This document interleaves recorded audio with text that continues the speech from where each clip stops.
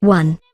The Power of Your Subconscious Mind. Joseph Murphy, DRS, DD, PhD, LL.D.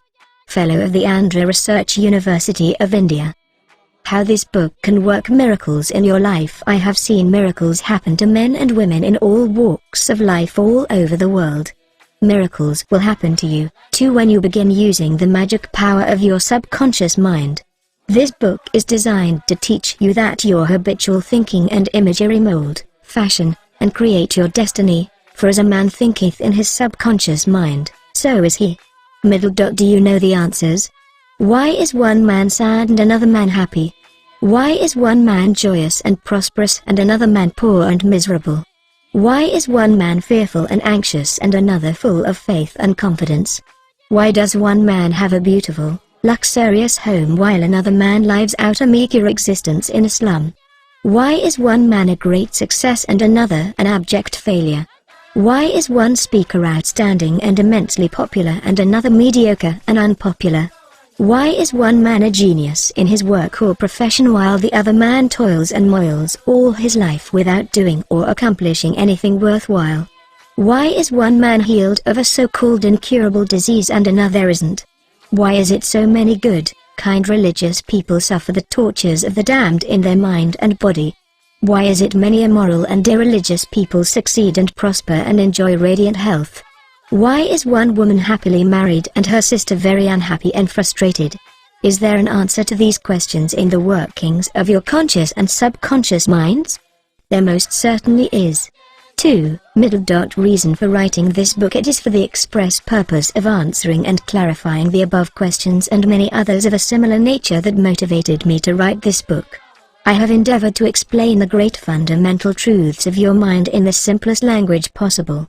I believe that it is perfectly possible to explain the basic, foundational, and fundamental laws of life and of your mind in ordinary, everyday language. You will find that the language of this book is that used in your daily papers, current periodicals, in your business offices, in your home, and in the daily workshop. I urge you to study this book and apply the techniques outlined therein, and as you do, I feel absolutely convinced that you will lay hold of a miracle-working power that will lift you up from confusion, misery, melancholy, and failure, and guide you to your true place, solve your difficulties, sever you from emotional and physical bondage, and place you on the royal road to freedom, happiness, and peace of mind. This miracle-working power of your subconscious mind can heal you of your sickness, make you vital and strong again. In learning how to use your inner powers, you will open the prison door of fear and enter into a life described by Paul as the glorious liberty of the sons of God. Releasing the miracle-working power. Personal healing will ever be the most convincing evidence of our subconscious powers. Over 42 years ago I resolved a malignancy. In medical terminology it was called a sarcoma, by using the healing power of my subconscious mind, which created me and still maintains and governs all my vital functions. The technique I applied is elaborated on in this book, and I feel sure that it will help others to trust the same infinite healing presence lodged in the subconscious depths of all men. Through the kindly offices of my doctor friend, I suddenly realized that it was natural to assume that the creative intelligence which made all my organs, fashioned my body, and started my heart, could heal its own handiwork. The ancient proverb says, "The doctor dresses the wound and God heals it." 3. Wonders happen when you pray effectively. Scientific prayer is the harmonious interaction of the conscious and subconscious levels of mind scientifically directed for a specific purpose. This book will teach you the scientific way to tap the realm of infinite power within you, enabling you to get what you really want in life. You desire a happier, fuller, and richer life. Begin to use this miracle-working power and smooth your way in daily affairs, solve business problems, and bring harmony in family relationships. Be sure that you read this book several times. The many chapters will show you how this wonderful power works, and how you can draw out the hidden inspiration and wisdom that is within you. Learn the simple techniques of impressing the subconscious mind. Follow the new scientific way in tapping the infinite storehouse. Read this book carefully, earnestly, and lovingly.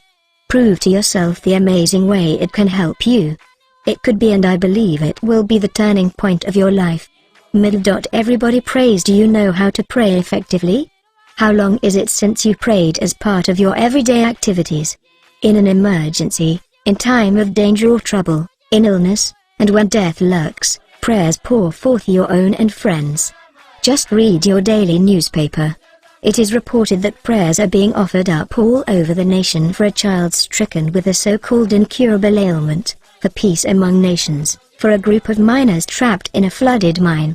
Later it is reported that when rescued, the miners said that they prayed while waiting for rescue. An airplane pilot says that he prayed as he made a successful emergency landing.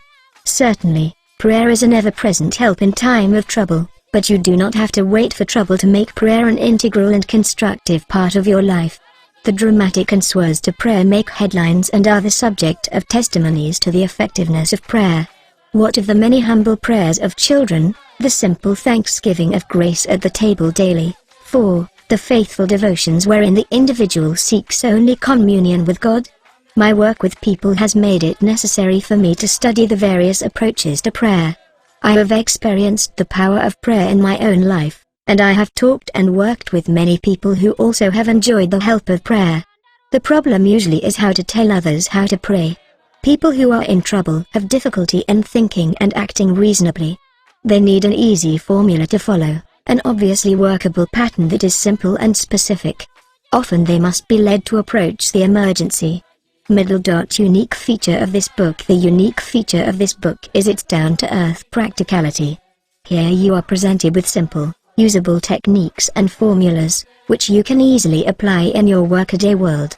I have taught these simple processes to men and women all over the world, and recently over 1,000 men and women of all religious affiliations attended a special class in Los Angeles where I presented the highlights of what is offered in the pages of this book.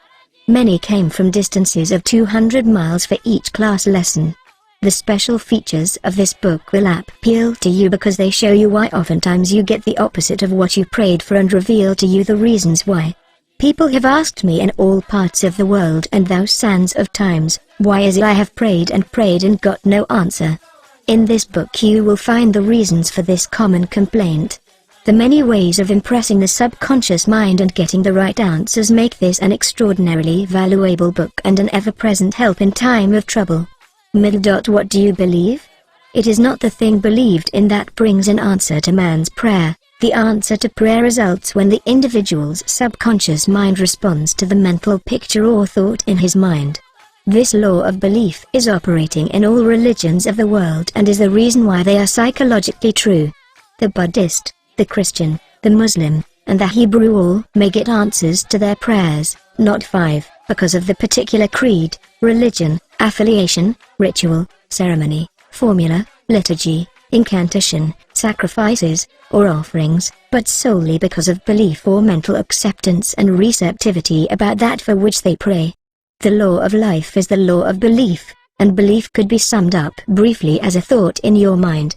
As a man thinks, feels, and believes, so is the condition of his mind, body, and circumstances. A technique, a methodology based on an understanding of what you are doing and why you are doing it will help you to bring about a subconscious embodiment of all the good things of life. Essentially, answered prayer is the realization of your heart's desire. Desire is prayer. Everyone desires health, happiness, security, peace of mind, true expression, but many fail to achieve clearly defined results. A university professor admitted to me recently, I know that if I changed my mental pattern and redirected my emotional life, my ulcers would not recur, but I do not have any technique, process, or modus operandi. My mind wanders back and forth on my many problems, and I feel frustrated, defeated, and unhappy. This professor had a desire for perfect health. He needed knowledge of the way his mind worked which would enable him to fulfill his desire. By practicing the healing methods outlined in this book, he became whole and perfect. There is one mind common to all individual men, Emerson. The miracle-working powers of your subconscious mind existed before you and I were born, before any church or world existed. The great eternal truths and principles of life antedate all religions. It is with these thoughts in mind that I urge you in the following chapters to lay hold of this wonderful, magical, transforming power, which will bind up mental and physical wounds, proclaim liberty to the fear-ridden mind, and liberate you completely from the limitations of poverty, failure, misery, lack, and frustration. All you have to do is unite mentally and emotionally with the good you wish to embody. 6. And the creative powers of your subconscious will respond accordingly. Begin now, today, let wonders happen in your life. Keep on, keeping on until the day breaks and the shadows flee away.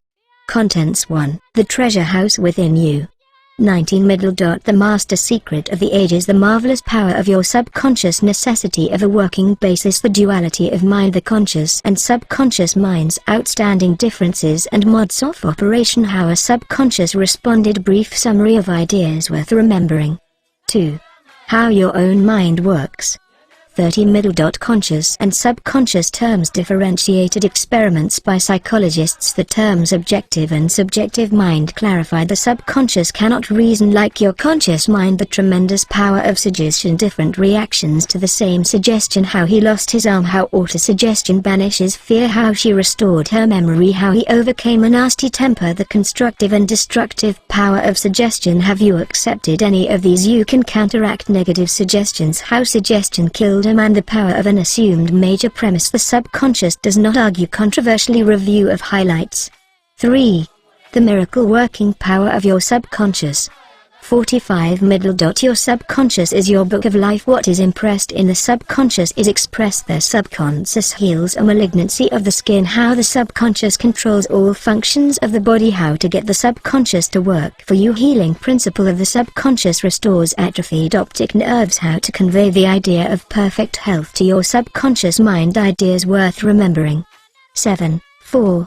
Mental healings in ancient times. 55. Bible accounts on the use of the subconscious powers, miracles at various shrines throughout the world. 1. Universal healing principle, widely different theories. Views of Paracelsus, Bernheim's experiments producing a blister by suggestion, the cause of bloody stigmata. Healing points in review. 5. Mental healings in modern times. 66. 1. Process of healing, the law of belief. Prayer therapy is the combined function of the conscious and subconscious mind. Scientifically directed faith healing, what it means, and how blind faith works. Subjective faith and what it means, the meaning of absent treatment, releasing the kinetic action of the subconscious mind. Summary of your aids to health. 6. Practical techniques in mental healings. 75. The passing over technique for impregnating the subconscious. Your subconscious will accept your blueprint. The science and art of true prayer. The visualization technique. Mental movie method. The Bourdain technique. The sleeping technique. The thank you technique. The affirmative method. The argumentative method. The absolute method is like modern sound wave therapy. A cripple walks the degree method. Serve yourself with scientific truth. 7. The tendency of the subconscious is lifeward. 90. How the body portrays the workings of the mind. There is an intelligence which takes care of the body. The subconscious mind works continually for the common good. How man interferes with the innate principle of harmony. Why it's normal to be healthy, vital, and strong. It's abnormal to be sick. Pot's disease cured. How faith in your subconscious powers makes you whole. Pointers to review. 8. How to get the results you want. 98. Easy does it. Inferno opponent. Use imagination and not willpower. How disciplined imagination works wonders. The 3 steps to success in prayer. The law of reversed effort and why you get the opposite of what you pray for. The conflict of desire and imagination must be reconciled. Ideas worth recalling. 9. How to use the power of your subconscious for wealth. 105. Wealth is of the mind, your invisible means of support. The ideal method for building a wealth consciousness. Why your affirmations for wealth fail. How to avoid mental conflict. Don't sign blank checks. Your subconscious gives you compound interest. Why nothing happen. True source of wealth. Trying to make ends meet and the real cause. A common stumbling block to wealth. Rubbing out a great mental block to wealth. Sleep and grow rich. Serve yourself with the powers of your mind. 10. Your right to be rich. 112 middle dot money is a symbol how to walk the royal road to riches. Why you do not have more money and a balanced life. Poverty is a mental disease. Why you must never criticize money. Getting the right attitude toward money. How the scientific thinker looks at money. How to attract the money you need. Why some men do not get a raise in pay. Obstacles and impediments on the pathway to riches. Protect your investments. You cannot get something for nothing. Your constant supply of money. Step up this way to riches. 11. Your subconscious mind as a partner in success. 121 middle dot the 3 steps to success. The measure of true success. How he made his dream come true. His dream pharmacy became a reality using the subconscious mind. In business, boy of 16 years turns failure into success. How to become successful in buying and selling. How she succeeded in getting what she wanted. 9. Success technique employed by many outstanding executives and businessmen. Profitable pointers. 12. Scientists use the subconscious mind. 132 middle dot how a distinguished scientist brought forth his inventions. How a famous naturalist solved his problem. An outstanding physician solved the problem of diabetes. How a famous scientist and physicist escaped from a Russian concentration camp. How archaeologists and paleontologists reconstruct ancient scenes. How to receive guidance from your subconscious. His subconscious revealed the location of his father's will. The secret of guidance. Highlights to recall. 13. Your subconscious and the wonders of sleep. 141 middle dot why we sleep. Prayer, a form of sleep. Startling effects of sleep deprivation. You need more sleep. Sleep brings counsel. Saved from certain disaster. Your future is in your subconscious mind. A catnap nets him $15,000. How a famous professor solved his problem in sleep. How the subconscious worked for a famous writer while he slept. Sleep in peace and wake in joy. Summary of aids to the wonders of sleep. 14. Your subconscious mind and marital problems. 150 middle dot the meaning of marriage. How to attract the ideal husband. How to attract the ideal wife. No need for third mistake. How she broke the negative pattern. Once word to her prayer. Should I get a divorce? Drifting into divorce. Divorce begins in the mind. The nagging wife, the brooding husband. The great mistake. Don't try to make your wife over. Pray together and stay together through steps in prayer. Review your actions. 15. Your subconscious mind and your happiness. 161 middle dot you must choose happiness. How to choose happiness. He made it a habit to be happy. You must desire to be happy. Why choose unhappiness? If I had $1 million, I would be happy. He found happiness to be the harvest of a quiet mind. The block or 10 stump is not really the happiest people. Summary of steps to happiness. 16. Your subconscious mind and harmonious human relations. 169 middle dot the master key to happy relationships with others. And with what measure ye meet, it shall be measured to you again. The daily headlines made him sick. I hate women, but I like men. His inner speech held back his promotion. Becoming emotionally mature. Meaning of love in harmonious human relations. He hated audiences. Handling difficult people. Misery loves company. The practice of empathy in human relations. Appeasement never wins. Profitable pointers in human relations. 17. How to use your subconscious mind for forgiveness. 180 middle dot life always forgives you. How he banished that feeling of guilt. A murderer learned to forgive himself. Criticism cannot hurt you without your consent. How to be compassionate. Left at the altar. It is wrong to marry.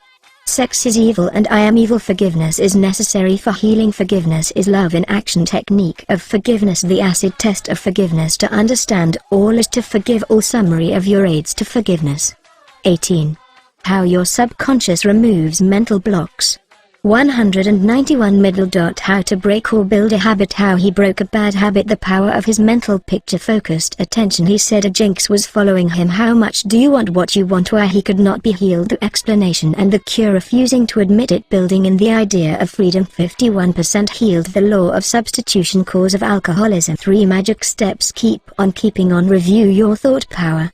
19. How to use your subconscious mind to remove fear. 201 middle dot man's greatest enemy. Do the tiling you fear. Banishing stage fright. Fear of failure. How he overcame the fear. Fear of water, mountains, closed places master technique for overcoming any 11 particular fear. He blessed the elevator normal and abnormal fear. Abnormal fear, the answer to abnormal fear. Examine your fears. He landed in the jungle. He dismissed himself. They plotted against him. Deliver yourself from all your fears. Step this way to freedom from fear. 20. How to stay young in spirit forever. 212 middle dot. He had grown old in his thought life. Age is the dawn of wisdom. Welcome the change. Evidence for survival. Life is mind and spirit. Do not grow old. You are as young as you think you are. Your gray hairs are an asset. Age is an asset. Be your age. I can keep up with the best of them. Fear of old age. You have much to give. 110 years old. Retirement. A new venture. He graduated to a better job. You must be a producer and not a prisoner of society. Secret of youth. Get a vision. Your mind does not grow old. His mind active. At 99 we need our senior citizens. The fruits of old age. Profitable pointers. 12. 1. The treasure house within you. Infinite riches are all around you if you will open your mental eyes and behold the treasure house of infinity within you. There is a gold mine within you from which you can extract everything you need to live life gloriously, joyously, and abundantly. Many are sound asleep because they do not know about this gold mine of infinite intelligence and boundless love within themselves. Whatever you want, you can draw forth. A magnetized piece of steel will lift about 12 times its own weight, and if you demagnetize this same piece of steel, it will not even lift a feather. Similarly, there are two types of men. There is the magnetized man who is full of confidence and faith. He knows that he is born to win and to succeed. Then, there is the type of man who is demagnetized. He is full of fears and doubts. Opportunities come, and he says, I might fail, I might lose my money, people will laugh at me. This type of man will not get very far in life because, if he is afraid to go forward, he will simply stay where he is. Become a magnetized man and discover the master secret of the ages. The master secret of the ages. What, in your opinion, is the master secret of the ages? The secret of atomic energy? Thermonuclear energy? The neutron bomb? Interplanetary travel? No, not any of these. Then, what is this master secret? Where can one find it, and how can it be contacted and brought into action? The answer is extraordinarily simple. This secret is the marvelous, miracle-working power found in your own subconscious mind, the last place that most people would seek it. The marvelous power of your subconscious. You can bring into your life more power, more wealth, more health, more happiness, and more joy by learning to contact and release the hidden power of your subconscious mind. 13. You need not acquire this power, you already possess it. But, you want to learn how to use it. You want to understand it so that you can apply it in all departments of your life. As you follow the simple techniques and processes set forth in this book, you can gain the necessary knowledge and understanding. A new light can inspire you, and you can generate a new force enabling you to realize your hopes and make all your dreams come true. Decide now to make your life grander, greater, richer, and nobler than ever before.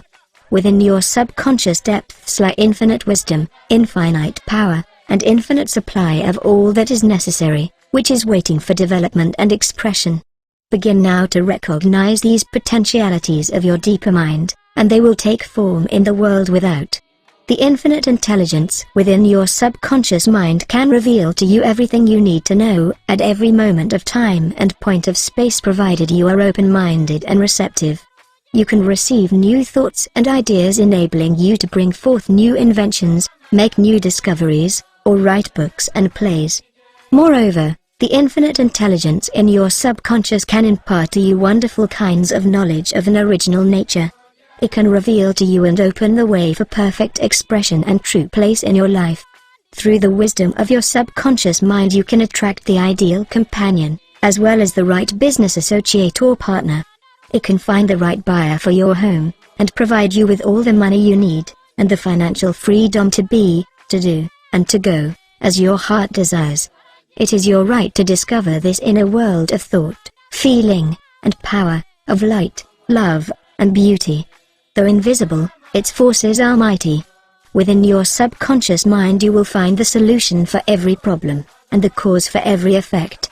Because you can draw out the hidden powers, you come into actual possession of the power. 14, and wisdom necessary to move forward in abundance, security, joy, and dominion. I have seen the power of the subconscious lift people up out of crippled states, making them whole, vital, and strong once more, and free to go out into the world to experience happiness, health, and joyous expression. There is a miraculous healing power in your subconscious that can heal the troubled mind and the broken heart. It can open the prison door of the mind and liberate you. It can free you from all kinds of material and physical bondage.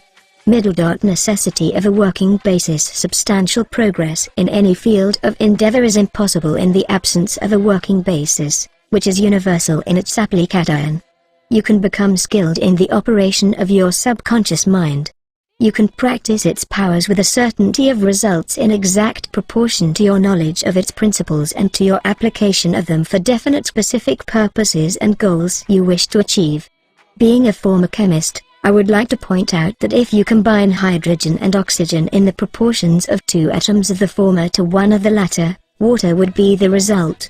You are very familiar with the fact that 1 atom of oxygen and 1 atom of carbon will produce carbon monoxide, a poisonous gas. But, if you add another atom of oxygen, you will get carbon dioxide, a harmless gas, and so on throughout the vast realm of chemical compounds. You must not think that the principles of chemistry, physics, and mathematics differ from the principles of your subconscious mind. Let us consider a generally accepted principle: water seeks its own level. This is a universal principle, which is applicable to water everywhere. Consider another principle: matter expands when heated. This is true anywhere, at any time, and under all circumstances. You can heat a piece of steel, and it will expand regardless whether the steel is found in China, England, or India. It is a universal truth that matter expands when heated.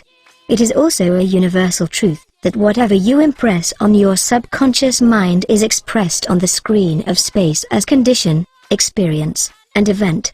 Your prayer is answered because your subconscious mind is principle, and by principle I mean the way a thing works. For example, the principle of electricity is that it works from a higher to a lower potential. You do not change the principle of electricity when you use it, but by cooperating with nature, you can bring forth marvelous inventions and discoveries, which bless humanity in countless ways. Your subconscious mind is principle and works according to the law of belief. You must know what belief is, why it works, and how it works.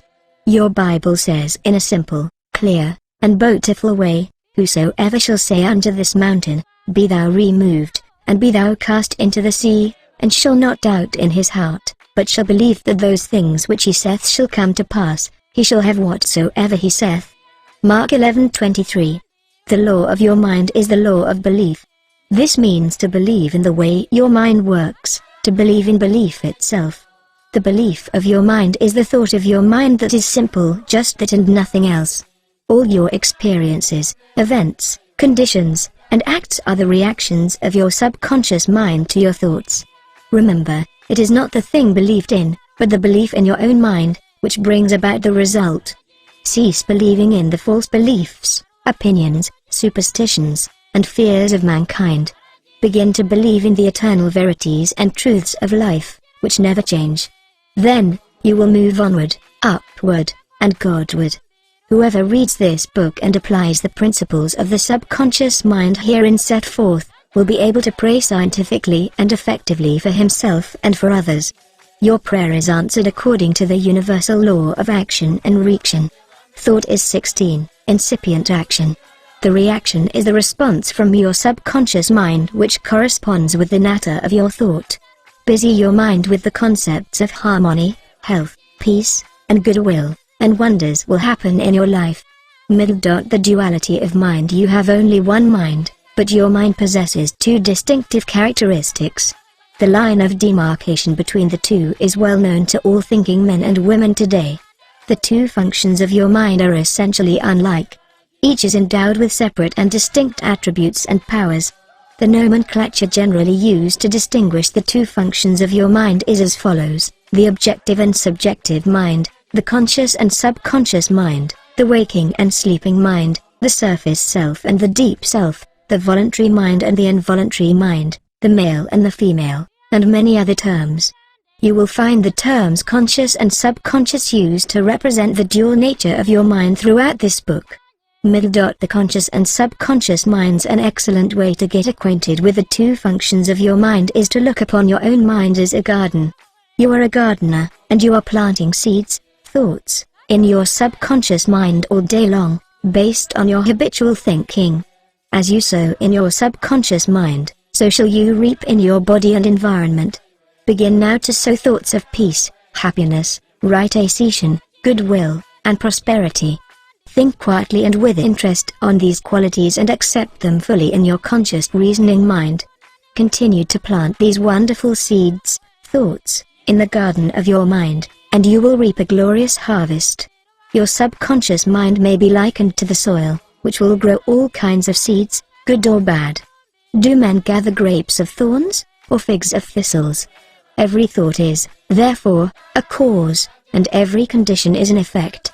For this reason, it is essential that you take charge of your thoughts so as to bring forth only desirable conditions. 17. When your mind thinks correctly, when you understand the truth, when the thoughts deposited in your subconscious mind are constructive, harmonious, and peaceful, the magic working power of your subconscious will respond and bring about harmonious conditions, agreeable surroundings, and the best of everything. When you begin to control your thought processes, you can apply the powers of your subconscious to any problem or difficulty. In other words, you will actually be consciously cooperating with the infinite power and omnipotent law, which governs all things. Look around you wherever you live and you will notice that the vast majority of mankind lives in the world without. The more enlightened men are intensely interested in the world within. Remember, it is the world within, namely, your thoughts, feelings, and imagery that makes your world without. It is, therefore, the only creative power, and everything, which you find in your world of expression, has been created by you in the inner world of your mind consciously or unconsciously. Knowledge of the interaction of your conscious and subconscious minds will enable you to transform your whole life. In order to change external conditions, you must change the cause.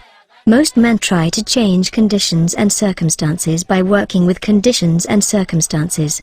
To remove discord, confusion, lack, and limitation, you must remove the cause, and the cause is the way you are using your conscious mind. In other words, the way you are thinking and picturing in your mind. You are living in a fathomless sea of infinite riches. Your subconscious is very sensitive to your thoughts. Your thoughts form the mold or matrix through which the infinite intelligence, wisdom, vital forces, and energies of your subconscious flow. The practical application of the laws of your mind as illustrated in each chapter of this book will cause you to experience abundance for poverty, wisdom for superstition and ignorance, peace for pain, joy for sadness, light for darkness, harmony for discord, faith and confidence for fear. 18. Success for failure, and freedom from the law of averages. Certainly, there can be no more wonderful blessing than these from a mental, emotional, and material standpoint. Most of the great scientists, artists, poets, singers, writers, and inventors have a deep understanding of the workings of the conscious and subconscious minds. One time Caruso, the great operatic tenor, was struck with stage fright. He said his throat was paralyzed due to spasms caused by intense fear, which constricted the muscles of his throat. Perspiration poured copiously down his face. He was ashamed because in a few minutes he had to go out on the stage, yet he was shaking with fear and trepidation. He said, "They will laugh at me. I can't sing." Then he shouted in the presence of those behind the stage, "The little me wants to strangle the big me within." He said to the little me, "Get out of here, the big me wants to sing through me."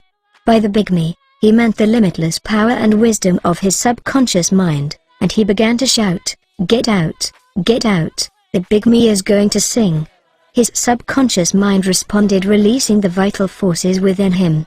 When the call came, he walked out on the stage and sang gloriously and majestically, enthralling the audience. It is obvious to you now that Caruso must have understood the two levels of mind, the conscious or rational, and the subconscious or irrational level. Your subconscious mind is reactive and responds to the nature of your thoughts. When your conscious mind, the little me, is full of fear, worry, and anxiety, The negative emotions engendered in your subconscious mind, the big me, are released and flood the conscious mind with a sense of panic, foreboding, and despair. When this happens, you can, like Caruso, speak affirmatively and with a deep sense of authority to the irrational emotions generated in your deeper mind as follows: be still, be quiet, I am in control. 19. You must obey me, you are subject to my command, you cannot intrude where you do not belong. It is fascinating and intensely interesting to observe how you can speak authoritatively and with conviction to the irrational movement of your deeper self, bringing silence, harmony, and peace to your mind. The subconscious is subject to the conscious mind, and that is why it is called subconscious or subjective.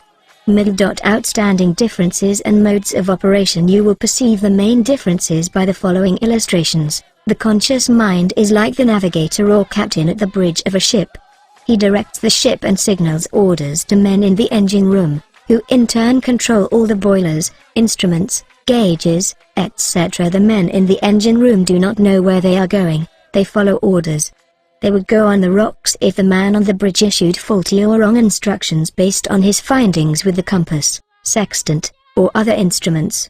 The men in the engine room obey him because he is in charge and issues orders, which are automatically obeyed. Members of the crew do not talk back to the captain, they simply carry out orders. The captain is the master of his ship, and his decrees are carried out. Likewise, your conscious mind is the captain and the master of your ship, which represents your body, environment, and all your affairs.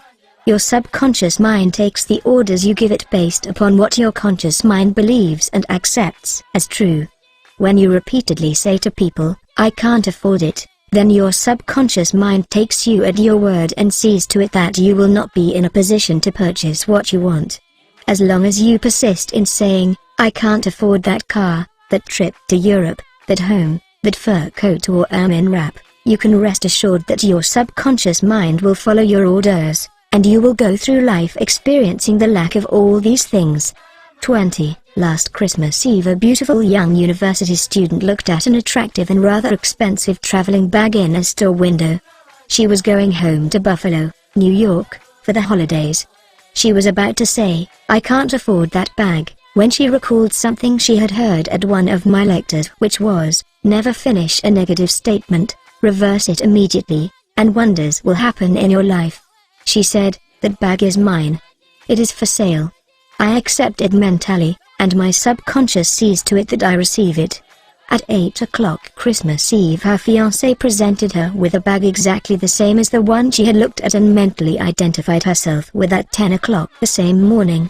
She had filled her mind with the thought of expectancy and released the whole thing to her deeper mind, which has the know-how of accomplishment. This young girl, a student at the University of Southern California, said to me, "I didn't have the money to buy that bag, but now I know where to find money and all the things I need, and that is in the treasure house of eternity within me." Another simple illustration is this: when you say, "I do not like mushrooms," and the occasion subsequently comes that you are served mushrooms in sauces or salads, you will get indigestion because your subconscious mind says to you, the boss, your conscious mind, does not like mushrooms. This is an amusing example of the outstanding differences and modes of operation of your conscious and subconscious minds. A woman may say, "I wake up at 3 o'clock, if I drink coffee at night." Whenever she drinks coffee, her subconscious mind nudges her, as if to say, "The boss wants you to stay awake tonight." Your subconscious mind works 24 hours a day and makes provisions for your benefit, pouring all the fruit of your habitual thinking into your lap. 21. How her subconscious responded. A woman wrote me a few months ago as follows: "I am 75 years old, a widow with a grown family. I was living alone and on a pension. I heard your lectures on the powers of the subconscious mind, wherein you said that ideas could be conveyed to the subconscious mind by repetition, faith, and expectancy. I began to repeat frequently with feeling, 'I am wanted. I am happily married to a kind, loving, and spiritual-minded man. I am secure.' I kept on doing this many times a day for about 2 weeks, and one day at the corner drugstore, I was introduced to a retired pharmacist.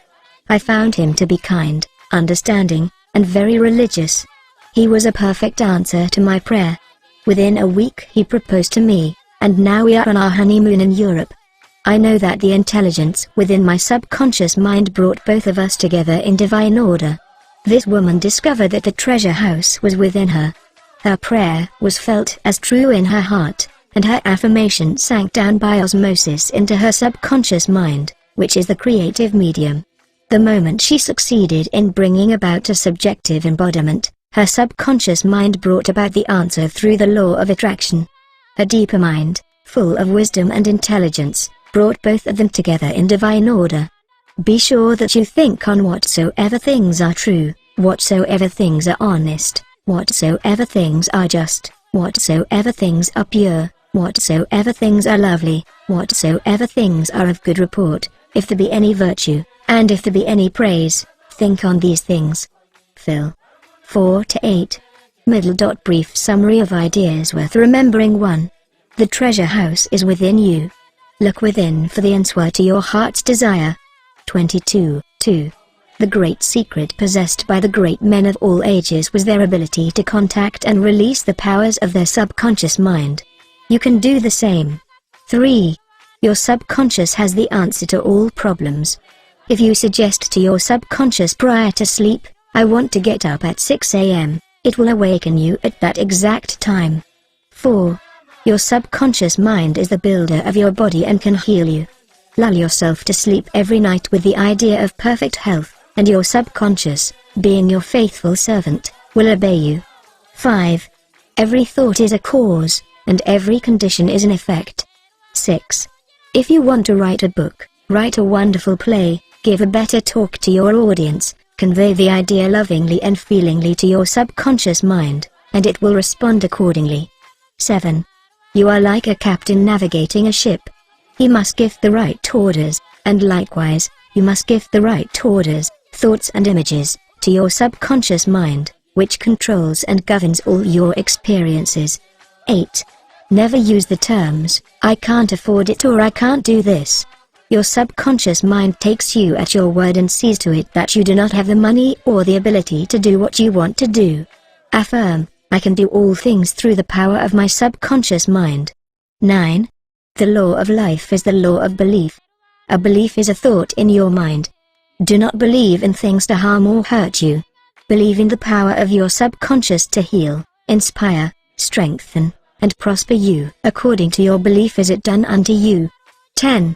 Change your thoughts, and you change your destiny. 23. 2. How your own mind works. You have a mind, and you should learn how to use it. There are 2 levels of your mind: the conscious or rational level, and the subconscious or irrational level. You think with your conscious mind, and whatever you habitually think sinks down into your subconscious mind, which creates according to the nature of your thoughts.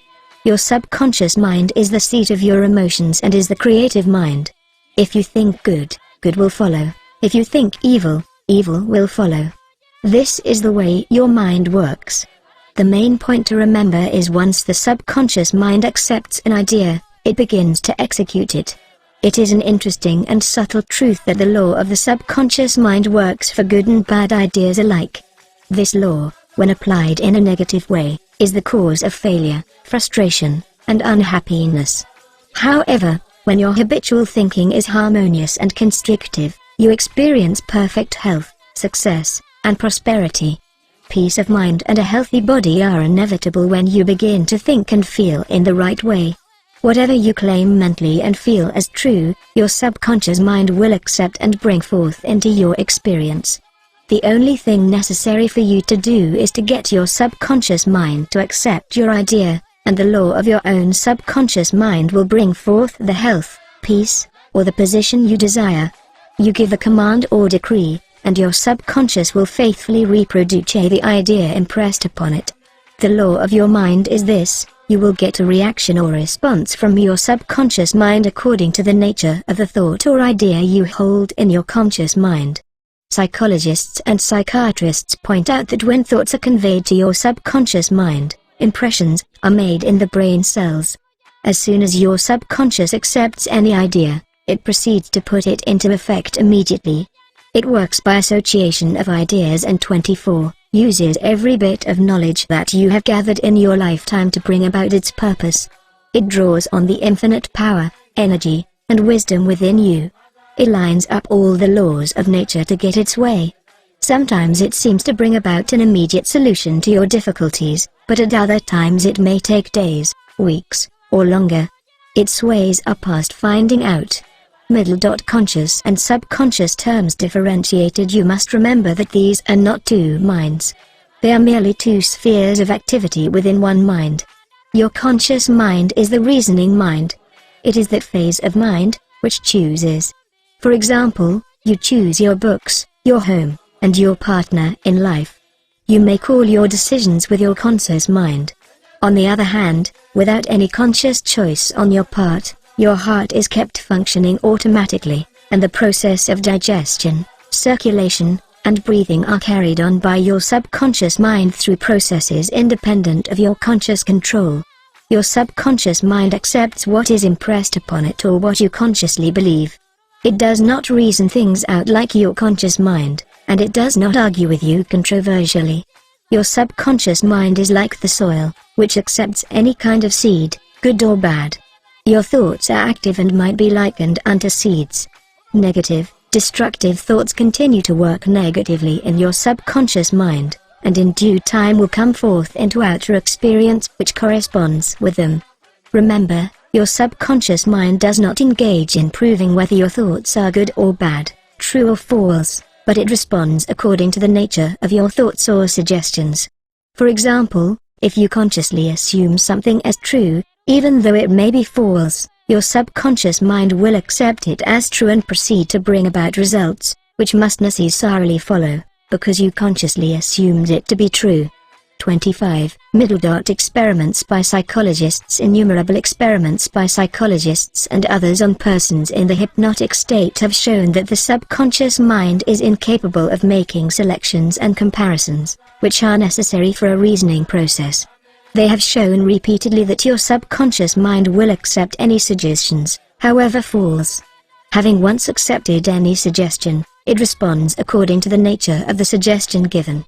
To illustrate the amenability of your subconscious mind to suggestion, if a practiced hypnotist suggests to one of his subjects that he is Napoleon Bonaparte, or even a cat or a dog, he will act out the part with inimitable accuracy.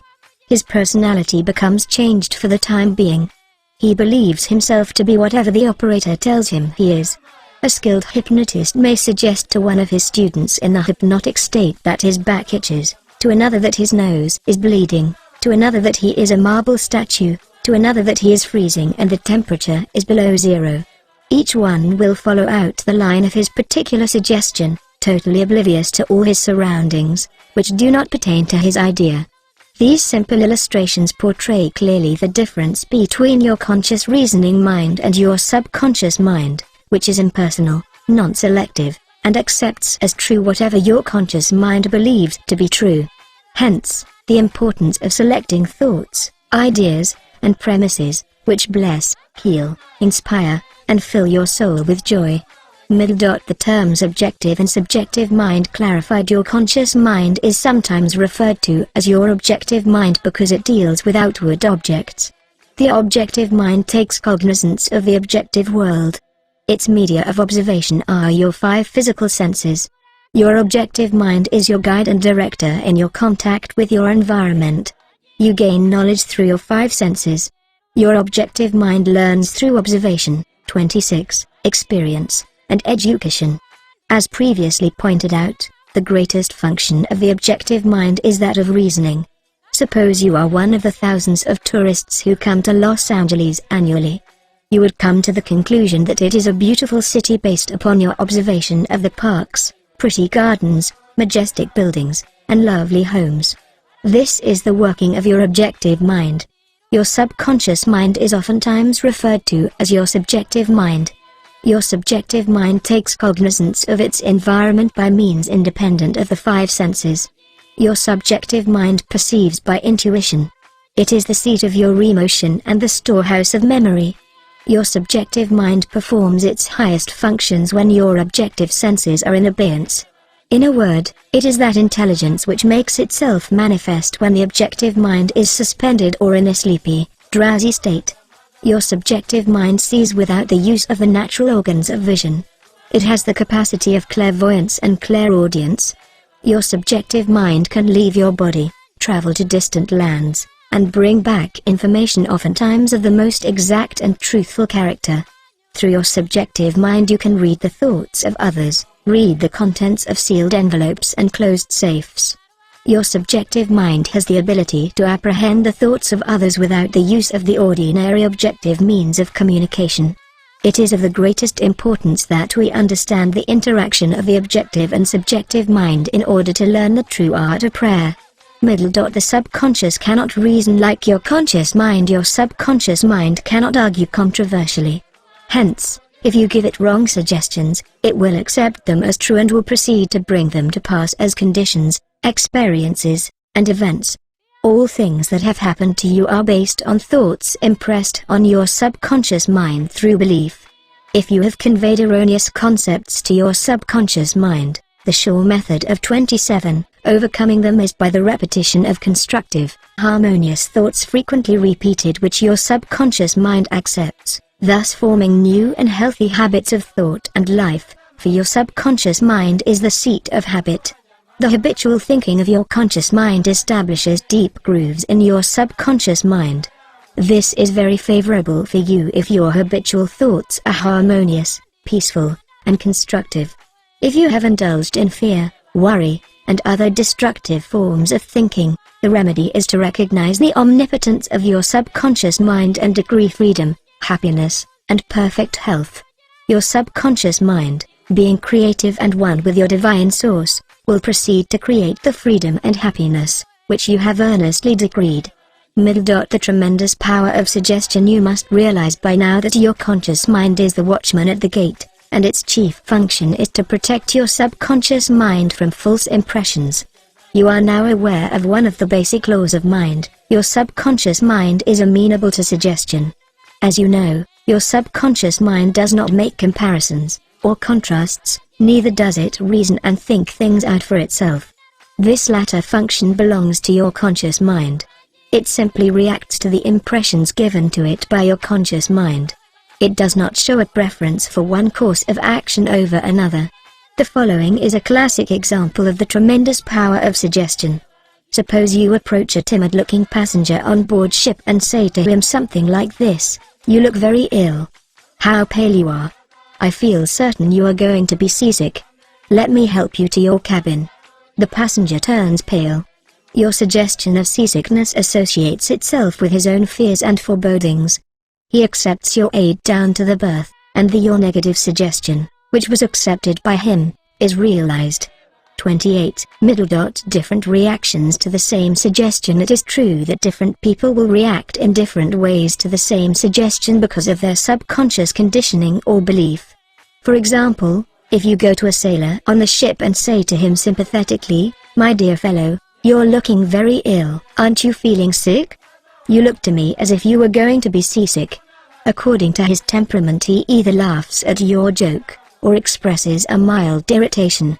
Your suggestion fell on deaf ears in this instance because your suggestion of seasickness was associated in his mind with his own immunity from it. Therefore, it called up not fear or worry, but self-confidence.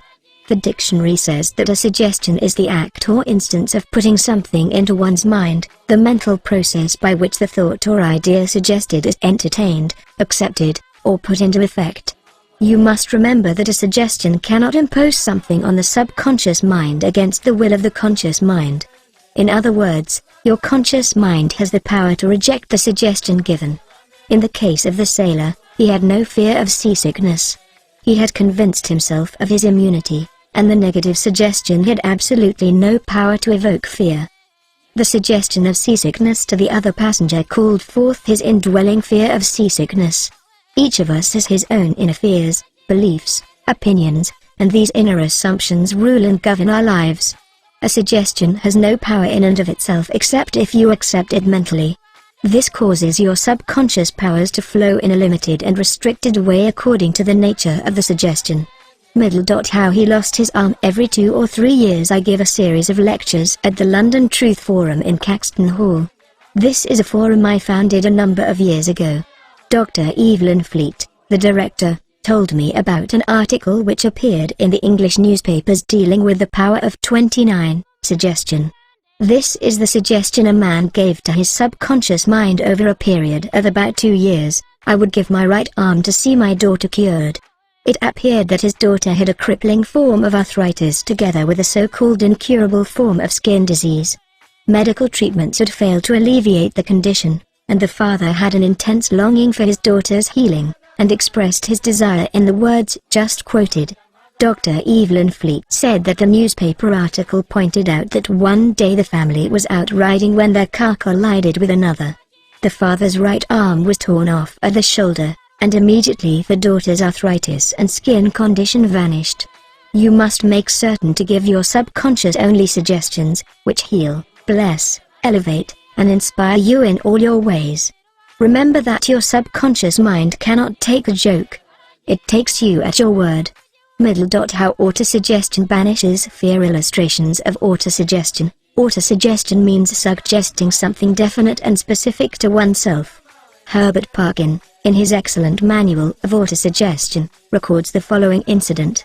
It has its amusing side, so that one remembers it. A New York visitor in Chicago looks at his watch, which is set an hour ahead of Chicago time, and tells a Chicago friend that it is 12 o'clock. The Chicago friend, not considering the difference in time between Chicago and New York, tells the New Yorker that he is hungry and that he must go to lunch.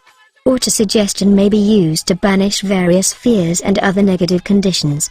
A young singer was invited to give an audition. She had been looking forward to the interview, but on 3 previous occasions she had failed miserably due to fear of failure. This young lady had a very good voice, but she had been saying to herself, when the time comes for me to sing, maybe they won't like me. I will try, but I'm full of fear and anxiety. 30. Her subconscious mind accepted these negative autosuggestions as a request and proceeded to manifest them and bring them into her experience. The cause was an involuntary autosuggestion, that is, silent fear thoughts emotionalized and subjectived. She overcame it by the following technique. 3 times a day she isolated herself in a room. She sat down comfortably in an armchair, relaxed her body, and closed her eyes. She stilled her mind and body as best she could. Physical inertia favors mental passivity and renders the mind more receptive to suggestion. She counteracted the fear suggestion by saying to herself, I sing beautifully. I am poised, serene, confident, and calm. She repeated this statement slowly, quietly, and with feeling from 5 to 10 times at each sitting. She had 3 such sittings every day and 1 immediately prior to sleep. At the end of a week she was completely poised and confident. When the invitation to audition came, she gave a remarkable, wonderful audition. How she restored her memory. A woman, aged 75, was in the habit of saying to herself, I am losing my memory. She reversed the procedure and practiced induced autosuggestion several times a day as follows. My memory from today on is improving in every department. I shall always remember whatever I need to know at every moment of time and point of space. The impressions received will be clearer and more definite. I shall retain them automatically and with ease. Whatever I wish to recall will immediately present itself in the correct form in my mind. I'm improving rapidly every day, and very soon my memory will be better than it has ever been before. At the end of 3 weeks, her memory was back to normal, and she was delighted. How he overcame a nasty temper. Many men who complained of irritability and bad temper proved to be very susceptible to autosuggestion and obtained marvelous results by using the following statements 3 or 4 times a day: morning, 31, noon, and at night prior to sleep for about a month. Henceforth, I shall grow more good-humored. Joy, happiness, and cheerfulness are now becoming my normal states of mind. Every day I am becoming more and more affable and understanding. I am now becoming the center of cheer and goodwill to all those about me, infecting them with good humor. This happy, joyous, and cheerful mood is now becoming my normal, natural state of mind. I'm grateful. The constructive and destructive power of suggestion. Some illustrations and comments on heterosuggestion. Heterosuggestion means suggestions from another person. In all ages, the power of suggestion has played a part in the life and thought of man in every period of time and in each country of the earth. In many parts of the world, it is the controlling power in religion. Suggestion may be used to discipline and control ourselves, but it can also be used to take control and command over others who do not know the laws of mind. In its constructive form, it is wonderful and magnificent. In its negative aspects, it is one of the most destructive of all the response patterns of the mind, resulting in patterns of misery, failure, suffering, sickness, and disaster. Have you accepted any of these?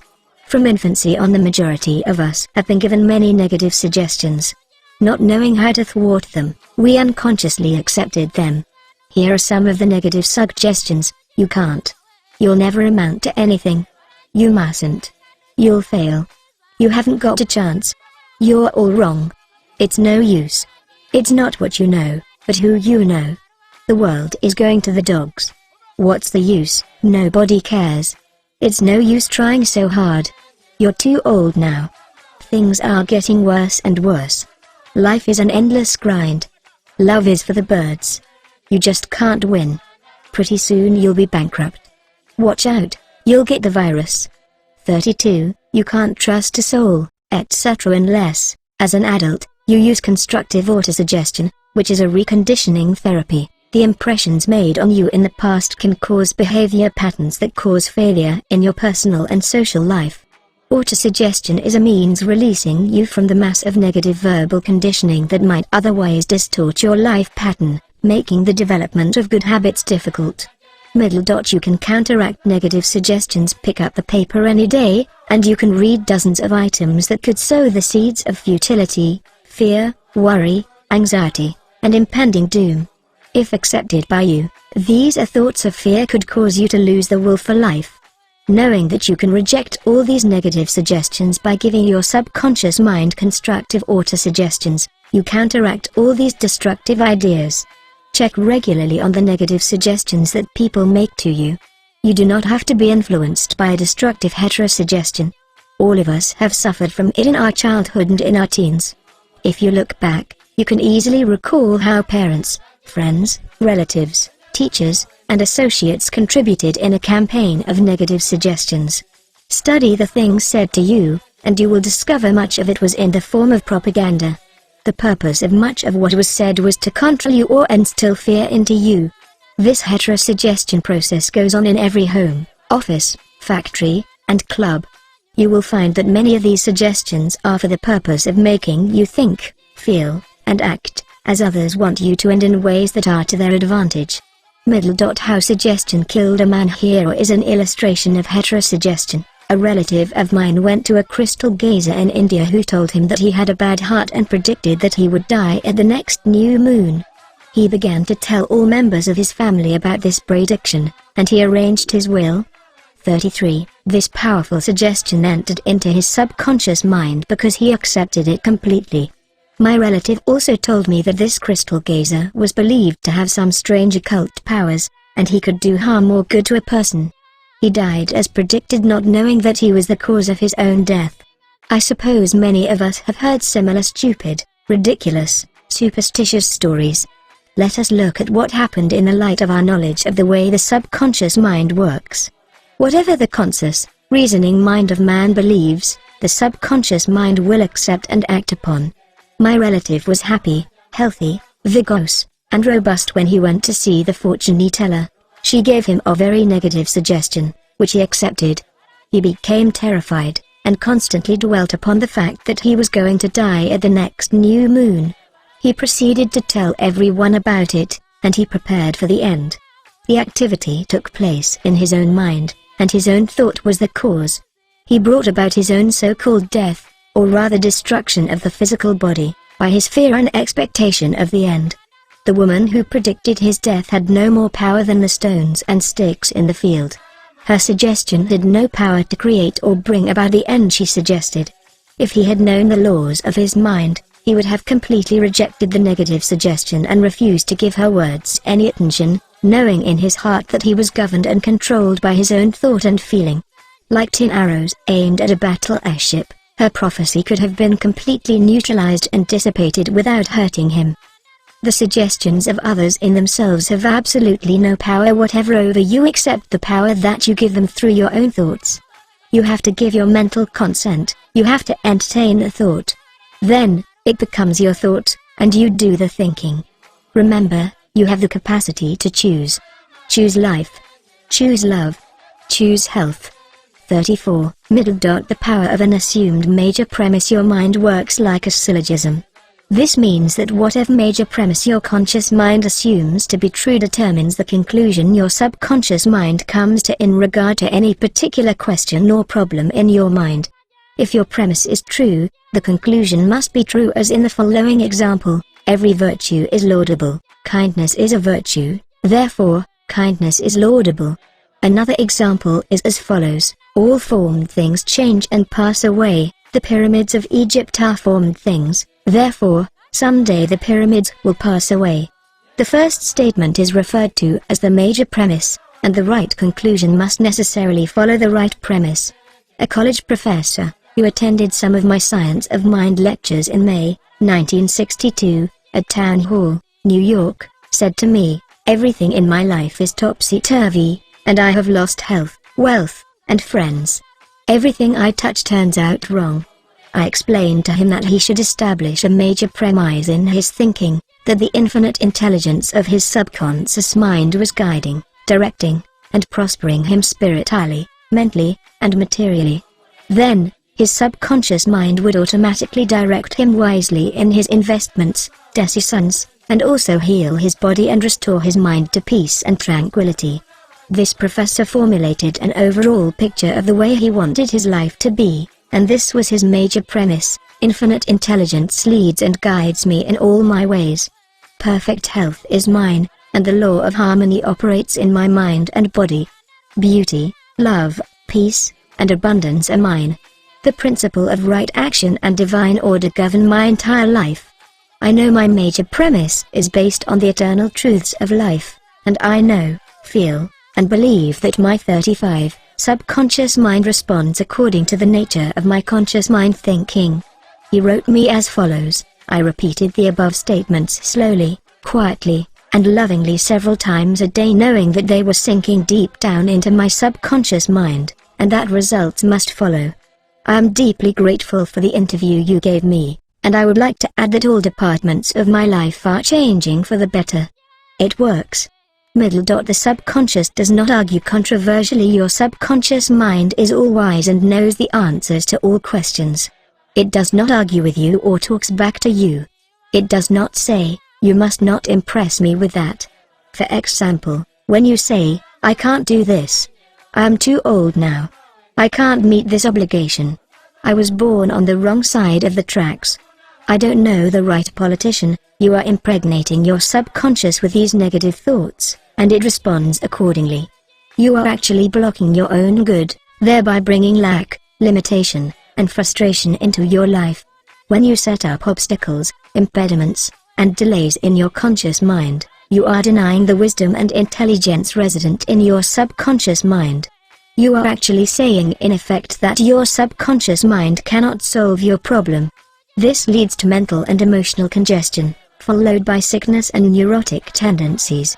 To realize your desire and overcome your frustration, affirm boldly several times a day, "The infinite intelligence which gave me this desire leads, guides, and reveals to me the perfect plan for the unfolding of my desire. I know the deeper wisdom of my subconscious is now responding, and what I feel and claim within is expressed in the without. There is a balance, equilibrium, and equanimity. If you say, 'There is no way out, I am lost, there is no way out of this dilemma, I am stymied and blocked,' you will get no answer or 36 response from your subconscious mind. If you want the subconscious to work for you, give it the right request, and obtain its cooperation. It is always working for you. It is controlling your heartbeat this minute and also your breathing. It heals a cut on your finger, and its tendency is lifeward, forever seeking to take care of you and preserve you. Your subconscious has a mind of its own, but it accepts your patterns of thought and imagery. When you are seeking an answer to a problem, your subconscious will respond, but it expects you to come to a decision and to a true judgment in your conscious mind. You must acknowledge the answer is in your subconscious mind. However, if you say, "I don't think there is any way out, I am all mixed up and confused, why don't I get an answer?" you are neutralizing your prayer. Like the soldier marking time, you do not get anywhere. Still the wheels of your mind, relax, let go, and quietly affirm, "My subconscious knows the answer. It is responding to me now. I give thanks because I know the infinite intelligence of my subconscious knows all things and is revealing the perfect answer to me now. My real conviction is now setting free the majesty and glory of my subconscious mind. I rejoice that it is so." Review of highlights. 1. Think good, and good follows. Think evil, and evil follows. You are what you think all day long. 2. Your subconscious mind does not argue with you. It accepts what your conscious mind decrees. If you say, "I can't afford it," it may be true, but do not say it. Select a better thought, decree, "I'll buy it. I accept it in my mind." 3. You have the power to choose. Choose health and happiness. You can choose to be friendly, or you can choose to be unfriendly. Choose to be cooperative, joyous, friendly, lovable, and the whole world will respond. This is the best way to develop a wonderful personality. 37. 4. Your conscious mind is the watchman at the gate. Its chief function is to protect your subconscious mind from false impressions. Choose to believe that something good can happen and is happening now. Your greatest power is your capacity to choose. Choose happiness and abundance. 5. The suggestions and statements of others have no power to hurt you. The only power is the movement of your own thought. You can choose to reject the thoughts or statements of others and affirm the good. You have the power to choose how you will react. 6. Watch what you say. You have to account for every idle word. Never say, "I will fail, I will lose my job, I can't pay the rent." Your subconscious cannot take a joke. It brings all these things to pass. 7. Your mind is not evil. No force of nature is evil. It depends how you use the powers of nature. Use your mind to bless, heal, and inspire all people everywhere. 8. Never say, "I can't." Overcome that fear by substituting the following: "I can do all things through the power of my own subconscious mind." 9. Begin to think from the standpoint of the eternal truths and principles of life and not from the standpoint of fear, ignorance, and superstition. Do not let others do your thinking for you. Choose your own thoughts and make your own decisions. 10. You are the captain of your soul, subconscious mind, and the master of your fate. Remember, you have the capacity to choose. Choose life. Choose love. Choose health. Choose happiness. 11. Whatever your conscious mind assumes and believes to be true, your subconscious mind will accept and bring to pass. Believe in good fortune, divine guidance, right action, and all the blessings of life. 38. 3. The miracle-working power of your subconscious. The power of your subconscious is enormous. It inspires you, it guides you, and it reveals to you names, facts, and scenes from the storehouse of memory. Your subconscious started your heartbeat, controls the circulation of your blood, and regulates your digestion, assimilation, and elimination. When you eat a piece of bread, your subconscious mind transmutes it into tissue, muscle, bone, and blood. This process is beyond the ken of the wisest man who walks the earth. Your subconscious mind controls all the vital processes and functions of your body and knows the answer to all problems. Your subconscious mind never sleeps, never rests. It is always on the job. You can discover the miracle-working power of your subconscious by plainly stating to your subconscious prior to sleep that you wish a certain specific thing accomplished. You will be delighted to discover that forces within you will be released, leading to the desired result. Here, then, is a source of power and wisdom which places you in touch with omnipotence, or the power that moves the world, guides the planets in their course, and causes the sun to shine. Your subconscious mind is the source of your ideals, aspirations, and altruistic urges. It was through the subconscious mind that Shakespeare perceived great truths hidden from the average man of his day. Undoubtedly, it was the response of his subconscious mind that caused the Greek sculptor, Phidias, to portray beauty, order, symmetry, and proportion in marble and bronze. It enabled the Italian artist, Raphael, to paint Madonnas, and Ludwig van Beethoven to compose symphonies. 39. In 1955 I lectured at the Yoga Forest University, Rishikesh, India, and there I chatted with a visiting surgeon from Bombay. He told me about Dr. James Isdale, a Scotch surgeon, who worked in Bengal before ether or other modern methods of anesthesia were discovered.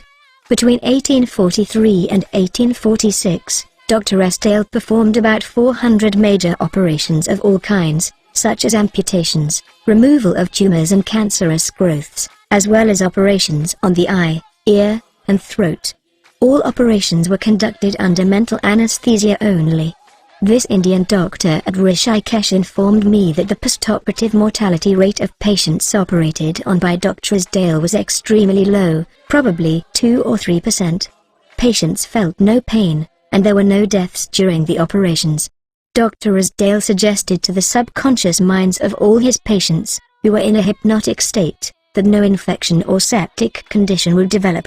You must remember that this was before Louis Pasteur, Joseph Lister, and others who pointed out the bacterial origin of disease and causes of infection due to unsterilized instruments and virulent organisms. This Indian surgeon said that the reason for the low mortality rate and the general absence of infection, which was reduced to a minimum, was undoubtedly due to the suggestions of Dr. Isdale to the subconscious minds of his patients. They responded according to the nature of his suggestion. It is simply wonderful, when you conceive how a surgeon, over 120 years ago, discovered the miraculous wonder-working powers of the subconscious mind.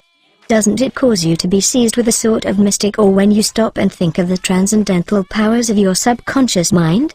Consider its extrasensory perceptions, such as its capacity for clairvoyance and clairaudience, its independence of time and space, its capacity to render you free from all pain and suffering, and its capacity to get the 40 answer to all problems, be they what they may. All these and many more reveal to you that there is a power and intelligence within you that far transcends your intellect, causing you to marvel at the wonders of it all. All these experiences cause you to rejoice and believe in the miracle-working powers of your own subconscious mind. Your subconscious is your book of life. Whatever thoughts, beliefs, opinions, theories, or dogmas you write, engrave, or impress on your subconscious mind, you shall experience them as the objective manifestation of circumstances, conditions, and events. What you write on the inside, you will experience on the outside. You have two sides to your life, objective and subjective, visible and invisible, thought and its manifestation. Your brain receives your thought, which is the organ of your conscious reasoning mind. When your conscious or objective mind accepts the thought completely, it is sent to the solar plexus, called the brain of your mind, where it becomes flesh and is made manifest in your experience. As previously outlined, your subconscious cannot argue. It acts only from what you write on it. It accepts your verdict or the conclusions of your conscious mind as final. This is why you are always writing on the book of life, because your thoughts become your experiences.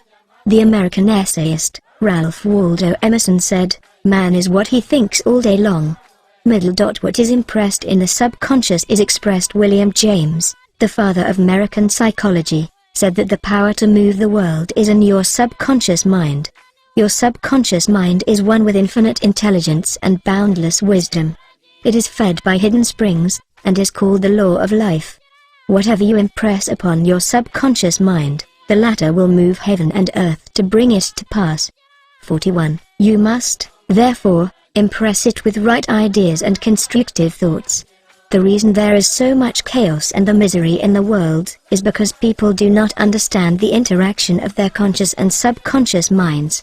When these two principles work in accord, in concord, in peace, and synchronously together, you will have health, happiness, peace and joy. There is no sickness or discord when the conscious and subconscious work together harmoniously and peacefully. The tomb of Hermes was opened with great expectancy and a sense of wonder because people believed that the greatest secret of the ages was contained therein. The secret was as within, so without, as above, so below. In other words, whatever is impressed high your subconscious mind is expressed on the screen of space.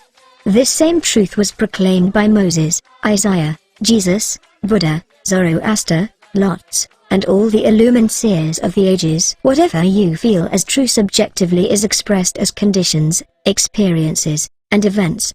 Motion and emotion must balance. As in heaven, your own mind, so on earth, in your body and environment. This is the great law of life. You will find throughout all nature the law of action and reaction, of rest and motion. These two must balance, then there will be harmony and equilibrium. You are here to let the life principle flow through you rhythmically and harmoniously. The intake and the outgo must be equal. The impression and the expression must be equal. All your frustration is due to an unfulfilled desire. If you think negatively, destructively, and viciously, these thoughts generate destructive emotions which must be expressed and find an outlet. These emotions, being of a negative nature, are frequently expressed as ulcers, heart trouble, tension, and anxieties. What is your idea or feeling about yourself now? Every part of your being expresses that idea. Your vitality, body, financial status, 42, friends, and social status represent a perfect reflection of the idea you have of yourself. This is the real meaning of what is impressed in your subconscious mind, and which is expressed in all phases of your life. We injure ourselves by the negative ideas, which we entertain. How often have you wounded yourself by getting angry, fearful, jealous, or vengeful? These are the poisons that enter your subconscious mind. You are not born with these negative attitudes.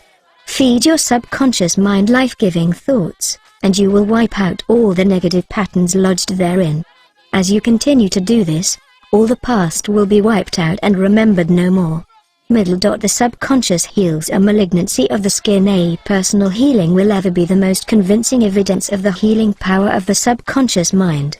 Over 40 years ago I resolved a malignancy of the skin through prayer. Medical therapy had failed to check the growth, and it was getting progressively worse.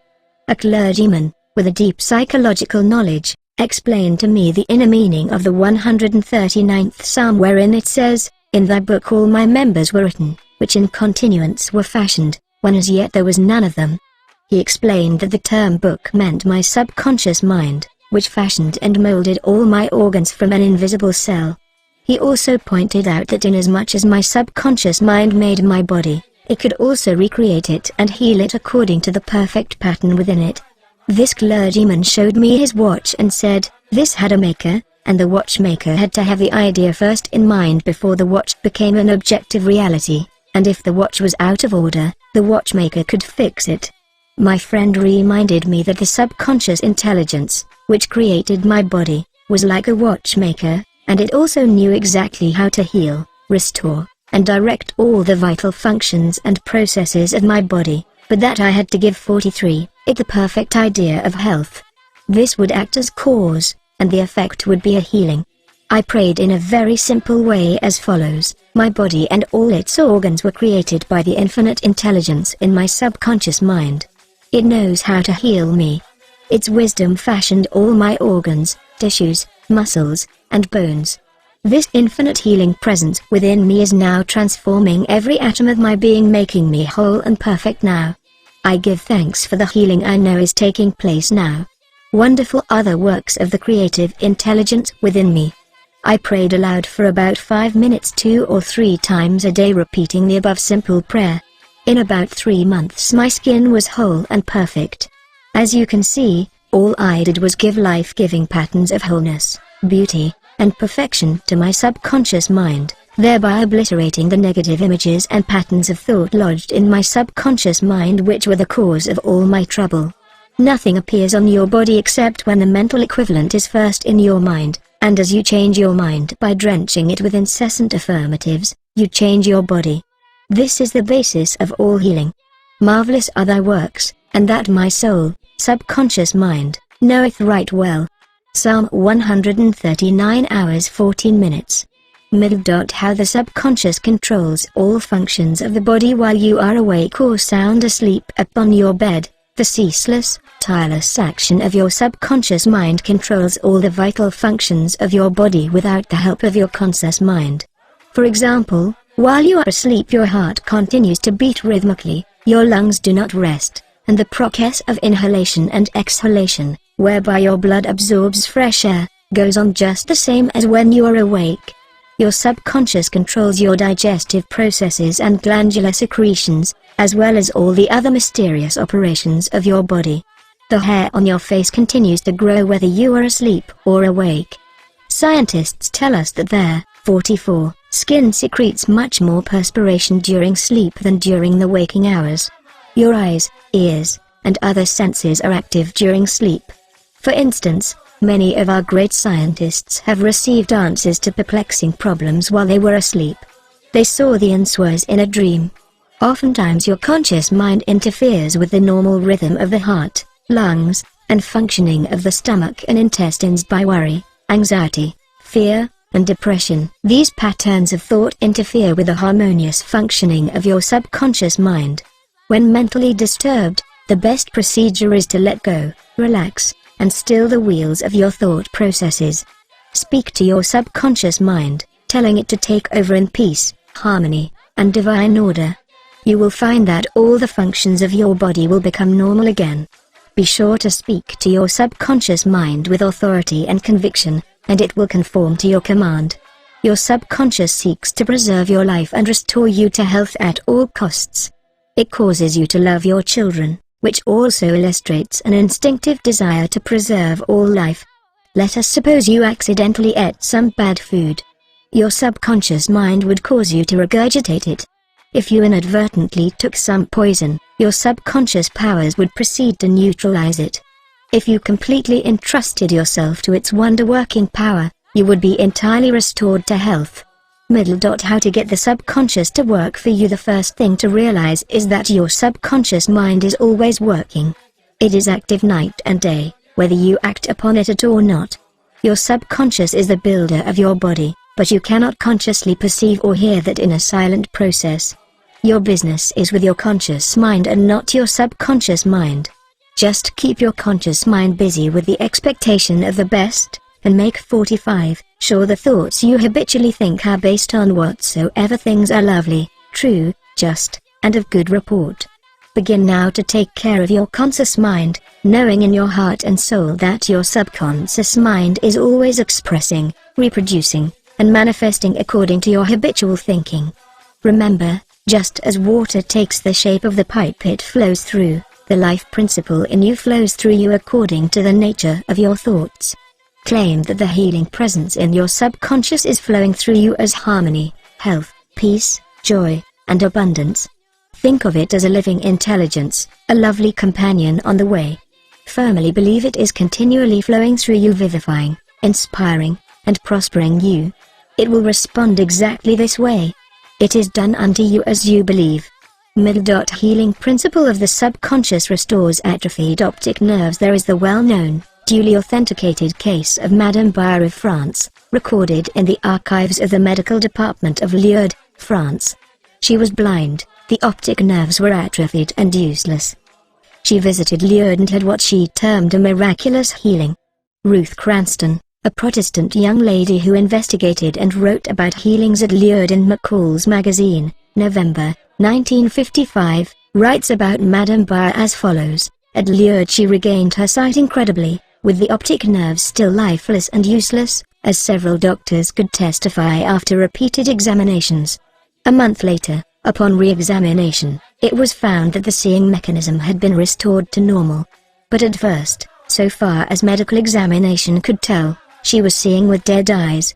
I have visited Lourdes several times where I, too, witnessed some healings, and of course, as we shall explain in the next chapter, there is no doubt that healings take place at many shrines throughout the world, Christian and non-Christian.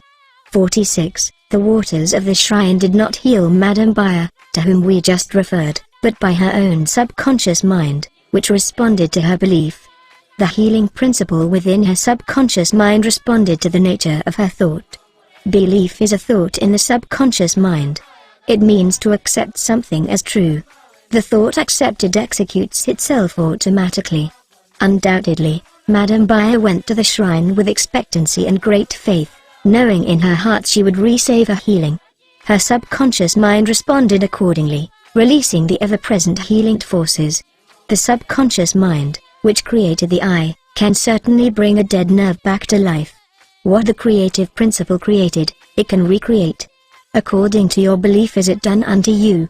How to convey the idea of perfect health to your subconscious mind. A Protestant minister I knew in Johannesburg, South Africa, told me the method he used to convey the idea of perfect health to his subconscious mind. He had cancer of the lung. His technique, as given to me in his own handwriting, is exactly as follows. Several times a day I would make certain that I was completely relaxed mentally and physically. I relaxed my body by speaking to it as follows: my feet are relaxed, my ankles are relaxed, my legs are relaxed, my abdominal muscles are relaxed, my heart and lungs are relaxed, my head is relaxed, my whole being is completely relaxed. After about 5 minutes I would be in a sleepy drowsy state, and then I affirmed the following truth: the perfection of God is now being expressed through me. The idea of perfect health is now filling my subconscious mind. The image God has of me is a perfect image, and my subconscious mind recreates my body in perfect accordance with the perfect image held in the mind of God. This minister had a remarkable healing. This is a simple, easy way of conveying the idea of perfect health to your subconscious mind. 47. Another wonderful way to convey the idea of health to your subconscious is through disciplined or scientific imagination. I told a man who was suffering from functional paralysis to make a vivid picture of himself walking around in his office, touching the desk, answering the telephone, and doing all the things he ordinarily would do if he were healed. I explained to him that this idea and mental picture of perfect health would be accepted by his subconscious mind. He lived the role and actually felt himself back in the office. He knew that he was giving his subconscious mind something definite to work upon. His subconscious mind was the film upon which the picture was impressed. One day, after several weeks of frequent conditioning of the mind with this mental picture, the telephone rang by prearrangement and kept ringing while his wife and nurse were out. The telephone was about 12 feet away, but nevertheless he managed to answer it. He was healed at that hour. The healing power of his subconscious mind responded to his mental imagery, and a healing followed. This man had a mental block, which prevented impulses from the brain reaching his legs. Therefore, he said he could not walk.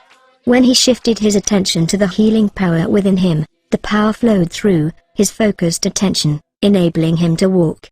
Whatsoever ye shall ask in prayer, believing, ye shall receive. Matt 21:22. Ideas worth remembering. 1.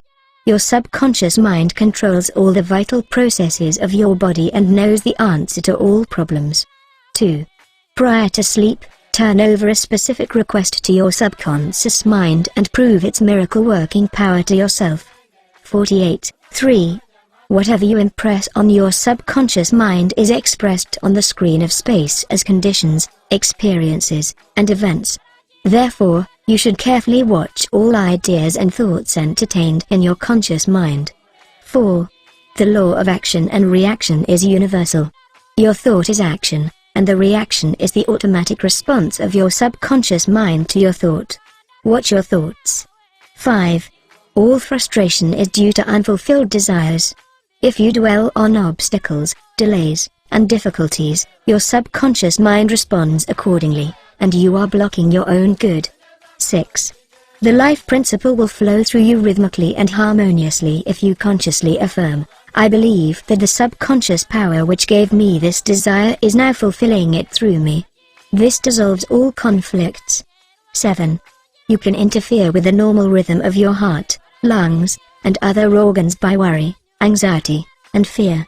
Feed your subconscious with thoughts of harmony, health, and peace, and all the functions of your body will become normal again. 8. Keep your conscious mind busy with the expectation of the best, and your subconscious will faithfully reproduce your habitual thinking. 9. Imagine the happy ending or solution to your problem, Feel the thrill of accomplishment, and what you imagine and feel will be accepted by your subconscious mind and bring it to pass. 49. For mental healings in ancient times down through the ages, men of all nations have somehow instinctively believed that somewhere there resided a healing power which could restore to normal the functions and sensations of man's body. They believed that this strange power could be invoked under certain conditions, and that the alleviation of human suffering would follow. The history of all nations presents testimony in support of this belief. In the early history of the world, the power of secretly influencing men for good or evil, including the healing of the sick, was said to be possessed by the priests and holy men of all nations. Healing of the sick was supposed to be a power derived directly by them from God, and the procedures and processes of healing varied throughout the world. The healing processes took the form of supplications to God attended by various ceremonies, such as the laying on of hands, incantations, the application of amulets, talismans, rings, relics, and images. For example, in the religions of antiquity, priests in the ancient temples gave drugs to the patient and practiced hypnotic suggestions prior to the patient's sleep, telling him that the gods would visit him in his sleep and heal him. Many healings followed. Obviously, all this was the work of potent suggestions to the subconscious mind. After the performance of certain mysterious rites, the devotees of Hecate would see the goddess during sleep, provided that before going to sleep they had prayed to her according to weird and fantastic instructions. They were told to mix lizards with resin, frankincense, and myrrh, and pound all this together in the open air under the crescent moon. Healings were reported in many cases following this grotesque procedure. 50. It is obvious that these strange procedures, as mentioned in the illustrations given, favored suggestion and acceptance by the subconscious mind of these people by making a powerful appeal to their imagination. Actually, in all these healings, the subconscious mind of the subject was the healer. In all ages, unofficial healers have obtained remarkable results in cases where authorized medical skill has failed. This gives cause for thought. How do these healers in all parts of the world effect their cures?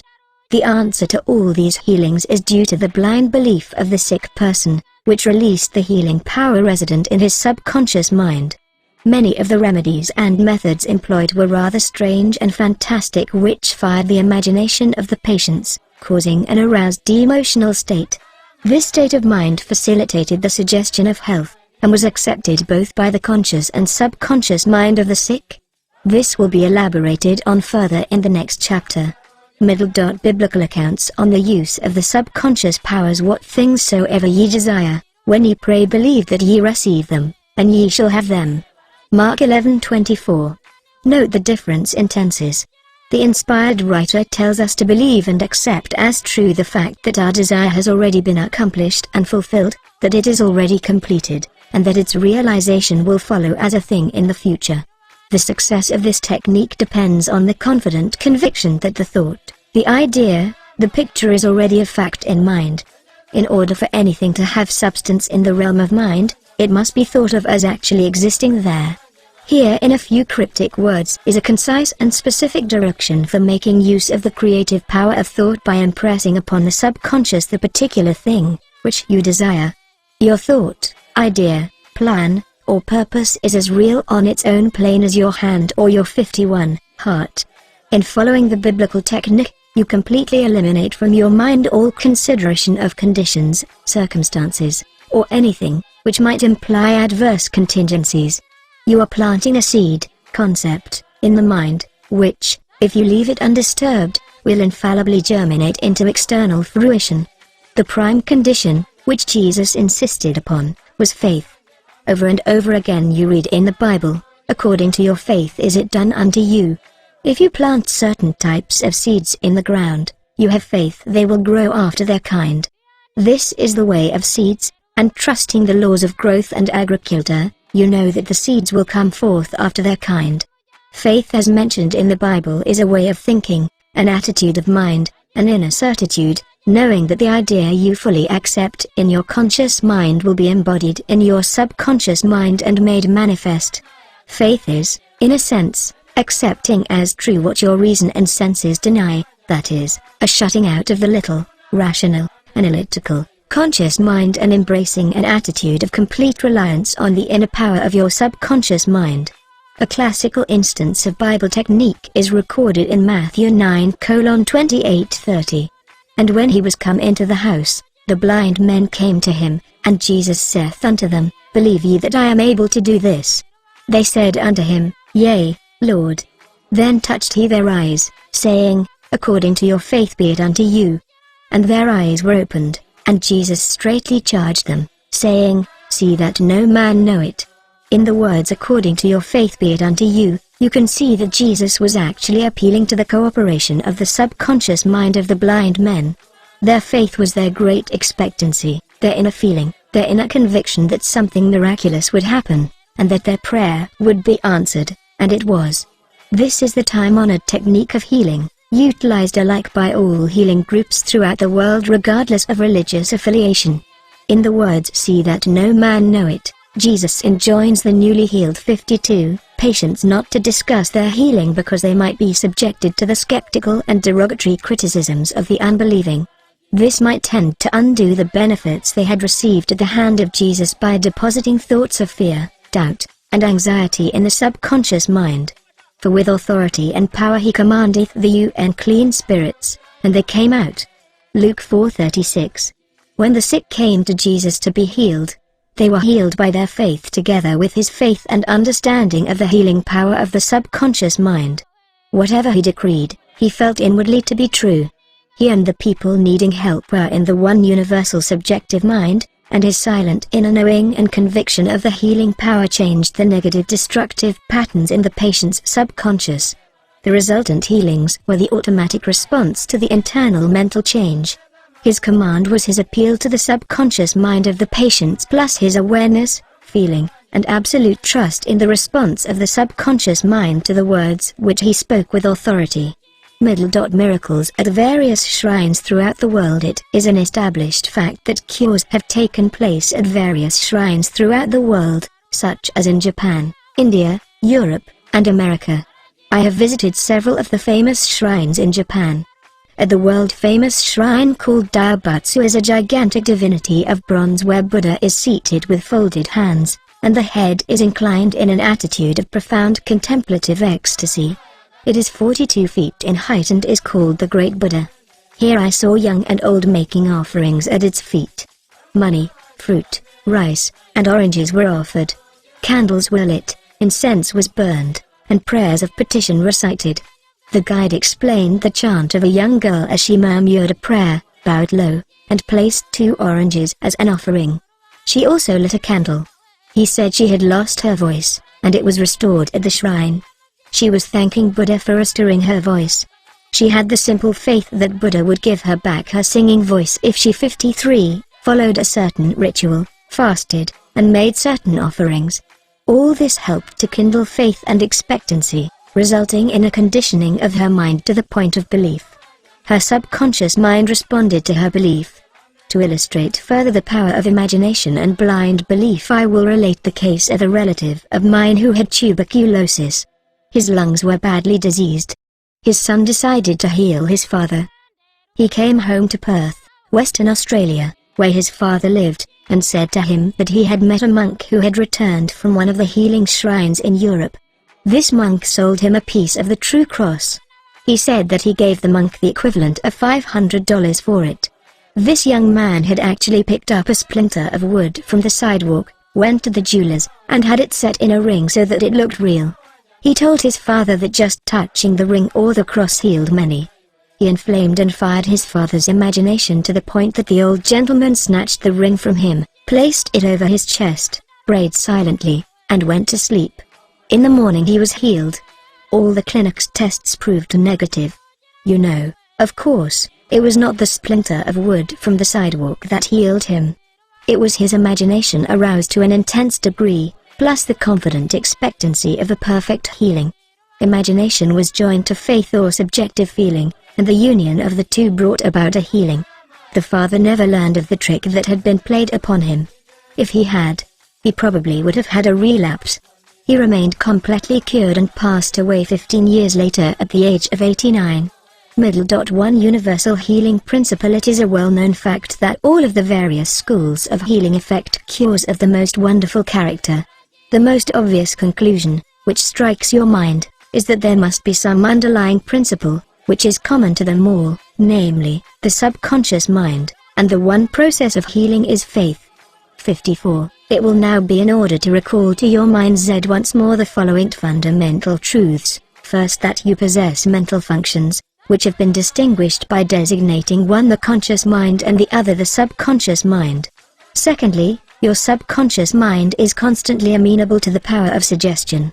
Furthermore, your subconscious mind has complete control of the functions, conditions, and sensations of your body. I venture to believe that all the readers of this book are familiar with the fact that symptoms of almost any disease can be induced in hypnotic subjects by suggestion. For example, a subject in the hypnotic state can develop a high temperature, flushed face, or chills according to the nature of the suggestion given. By experiment, you can suggest to the person that he is paralyzed and cannot walk, it will be so. By illustration, you can hold a cup of cold water under the nose of the hypnotic subject and tell him, "This is full of pepper, smell it." He will proceed to sneeze. What do you think caused him to sneeze, the water or the suggestion? If a man says he is allergic to timothy grass, you can place a synthetic flower or an empty glass in front of his nose, when he is in a hypnotic state, and tell him it is timothy grass. He will portray the usual allergic symptoms. This indicates that the cause of the disease is in the mind. The healing of the disease can also take place mentally. You realize that remarkable healings take place through osteopathy, chiropractic medicine, and naturopathy, as well as through all the various religious bodies throughout the world, but it is obvious that all of these healings are brought about through the subconscious mind, the only healer there is. Notice how it heals a cut on your face caused by shaving. It knows exactly how to do it. The doctor dresses the wound and says, "Nature 55, heals it." Nature refers to natural law, the law of the subconscious mind, or self-preservation, which is the function of the subconscious mind.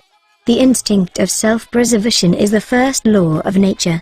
Your strongest instinct is the most potent of all autosuggestions.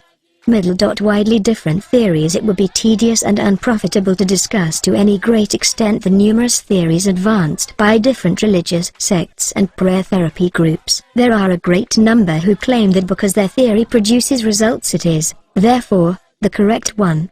This, as explained in this chapter, cannot be true. You are aware that there are all types of healing. Franz Anton Mesmer, an Austrian physician, 1734 to 1815, who practiced in Paris, discovered that by applying magnets to the diseased body, he could cure that disease miraculously. He also performed cures with various other pieces of glass and metals.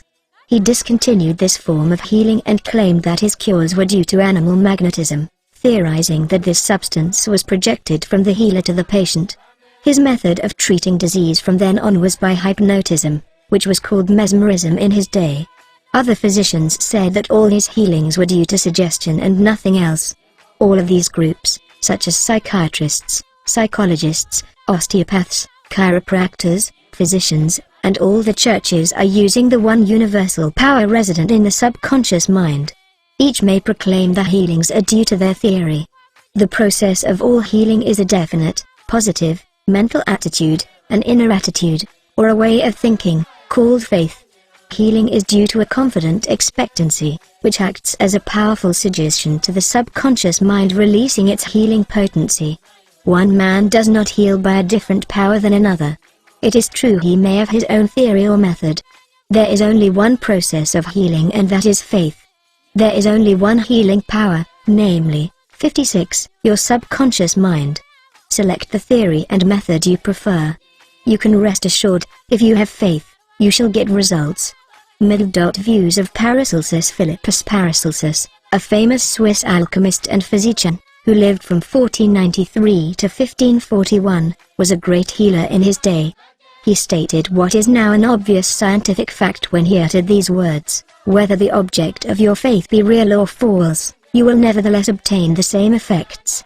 Thus, if I believed in St. Peter's statue as I should have believed in St. Peter himself, I shall obtain the same effects that I should have obtained from Saint Peter. But that is superstition. Faith, however, produces miracles, and whether it is true or false faith, it will always produce the same wonders. The views of Paracelsus were also entertained in the 16th century by Pietro Pomponazzi, an Italian philosopher and contemporary of Paracelsus, who said, "We can easily conceive the marvelous effects which confidence and imagination can produce, particularly when both qualities are reciprocated between the subjects and the person who influences them. The cures attributed to the influence of certain relics are the effect of their imagination and confidence. Quacks and philosophers know that if the bones of any skeleton were put in place of the saint's bones, the sick would nonetheless experience beneficial effects, if they believed that they were veritable relics. Then, if you believe in the bones of saints to heal, or if you believe in the healing power of certain waters, you will gel results because of the powerful suggestion given to your subconscious mind. It is the latter that does the healing." 57. Bernheim's experiments. Hippolyte Bernheim, professor of medicine at Nancy, France, 19,101,919, was the expounder of the fact that the suggestion of the physician to the patient was exerted through the subconscious mind. Bernheim, in his Suggestive Therapeutics, page 197, tells a story of a man with paralysis of the tongue which had yielded to no form of treatment. His doctor told the patient that he had a new instrument with which he promised to heal him. He introduced a pocket thermometer into the patient's mouth. The patient imagined it to be the instrument, which was to save him. In a few moments he cried out joyfully that he could once more move his tongue freely. Among our cases, continues Bernheim, facts of the same sort will be found. A young girl came into my office, having suffered from complete loss of speech for nearly 4 weeks. After making sure of the diagnosis, I told my students that loss of speech sometimes yielded instantly to electricity, which might act simply by its suggestive influence. I sent for the induction apparatus. I applied my hand over the larynx and moved a little, and said, "Now you can speak aloud." In an instant I made her saw A, then B, then Maria. She continued to speak distinctly, the loss of voice had disappeared. Here Bernheim is showing the power of faith and expectancy on the part of the patient, which acts as a powerful suggestion to the subconscious mind. Producing a blister by suggestion. Bernheim states that he produced a blister on the back of a patient's neck by applying a postage stamp and suggesting to the patient that it was a fly plaster. This has been confirmed by the experiments and experiences of many doctors in many parts of the world, which leave no doubt that structural change are a possible result of oral suggestion to patients. 58. The cause of bloody stigmata. In Hudson's Law of Psychic Phenomena, page 153, he states, hemorrhages and bloody stigmata may be induced in certain subjects by means of suggestion. Dr. M.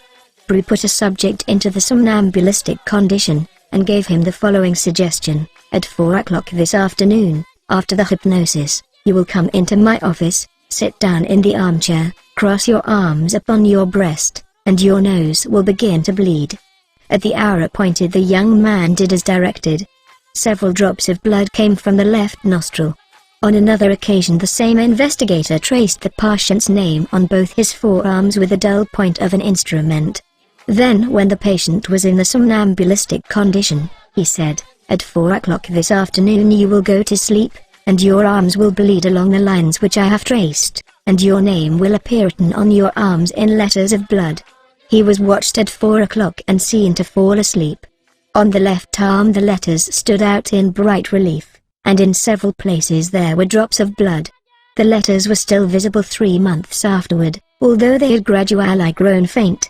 These facts demonstrate at once the correctness of the 2 fundamental propositions previously stated, namely, the constant amenability of the subconscious mind to the power of suggestion and the perfect control, which the subconscious mind exercises, over the functions, sensations, and conditions of the body.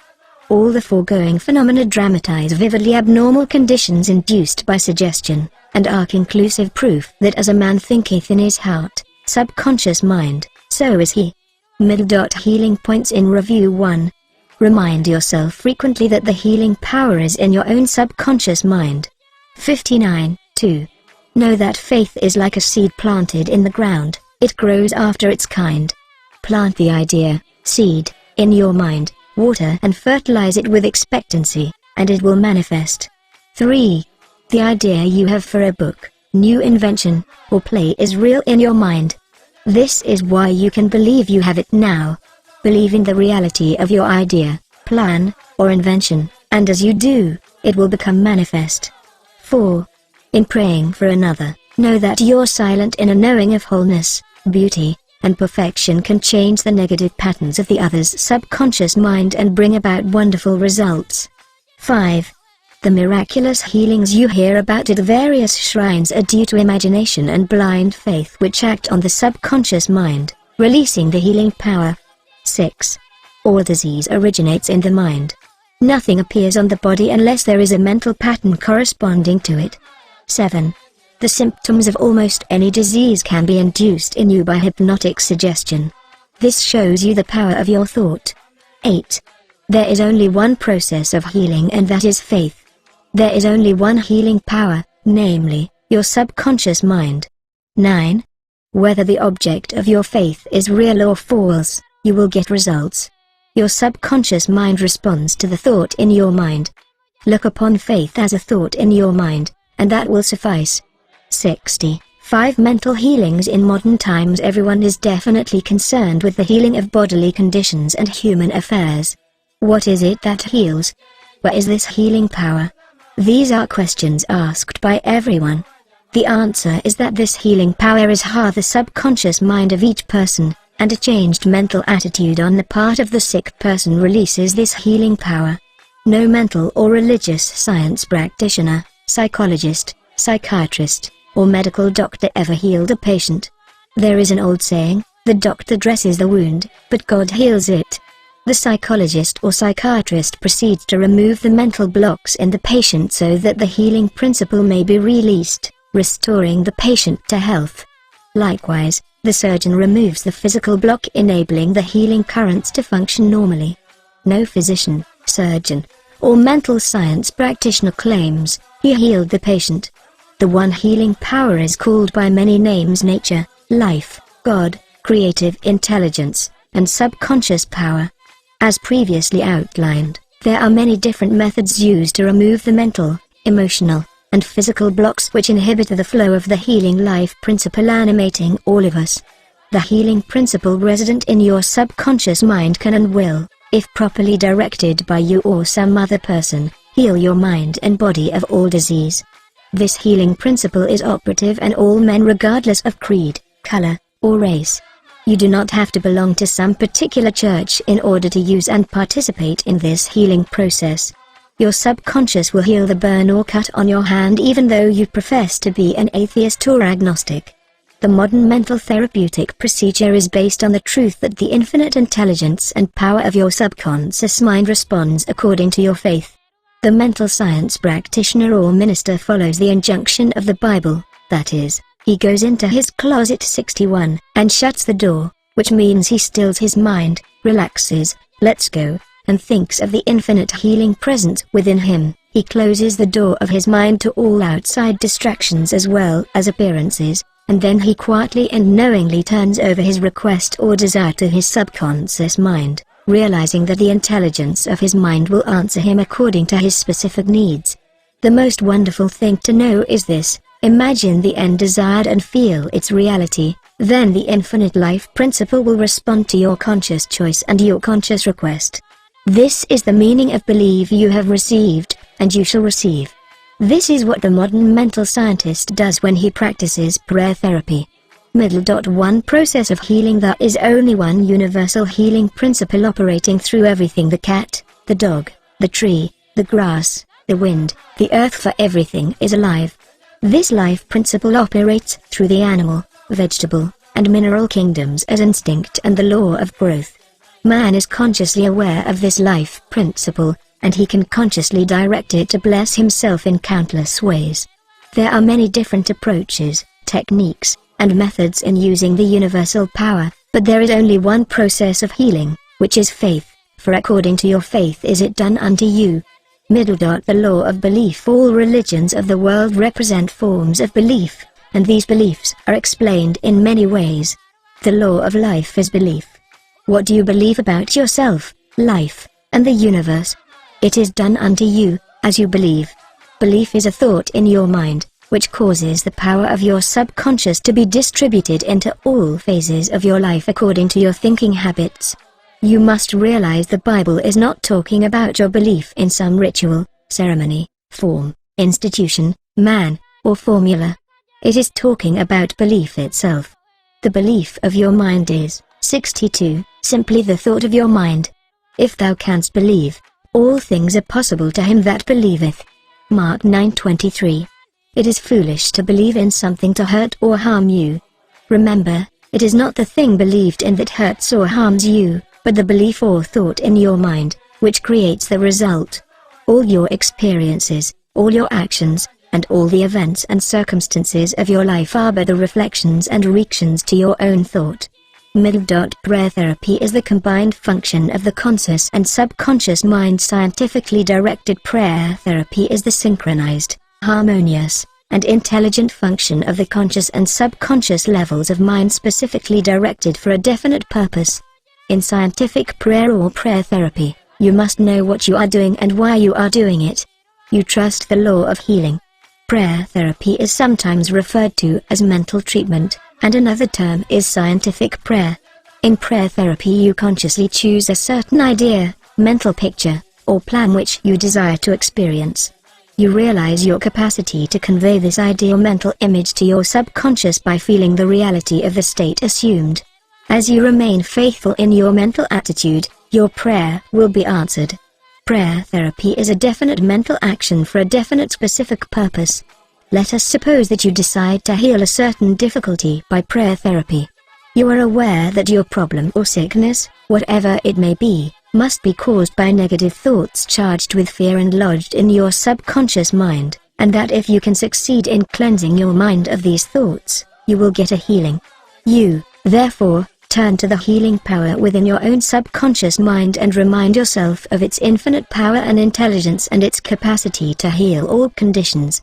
As you dwell on these truths, your fear will begin to dissolve, and the recollection of these truths also corrects the erroneous beliefs. 63. You give thanks for the healing that you know will come, and then you keep your mind off the difficulty until you feel guided, after an interval, to pray again.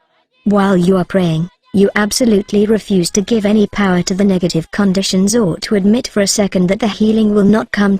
This attitude of mind brings about the harmonious union of the conscious and subconscious mind, which releases the healing power. Faith healing, what it means, and how blind faith works. What is popularly termed faith healing is not the faith mentioned in the Bible, which means knowledge of the interaction of the conscious and subconscious mind. A faith healer is one who heals without any real scientific understanding of the powers and forces involved. He may claim that he has a special gift of healing, and the sick person's blind belief in him or his powers may bring results. The voodoo doctor in South Africa and other parts of the world may heal by incantations, or touching the so-called bones of saints, or anything else may heal a person, which caused the patients to honestly believe in the method or process. Any method, which causes you to move from fear and worry to faith and expectancy, will heal. There are many persons, each of whom claims that because his personal theory produces results, it is, therefore, the correct one. This, as already explained in this chapter, cannot be true. To illustrate how blind faith works, you will recall our discussion of the Swiss physician, Franz Anton Mesmer. In 1776 he claimed many cures when he stroked diseased bodies with artificial magnets. Later on he threw away his magnets and evolved the theory of animal magnetism. This he held to be a fluid, which pervades the universe, but is most active in the human organism. He claimed that this magnetic fluid, which was going forth from him to his patients, healed them. People flocked to him, and many wonderful cures were effected. 64. Mesmer moved to Paris, and while the government appointed a commission composed of physicians and members of the Academy of Science, of which Benjamin Franklin was a member, to investigate his cures. The report admitted the leading facts claimed by Mesmer, but held that there was no evidence to prove the correctness of his magnetic fluid theory, and said the effects were due to the imagination of the patients. Soon after this, Mesmer was driven into exile, and died in 1815. Shortly afterwards, Dr. Braid of Manchester undertook to show that magnetic fluid had nothing to do with the production of the healings of Dr. Mesmer. Dr. Braid discovered that patients could be thrown into hypnotic sleep by suggestion, during which many of the well-known phenomena ascribed to magnetism by Mesmer could be produced.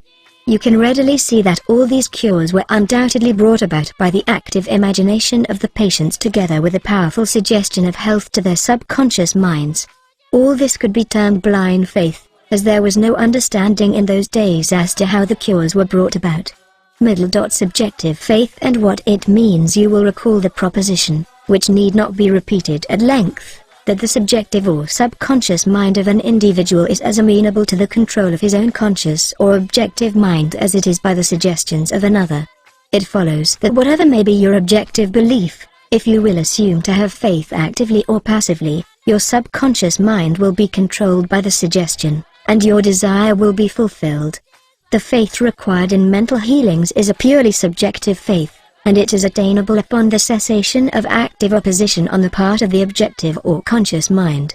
65. In the healing of the body it is, of course, desirable to secure the concurrent faith of both the conscious and subconscious mind. However, it is not always essential if you will enter into a state of passivity and receptivity by relaxing the mind and the body and getting into a sleepy state. In this drowsy state your passivity becomes receptive to subjective impression. Recently, I was asked by a man, how is it that I got a healing through a minister? I did not believe what he said when he told me that there is no such thing as disease and that matter does not exist. This man at first thought his intelligence was being insulted, and he protested against such a palpable absurdity. The explanation is simple. He was quieted by soothing words and told to get into a perfectly passive condition, to say nothing, and think of nothing for the time being. His minister also became passive, and affirmed quietly, peacefully, and constantly for about 1/2 hour that this man would have perfect health, peace, harmony, and wholeness. He felt immense relief and was restored to health. It is easy to see that his subjective faith had been made manifest by his passivity under treatment, and the suggestions of perfect healthfulness by the minister were conveyed to his subconscious mind. The two subjective minds were then en rapport. The minister was not handicapped by antagonistic auto-suggestions of the patient arising from objective doubt of the power of the healer or the correctness of the theory. In this sleepy, drowsy state the conscious mind resistance is reduced to a minimum, and results followed. The subconscious mind of the patient being necessarily controlled by such suggestion exercised its functions in accordance therewith, and a healing followed. The meaning of absent treatment. Suppose you learned that your mother was sick in New York City and you lived in Los Angeles. Your mother would not be physically present where you are, but you could pray for her. It is the Father within which doeth the work. 66. The creative law of mind, subconscious mind, serves you and will do the work. Its response to you is automatic. Your treatment is for the purpose of inducing an inner realization of health and harmony in your mentality.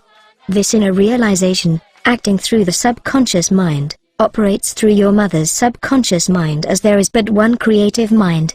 Your thoughts of health, vitality, and perfection operate through the one universal subjective mind, and set a law in motion on the subjective side of life, which manifests through her body as a healing. In the mind principle there is no time or space. It is the same mind that operates through your mother no matter where she may be. In reality there is no absent treatment as opposed to present treatment, for the universal mind is omnipresent. You do not try to send out thoughts or hold a thought. Your treatment is a conscious movement of thought, and as you become conscious of the qualities of health, well-being, and relaxation, these qualities will be resurrected in the experience of your mother, and results will follow. The following is a perfect example of what is called absent treatment. Recently, a listener of our radio program in Los Angeles prayed as follows for her mother in New York who had a coronary thrombosis. The healing presence is right where my mother is. Her bodily condition is but a reflection of her thought life, like shadows cast on the screen. I know that in order to change the images on the screen I must change the projection reel. My mind is the projection reel, and I now project in my own mind the image of wholeness, harmony, and perfect health for my mother. The infinite healing presence, which created my mother's body and all her organs, is now saturating every atom of her being, and a river of peace flows through every cell of her body. The doctors are divinely guided and directed, and whoever touches my mother is guided to do the right thing. I know that disease has no ultimate reality. If it had, no one could be healed. I now align 67, myself with the infinite principle of love and life, and I know and decree that harmony, health, and peace are now being expressed in my mother's body. She prayed in the above manner several times daily, and her mother had a most remarkable recovery after a few days, much to the amazement of her specialist. He complimented her on her great faith in the power of God. The conclusion arrived at in the daughter's mind set the creative law of mind in motion on the subjective side of life, which manifested itself through her mother's body as perfect health and harmony. What the daughter felt as true about her mother was simultaneously resurrected in the experience of her mother. Releasing the kinetic action of the subconscious mind. A psychologist friend of mine told me that one of his lungs was infected. X-rays and analysis showed the presence of tuberculosis. At night before going to sleep he would quietly affirm, "Every cell, nerve, tissue, and muscle of my lungs are now being made whole, pure, and perfect. My whole body is being restored to health and harmony." These are not his exact words, but they represent the essence of what he affirmed. A complete healing followed in about a month's time. Subsequent X-rays showed a perfect healing. I wanted to know his method, so I asked him why he repeated the words prior to sleep. Here is his reply: "The kinetic action of the subconscious mind continues throughout your sleep time period. Hence, give the subconscious mind something good to work on as you drop off into slumber." This was a very wise answer. In thinking of harmony and perfect health, he never mentioned his trouble by name. I strongly suggest that you cease talking about your ailments or giving them a name. The only sap from which they draw life is your attention and fear of them. Like the above-mentioned psychologist, 68, become a mental surgeon. Then your troubles will be cut off like dead branches are pruned from a tree. If you are constantly naming your aches and symptoms, you inhibit the kinetic action, which means the release of the healing power and energy of your subconscious mind. Furthermore, by the law of your own mind, these imaginings tend to take shape, as the thing I greatly feared. Fill your mind with the great truths of life and walk forward in the light of love. Summary of your aids to health. 1. Find out what it is that heals you. Realize that correct directions given to your subconscious mind will heal your mind and body. 2. Develop a definite plan for turning over your requests or desires to your subconscious mind. 3. Imagine the end desired and feel its reality. Follow it through, and you will get definite results. 4. Decide what belief is. Know that belief is a thought in your mind, and what you think you create. 5. It is foolish to believe in sickness and something to hurt or to harm you. Believe in perfect health, prosperity, peace, wealth, and divine guidance. 6. Great and noble thoughts upon which you habitually dwell become great acts. 7. Apply the power of prayer therapy in your life. Choose a certain plan, idea, or mental picture. Mentally and emotionally unite with that idea, and as you remain faithful to your mental attitude, your prayer will be answered. 8. Always remember, if you really want the power to heal, you can have it through faith, which means knowledge of the working of your conscious and subconscious mind. Faith comes with understanding. 69. 9. Blind faith means that a person may get results in healing without any scientific understanding of the powers and forces involved. 10. Learn to pray for your loved ones who may be ill. Quiet your mind, and your thoughts of health, vitality, and perfection operating through the one universal subjective mind will be felt and resurrected in the mind of your loved one. 76 Practical techniques in mental healings. An engineer has a technique and a process for building a bridge or an engine. Like the engineer, your mind also has a technique for governing, controlling, and directing your life. You must realize that methods and techniques are primary. In building the Golden Gate Bridge, The chief engineer understood mathematical principles, stresses and strains. Secondly, he had a picture of the ideal bridge across the bay. The third step was his application of tried and proven methods by which the principles were implemented until the bridge took form and we drive on it. There also are techniques and methods by which your prayers are answered. If your prayer is answered, there is a way in which it is answered, and this is a scientific way. Nothing happens by chance. This is a world of law and order. In this chapter you will find practical techniques for the unfolding and nurture of your spiritual life. Your prayers must not remain up in the air like a balloon. They must go somewhere and accomplish something in your life. When we come to analyze prayer, we discover there are many different approaches and methods. We will not consider in this book the formal, ritual prayers used in religious services. These have important place in group worship. We are immediately concerned with the methods of personal prayer as it is applied in your daily life and as it is used to help others. Prayer is the formulation of an idea concerning something we wish to accomplish. Prayer is the soul's sincere desire. Your desire is your prayer. It comes out of your deepest needs and it reveals the things you want in life. Blessed are they that hunger and thirst after righteousness, for they shall be filled. That is really prayer. Life's 71, hunger and thirst for peace, harmony, health, joy, and all the other blessings of life.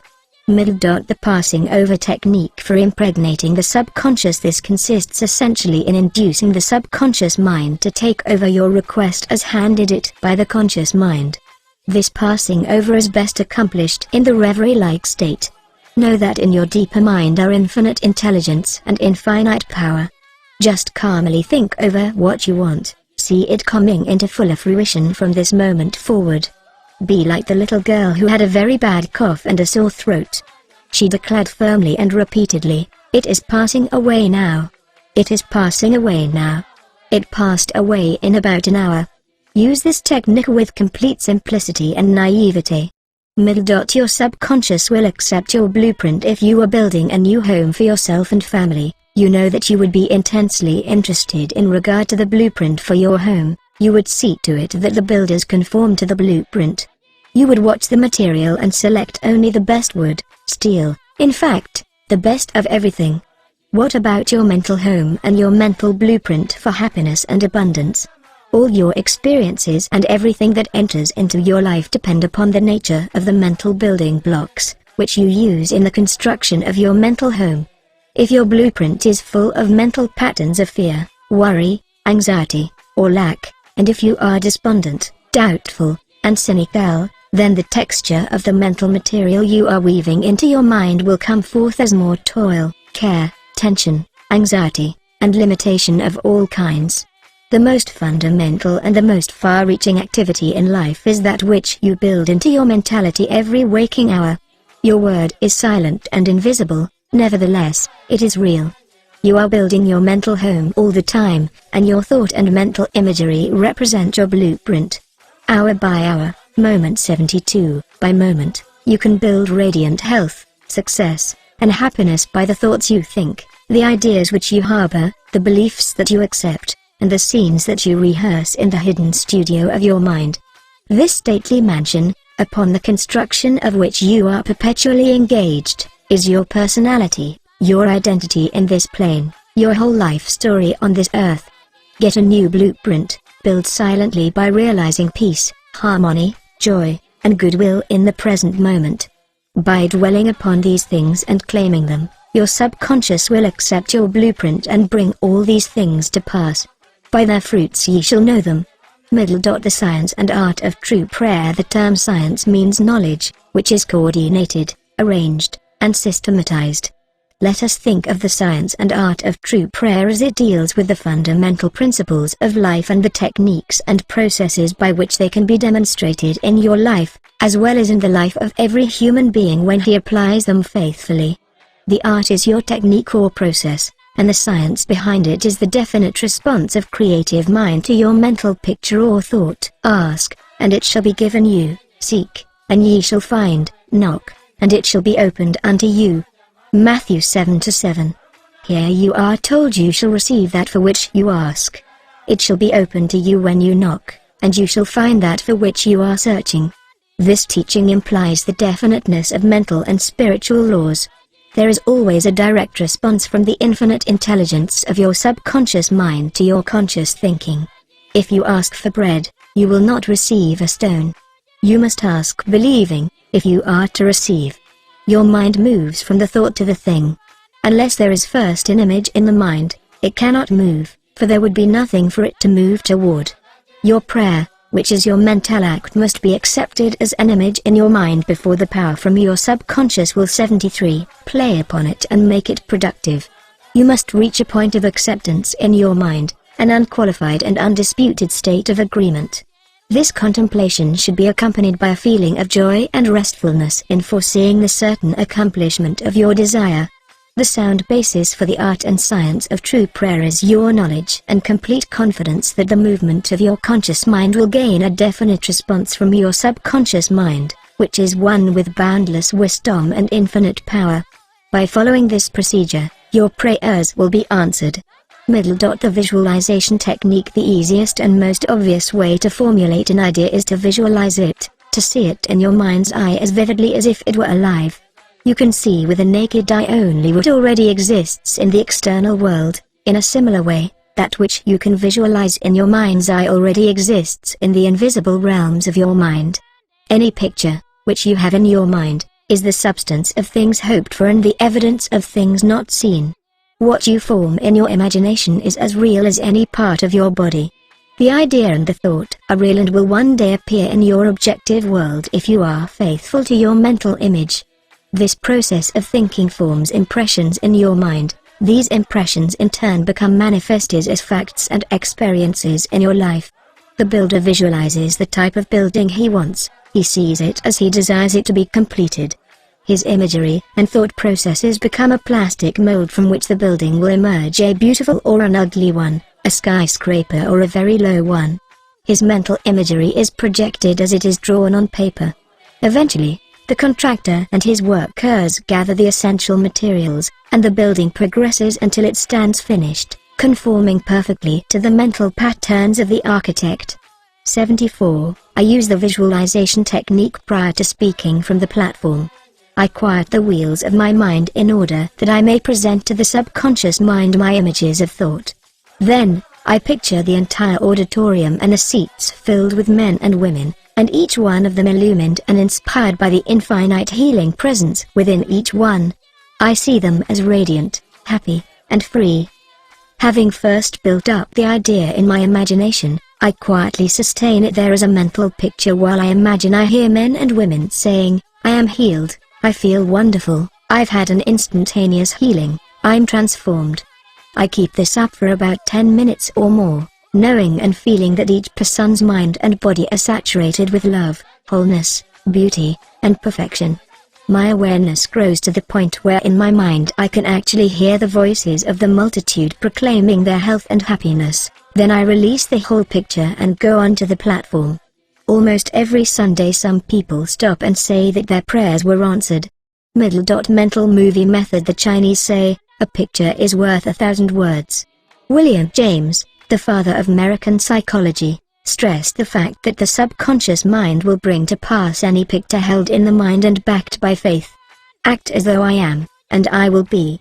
A number of years ago I was in the Middle West lecturing in several states, and I desired to have a permanent location in the general area from which I could serve those who desired help. I traveled far, but the desire did not leave my mind. One evening, while in a hotel in Spokane, Washington, I relaxed completely on a couch, immobilized my attention, and in a quiet, passive manner imagined that I was talking to a large audience, saying in effect, "I am glad to be here, I have prayed for the ideal opportunity." I saw in my mind's eye the imaginary audience, and I felt the reality of it all. I played the role of the actor, dramatized this mental movie, and felt satisfied that this picture was being conveyed to my subconscious mind, which would bring it to pass in its own way. The next morning, on awakening, I felt 75, a great sense of peace and satisfaction, and in a few days' time I received a telegram asking me to take over an organization in the Midwest, which I did, and I enjoyed it immensely for several years. The method outlined here appeals to many who have described it as the mental movie method. I have received numerous letters from people who listen to my radio talks and weekly public lectures, telling me of the wonderful results they get using this technique in the sale of their property. I suggest to those who have homes or property for sale that they satisfy themselves in their own mind that their price is right. Then, I claim that the infinite intelligence is attracting to them the buyer who really wants to have the property and who will love it and prosper in it. After having done this, I suggest that they quiet their mind, relax, let go, and get into a drowsy, sleepy state, which reduces all mental effort to a minimum. Then, they are to picture the check in their hands, rejoice in the check, give thanks for the check, and go off to sleep feeling the naturalness of the whole mental movie created in their own mind. They must act as though it were an objective reality, and the subconscious mind will take it as an impression, and through the deeper currents of the mind the buyer and the seller are brought together. A mental picture held in the mind, backed by faith, will come to pass. The Bourdain technique. Charles Bourdain was a professor at the Rousseau Institute in France. He was a brilliant psychotherapist and a research director of the New Nancy School of Healing, who in 1910 taught that the best way to impress the subconscious mind was to enter into a drowsy, sleepy state, or a state akin to sleep in which all effort was reduced to a minimum. Then in a quiet, passive, receptive way, by reflection, he would convey the idea to the subconscious. The following is his formula, a very simple way of securing this impregnation of the subconscious mind, is to condense the idea which is to be the object of suggestion, to sum it up in a brief phrase, 76, which can be readily graven on the memory, and to repeat it over and over again as a lullaby. Some years ago, a young lady in Los Angeles was engaged in a prolonged bitter family lawsuit over a will. Her husband had bequeathed his entire estate to her, and his sons and daughters by a previous marriage were bitterly fighting to break the will. The Bourdain technique was outlined to her, and this is what she did. She relaxed her body in an armchair, entered into the sleepy state and, as suggested, condensed the idea of her need into a phrase consisting of 6 words easily graven on the memory. It is finished in divine order.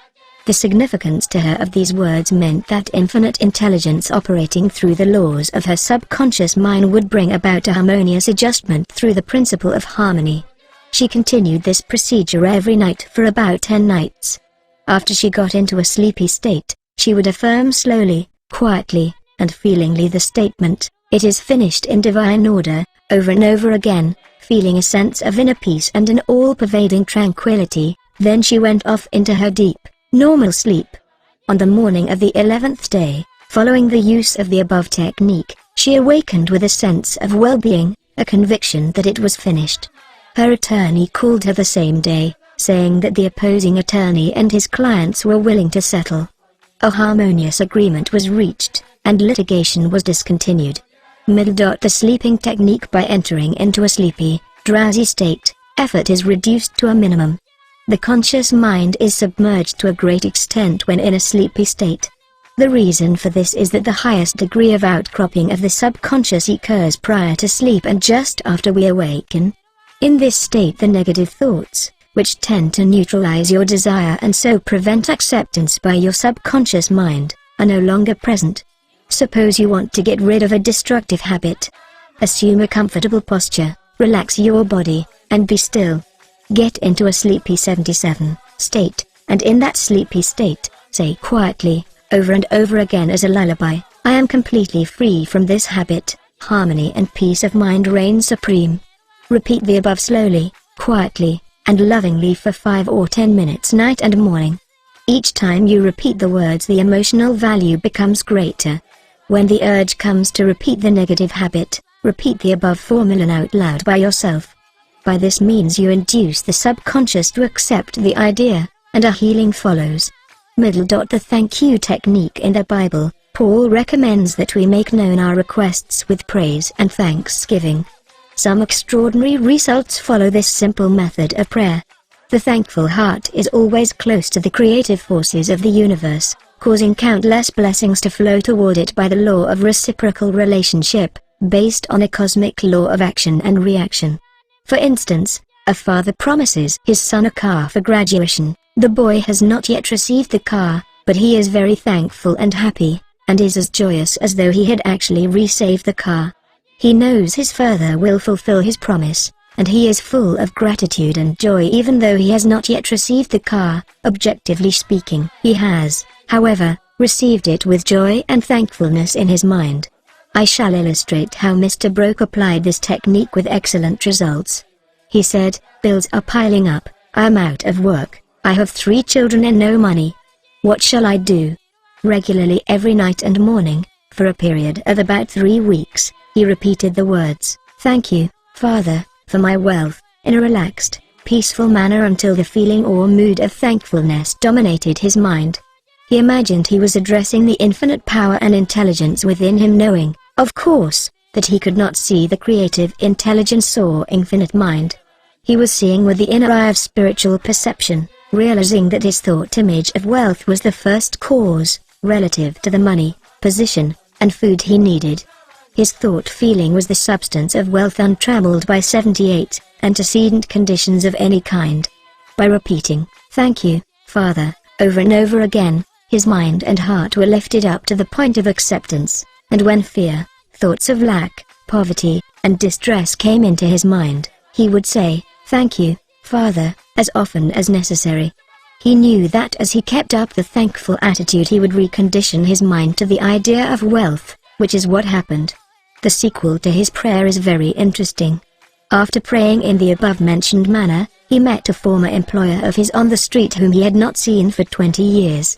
The man offered him a very lucrative position and advanced him $500 on a temporary loan.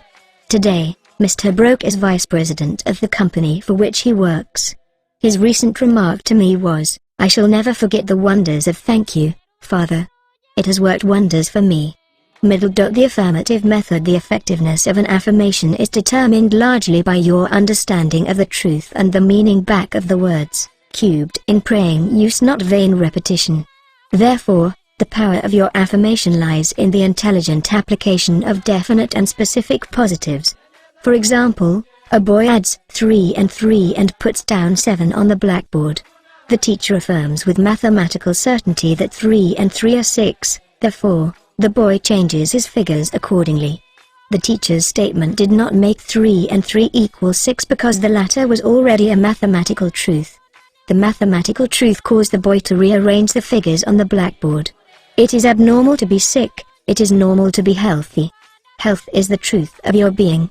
When you affirm health, harmony, and peace for yourself or another, and when you realize these are universal principles of your own being, you will rearrange the negative patterns of your subconscious mind based on your faith and understanding of that which you affirm. The result of the affirmative process of prayer depends on your conforming to the principles of life, regardless of appearances. 79. Consider for a moment that there is a principle of mathematics and none of error. There is a principle of truth but none of dishonesty. There is a principle of intelligence but none of ignorance. There is a principle of harmony and none of discord. There is a principle of health but none of disease, and there is a principle of abundance but none of poverty. The affirmative method was chosen by the author for use on his sister who was to be operated on for the removal of gallstones in a hospital in England. The condition described was based on the diagnosis of hospital tests and the usual X-ray procedures. She asked me to pray for her. We were separated geographically about 6,500 miles. But there is no time or space in the mind principle. Infinite mind or intelligence is present in its entirety at every point simultaneously. I withdrew all thought from the contemplation of symptoms and from the corporeal personality altogether. I affirmed as follows, "This prayer is for my sister Catherine. She is relaxed and at peace, poised, balanced, serene, and calm. The healing intelligence of her subconscious mind, which created her body, is now transforming every cell, nerve, tissue, muscle, and bone of her being according to the perfect pattern of all organs lodged in her subconscious mind. Silently, quietly, all distorted thought patterns in her subconscious mind are removed and dissolved, and the vitality, wholeness, and beauty of the life principle are made manifest in every atom of her being. She is now open and receptive to the healing currents, which are flowing through her like a river, restoring her to perfect health, harmony, and peace. All distortions and ugly images are now washed away by the infinite ocean of love and peace flowing through her, and it is so. I affirmed the above several times a day, and at the end of 2 weeks my sister had an examination, which showed a remarkable healing, and the X-ray proved negative. To affirm is to state that it is so, and as you maintain this attitude of mind as true, regardless of all evidence to the contrary, you will receive an answer to your prayer. Your thought can only affirm, for 80, even if you deny something, you are actually affirming the presence of what you deny. Repeating an affirmation, knowing what you are saying and why you are saying it, leads the mind to that state of consciousness where it accepts that which you state as true. Keep on affirming the truths of life until you get the subconscious reaction, which satisfies. The argumentative method. This method is just what the word implies. It stems from the procedure of Dr. Phineas Parkhurst Quimby of Maine. Dr. Quimby, a pioneer in mental and spiritual healing, lived and practiced in Belfast, Maine, about 100 years ago. A book called The Quimby Manuscripts, published in 1921 by Thomas Y. Crowell Company, New York City, and edited by Horatio Dresser, is available in your library. This book gives newspaper accounts of this man's remarkable results in prayer treatment of the sick. Quimby duplicated many of the healing miracles recorded in the Bible. In brief, the argumentative method employed according to Quimby consists of spiritual reasoning where you convince the patient and yourself that his sickness is due to his false belief, groundless fears, and negative patterns lodged in his subconscious mind. You reason it out clearly in your mind and convince your patient that the disease or ailment is due only to a distorted, twisted pattern of thought, which has taken form in his body. This wrong belief in some external power and external causes has now externalized itself as sickness, and can be changed by changing the thought patterns. You explain to the sick person that the basis of all healing is a change of belief. You also point out that the subconscious mind created the body and all its organs, therefore, it knows how to heal it, can heal it, and is doing so now as you speak. You argue in the courtroom of your mind that the disease is a shadow of the mind based on disease-soaked, morbid thought imagery. You continue to build up all the evidence you can muster on behalf of the healing power within, which created all the organs in the first 81 place, and which has a perfect pattern of every cell, nerve, and tissue within it. Then, you render a verdict in the courthouse of your mind in favor of yourself or your patient. You liberate the sick one by faith and spiritual understanding. Your mental and spiritual evidence is overwhelming. There being but one mind, what you feel as true will be resurrected in the experience of the patient. This procedure is essentially the argumentative method used by Dr. Quimby of Maine from 1849 to 1869.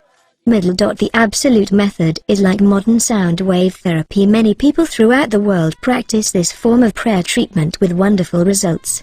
The person using the absolute method mentions the name of the patient, such as John Jones, then quietly and silently thinks of God and his qualities and attributes, such as, God is all bliss, boundless love, infinite intelligence, all-powerful, boundless wisdom, absolute harmony, indescribable beauty, and perfection.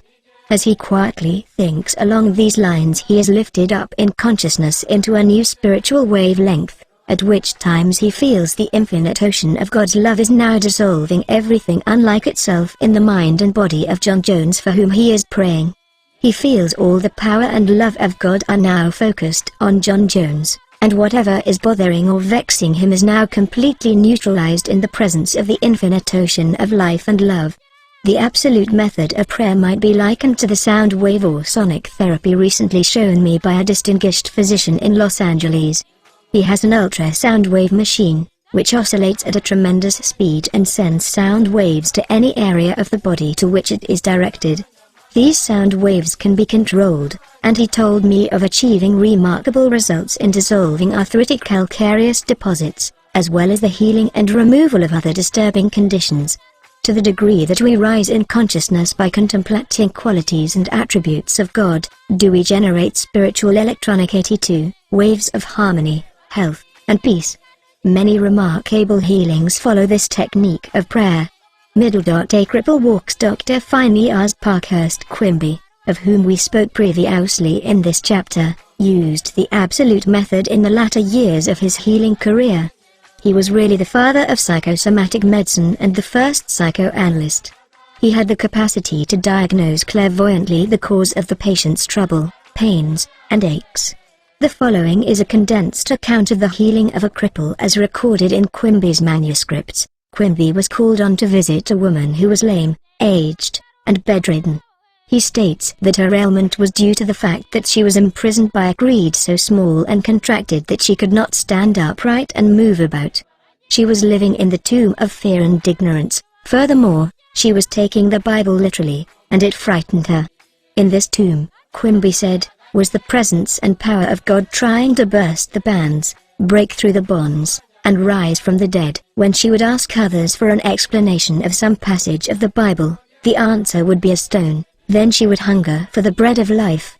Dr. Quimby diagnosed her case as a mind cloudy and stagnated, due to excitation and fear, caused by the inability to see clearly the meaning of the passage of the Bible, which she had been reading.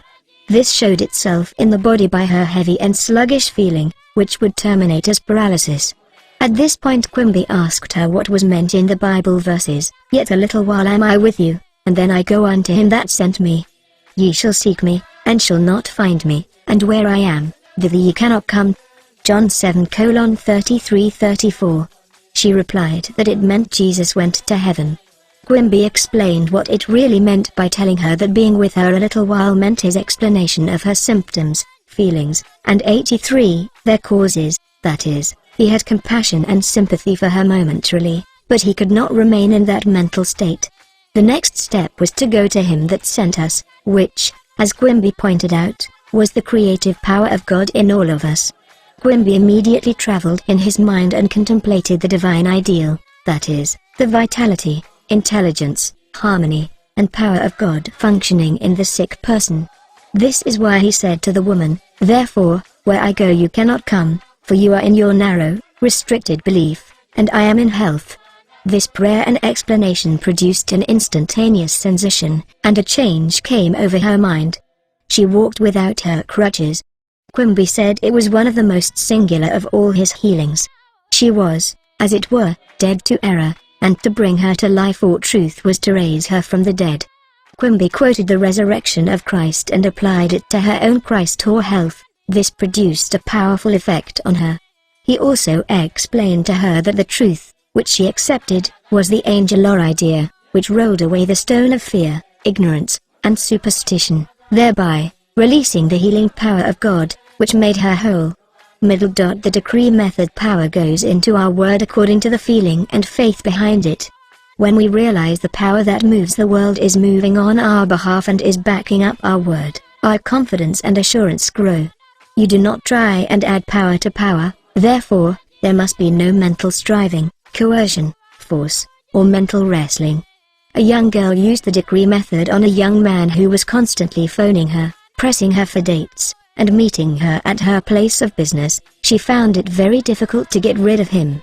She decreed as follows, "I release ... unto God. He is in his true place at all times. I am free, and he is free. I now decree that my words go forth into infinite mind and it brings it to pass. It is so." She said he vanished and she has never seen him since, adding, "It was as though the ground swallowed him up." 84. Thou shalt decree a thing, and it shall be established unto thee, and the light shall shine upon thy ways. Job 22:28. Serve yourself with scientific truth. 1. Be a mental engineer and use tried and proven techniques in building a grander and greater life. 2. Your desire is your prayer. Picture the fulfillment of your desire now and feel its reality, and you will experience the joy of the answered prayer. 3. Desire to accomplish things the easy way with the sure aid of mental science. 4. You can build radiant health, success, and happiness by the thoughts you think in the hidden studio of your mind. 5. Experiment scientifically until you personally prove that there is always a direct response from the infinite intelligence of your subconscious mind to your conscious thinking. 6. Feel the joy and restfulness in foreseeing the certain accomplishment of your desire. Any mental picture, which you have in your mind, is the substance of things hoped for and the evidence of things not seen. 7. A mental picture is worth 1,000 words. Your subconscious will bring to pass any picture held in the mind backed by faith. 8. Avoid all effort or mental coercion in prayer. Get into a sleepy, drowsy state and lull yourself to sleep feeling and knowing that your prayer is answered. 9. Remember that the thankful heart is always close to the riches of the universe. 10. To affirm is to state that it is so, and as you maintain this attitude of mind as true, regardless of all evidence to the contrary, you will receive an answer to your prayer. 85. 11. Generate electronic waves of harmony, health, and peace by thinking of the love and the glory of God. 12. What you decree and feel as true will come to pass. Decree harmony, health, peace, and abundance. 86. 7. The tendency of the subconscious is lifeward. Over 90% of your mental life is subconscious, so men and women who fail to make use of this marvelous power live within very narrow limits. Your subconscious processes are always lifeward and constructive. Your subconscious is the builder of your body and maintains all its vital functions. It is on the job 24 hours a day and never sleeps. It is always trying to help and preserve you from harm. Your subconscious mind is in touch with infinite life and boundless wisdom, and its impulses and ideas are always lifeward. The great aspirations, inspirations, and visions for a grander and nobler life spring from the subconscious. Your profoundest convictions are those you cannot argue about rationally because they do not come from your conscious mind, they come from your subconscious mind. Your subconscious speaks to you in intuitions, impulses, hunches, intimations, urges, and ideas, and it is always telling you to rise, transcend, grow, advance, adventure, and move forward to greater heights. The urge to love, to save the lives of others comes from the depths of your subconscious. For example, during the Great San Francisco earthquake and fire of April 18, 1906, invalids and cripples who had been confined to bed for long periods of time, rose up and performed some of the most amazing feats of bravery and endurance.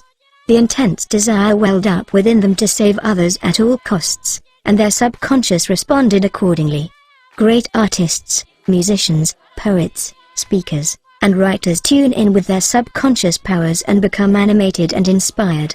For example, Robert Louis Stevenson, before he went to sleep, used to charge his subconscious with the task of evolving stories for him while he slept. He was accustomed to ask his subconscious to give 87 him a good, marketable thriller when his bank account was low. Stevenson said the intelligence of his deeper mind gave him the story piece by piece, like a serial. This shows how your subconscious will speak lofty and wise sayings through you, which your conscious mind knows nothing about. Mark Twain confided to the world on many occasions that he never worked in his life. All his humor and all his great writings were due to the fact that he tapped the inexhaustible reservoir of his subconscious mind. How the body portrays the workings of the mind. The interaction of your conscious and subconscious mind requires a similar interaction between the corresponding system of nerves. The cerebrospinal system is the organ of the conscious mind, and the sympathetic system is the organ of the subconscious mind. The cerebrospinal system is the channel through which you receive conscious perception by means of your 5 physical senses and exercise control over the movement of your body. This system has its nerves in the brain, and it is the channel of your volitional and conscious mental action. The sympathetic system, sometimes referred to as the involuntary nervous system, has its center in a ganglionic mass at the back of the stomach known as the solar plexus, and is sometimes spoken of as the abdominal brain. It is the channel of that mental action which unconsciously supports the vital functions of the body. The two systems may work separately or synchronously. Judge Thomas Stroud says, the vagus nerve passes out of the cerebral region as a portion of the voluntary system, and through it we control the vocal organs, then it passes onward to the thorax sending out branches to the heart and lungs. Finally, passing through the diaphragm, it loses the outer coating which distinguishes the nerves of the voluntary system and becomes identified with those of the sympathetic system, so forming a connecting link between the two and making the man physically a single entity. 88. Similarly, different areas of the brain indicate their connection with the objective and subjective activities of the mind respectively. and speaking in a general way we may assign the frontal portion of the brain to the former and the posterior portion to the latter, while the intermediate portion partakes of the character of both. A rather simple way of looking at the mental and physical interaction is to realize that your conscious mind grasps an idea, which induces a corresponding vibration in your voluntary system of nerves. This in turn causes a similar current to be generated in your involuntary system of nerves, thus handling the idea over to your subconscious mind, which is the creative medium.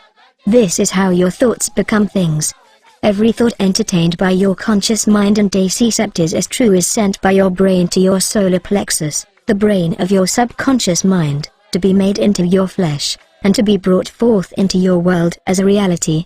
There is an intelligence which takes care of the body when you study the cellular system and the structure of the organs, such as eyes, ears, heart, liver, bladder, etc. You learn they consist of groups of cells which form a group intelligence whereby they function together and are able to take orders and carry them out in deductive function at the suggestion of the mastermind, conscious mind. A careful study of the single-celled organism shows you what goes on in your complex body. Though the monocellular organism has no organs, it still gives evidence of mind action and reaction performing the basic functions of movement, alimentation, assimilation, and elimination. Many say there is an intelligence, which will take care of your body if you let it alone. That is true, but the difficulty is that the conscious mind always interferes with its five sense evidence based on outer appearances, leading to the sway of false beliefs, fears, and mere opinion. When fear, false beliefs, and negative patterns are made to register in your subconscious mind through psychological, emotional 89 conditioning, there is no other course open to the subconscious mind except to act on the blueprint specifications offered it. The subconscious mind works continually for the common good. The subjective self within you works continuously for the general good, reflecting an innate principle of harmony behind all things. Your subconscious mind has its own will, and it is a very real something in itself. It acts night and day whether you act upon it at all or not. It is the builder of your body, but you cannot see, hear, or feel it building, as all this is a silent process. Your subconscious has a life of its own which is always moving toward harmony, health, and peace. This is the divine norm within it seeking expression through you at all times. How man interferes with the innate principle of harmony. To think correctly, scientifically, we must know the truth. To know the truth is to be in harmony with the infinite intelligence and power of your subconscious mind, which is always moving lifeward. Every thought or action, which is not harmonious, whether through ignorance or design, will result in discord and limitation of all kinds. Scientists inform us that you build a new body every 11 months. So you are really only 11 months old from a physical standpoint. If you build defects back into your body by thoughts of fear, anger, jealousy, and ill will, you have no one to blame but yourself. You are the sum total of your own thoughts. You can keep from entertaining negative thought and imagery. The way to get rid of darkness is with light, the way to overcome cold is with heat, the way to overcome the negative thought is to substitute the good thought. Affirm the good, and the bad will vanish. Why it's normal to be healthy, vital, and strong. It's abnormal to be sick. The average child born into the world is perfectly healthy with all its organs functioning perfectly. This is the normal state, and we 90 should remain healthy, vital, and strong. The instinct of self-preservation is the strongest instinct of your nature, and it constitutes a most potent, ever-present, and constantly operative truth, inherent in your nature. It is, therefore, obvious that all your thoughts, ideas, and beliefs must operate with greater potentiality when they are in harmony with the innate life principle in you, which is forever seeking to preserve and protect you along all lines. It follows from this that normal conditions can be restored with greater ease and certainty than abnormal conditions can be induced. It is abnormal to be sick. It simply means you are going against the stream of life and thinking negatively. The law of life is the law of growth. All nature testifies to the operation of this law by silently, constantly expressing itself in the law of growth. Where there is growth and expression, there must be life. Where there is life there must be harmony, and where there is harmony, there is perfect health. If your thought is in harmony with the creative principle of your subconscious mind, you are in tune with the innate principle of harmony. If you entertain thoughts which are not in accordance with the principle of harmony, these thoughts cling to you, harass you, worry you, and finally bring about disease, and if persisted in, possibly death. In the healing of disease, you must increase the inflow and distribution of the vital forces of your subconscious mind throughout your system. This can be done by eliminating thoughts of fear, worry, anxiety, jealousy, hatred, and every other destructive thought which tends to tear down and destroy your nerves and glands, body tissue, which controls the elimination of all waste material. Pott's disease cured. In the Nautilus magazine of March 1917, there appears an article about a boy suffering from Pott's disease, or tuberculosis of the spine, who had a remarkable healing. His name was Frederick Elias Andrews of Indianapolis, now minister of Unity School of Christianity, Kansas City, Missouri. His physician pronounced him 91, incurable. He began to pray, and from a crooked, twisted cripple going about on hands and knees, he became a strong, straight, well-formed man. He created his own affirmation, mentally absorbing the qualities he needed. He affirmed over and over again many times a day, "I am whole, perfect, strong, powerful, loving, harmonious, and happy." He persevered and said that this prayer was the last utterance on his lips at night and the first in the morning. He prayed for others also by sending out thoughts of love and health. This attitude of mind and way of prayer returned to him multiplied many times. His faith and perseverance paid off with big dividends. When thoughts of fear, anger, jealousy, or envy drew his attention, he would immediately start his counteracting force of affirmation going in his mind. His subconscious mind responded according to the nature of his habitual thinking. This is the meaning of the statement in the Bible, "Go thy way, thy faith hath made thee whole." Mark 10:52.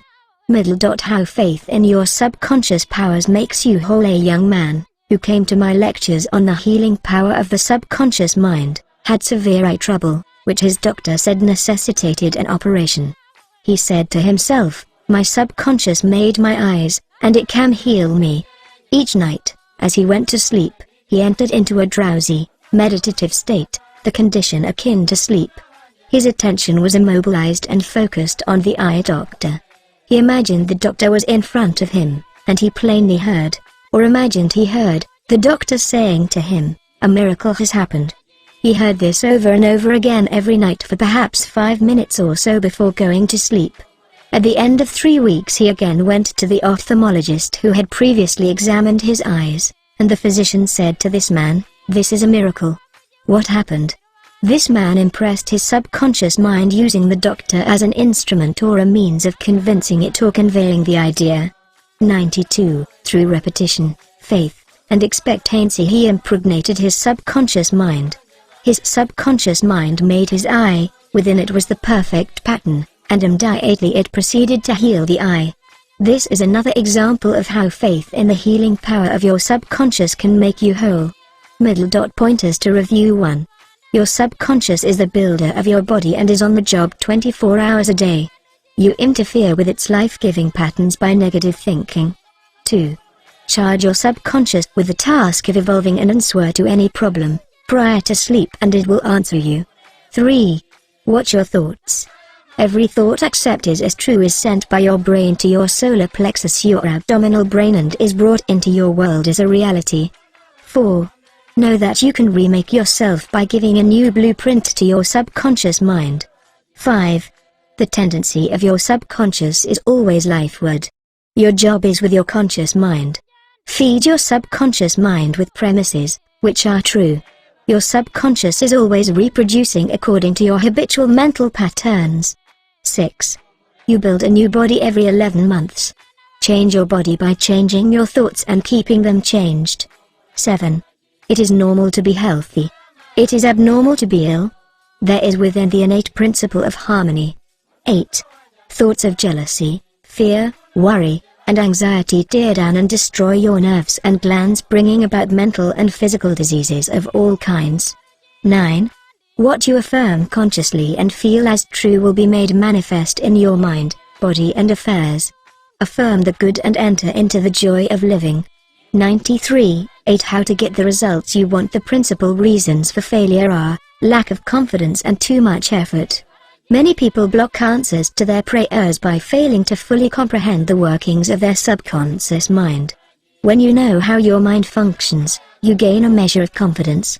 You must remember, whenever your subconscious mind accepts an idea, it immediately begins to execute it. It uses all its mighty resources to that end and mobilizes all the mental and spiritual laws of your deeper mind. This law is true for good or bad ideas. Consequently, if you use it negatively, it brings trouble, failure, and confusion. When you use it constructively, it brings guidance, freedom, and peace of mind. The right answer is inevitable when your thoughts are positive, constructive, and loving.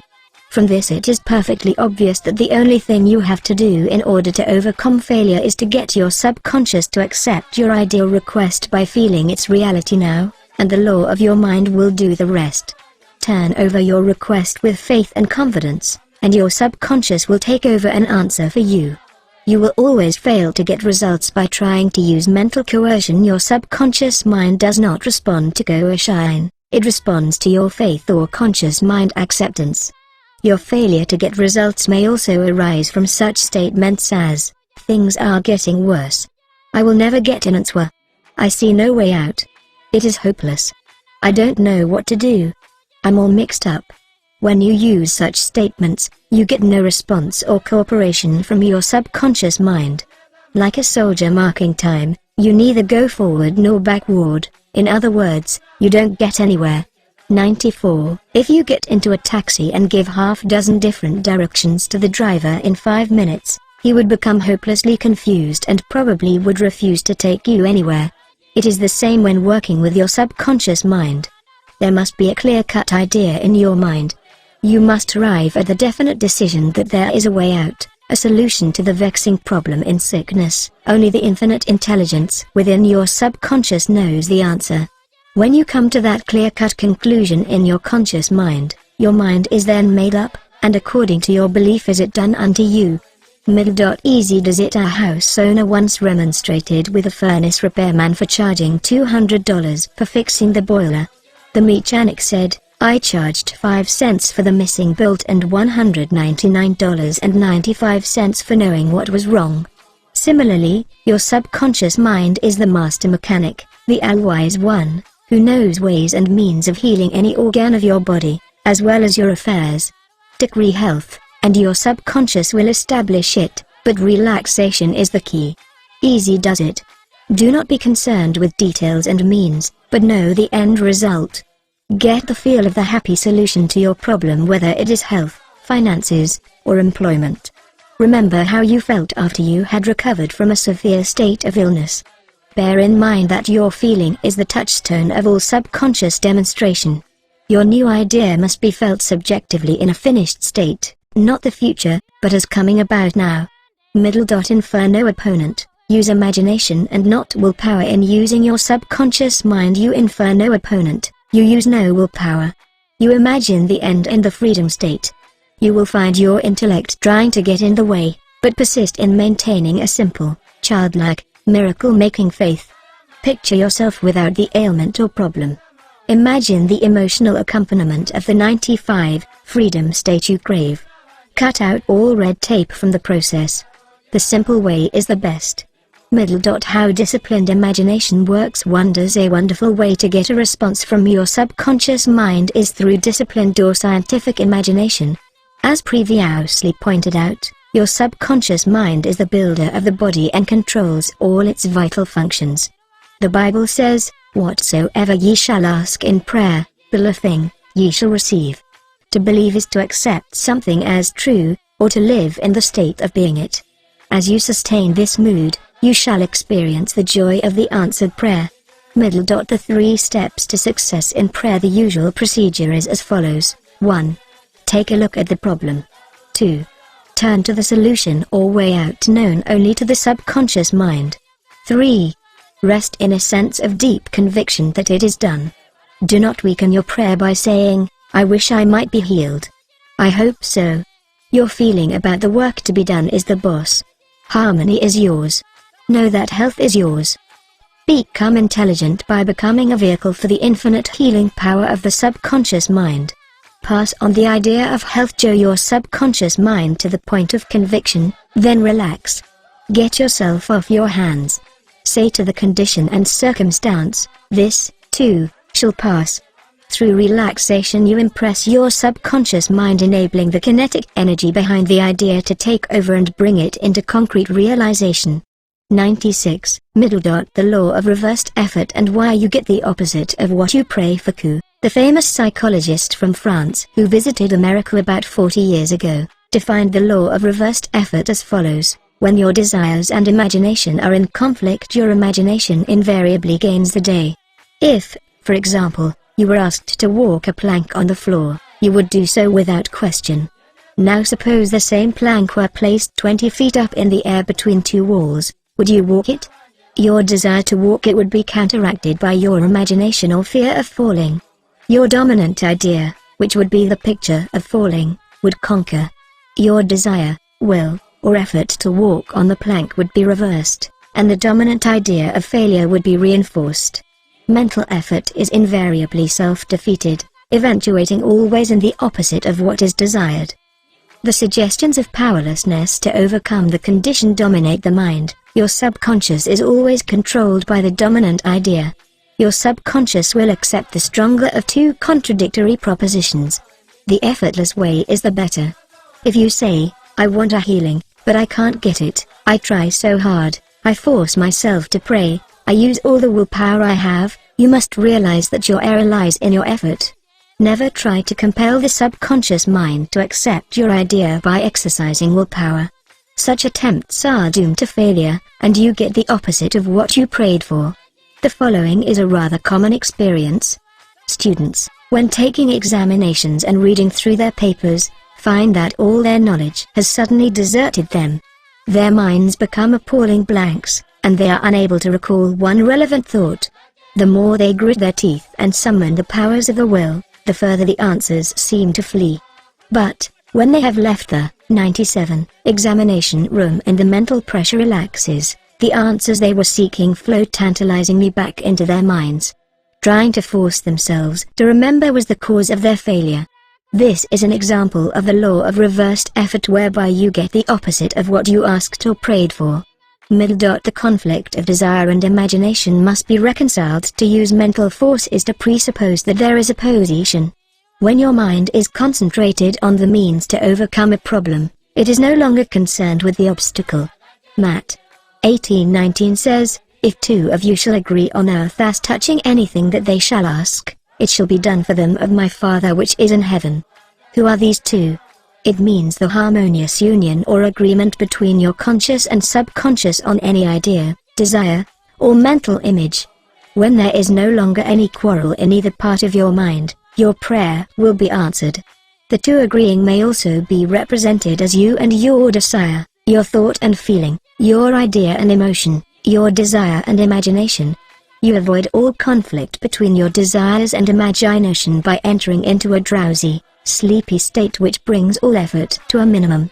The conscious mind is submerged to a great extent when in a sleepy state. The best time to impregnate your subconscious is prior to sleep. The reason for this is that the highest degree of outcropping of the subconscious occurs prior to sleep and just after we awaken.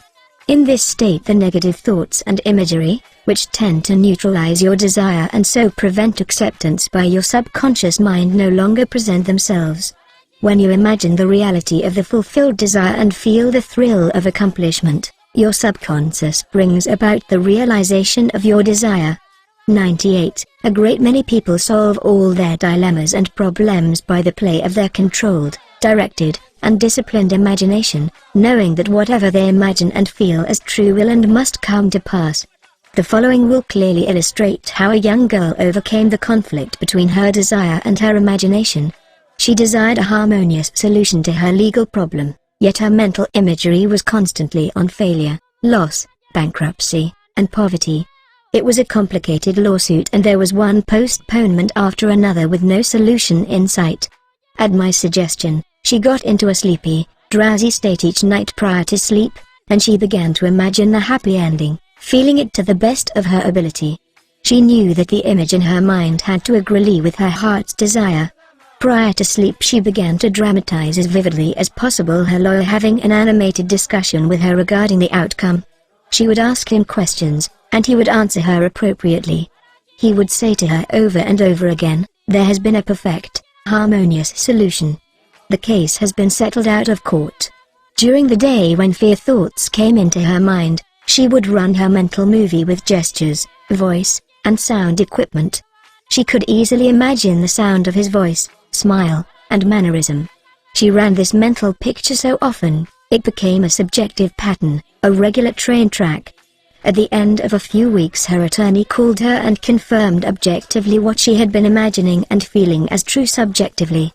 This is really what the psalmist meant when he wrote, "Let the words of my mouth, your thoughts, mental images, good, and the meditations of my heart, your feeling, nature, emotion, be acceptable in thy sight, O Lord, the law of your subconscious mind, my strength, and my Redeemer." The power and wisdom of your subconscious mind can redeem you from sickness, bondage, and misery.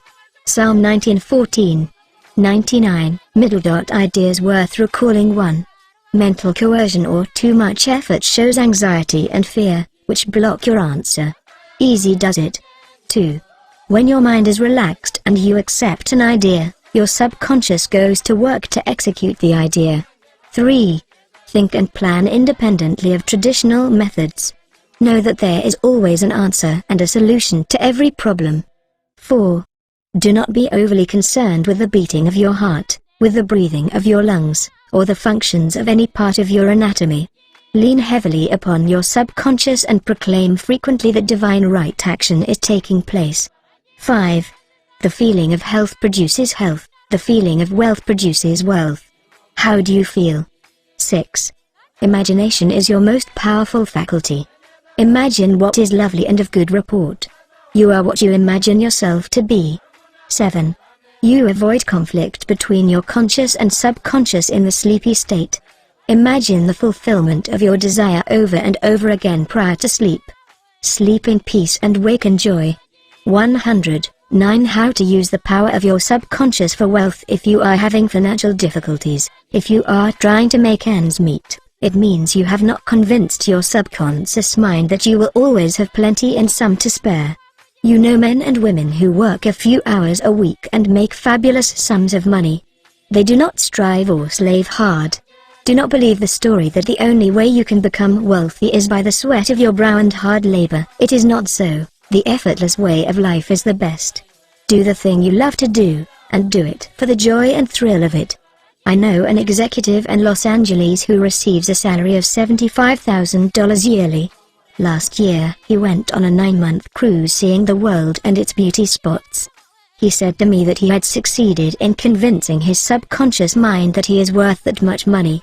He told me that many men in his organization getting about $100 a week knew more about the business than he did, and could manage it better, but they had no ambition, no creative ideas, and were not interested in the wonders of their subconscious mind.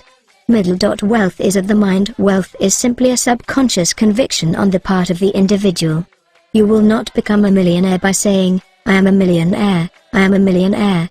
You will grow into a wealth consciousness by building into your mentality the idea of wealth and abundance. Your invisible means of support. The trouble with most people is that they have no invisible means of support. When business falls away, the stock market drops, or they lose their investments, they seem helpless. The reason for such 101 insecurity is that they do not know how to tap the subconscious mind. They are unacquainted with the inexhaustible storehouse within. A man with a poverty-type mind finds himself in poverty-stricken conditions. Another man with a mind filled with ideas of wealth is surrounded with everything he needs. It was never intended that man should lead a life of indigence. You can have wealth, everything you need, and plenty to spare. Your words have power to cleanse your mind of wrong ideas and to instill right ideas in their place. The ideal method for building a wealth consciousness. Perhaps you are saying as you read this chapter, "I need wealth and success." This is what you do. Repeat for about 5 minutes to yourself 3 or 4 times a day, wealth, success.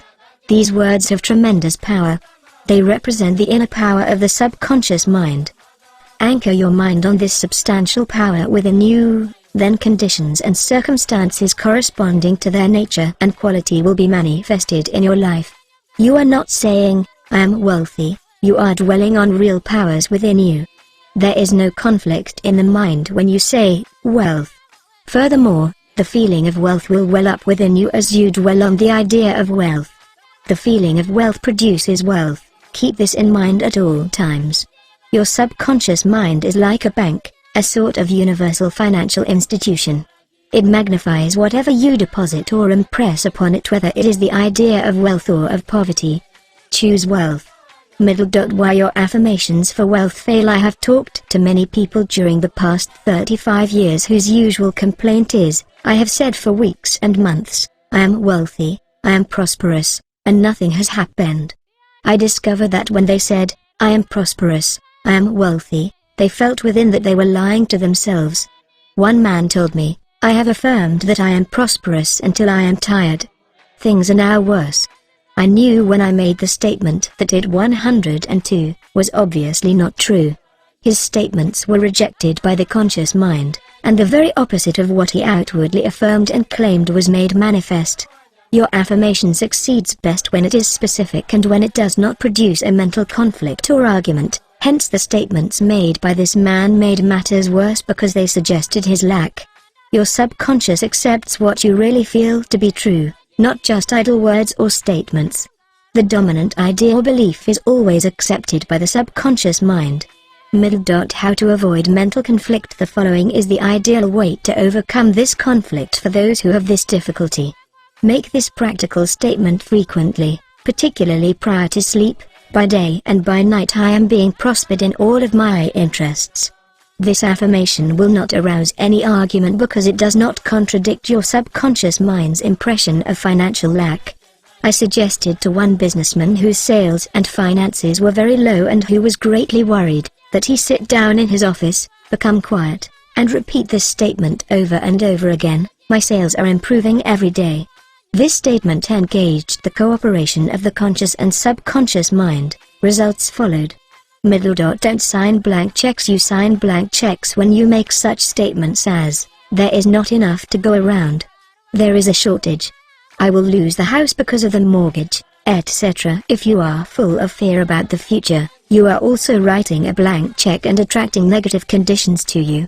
Your subconscious mind takes your fear and negative statement as your request and proceeds in its own way to bring obstacles, delays, lack, and limitation into your life.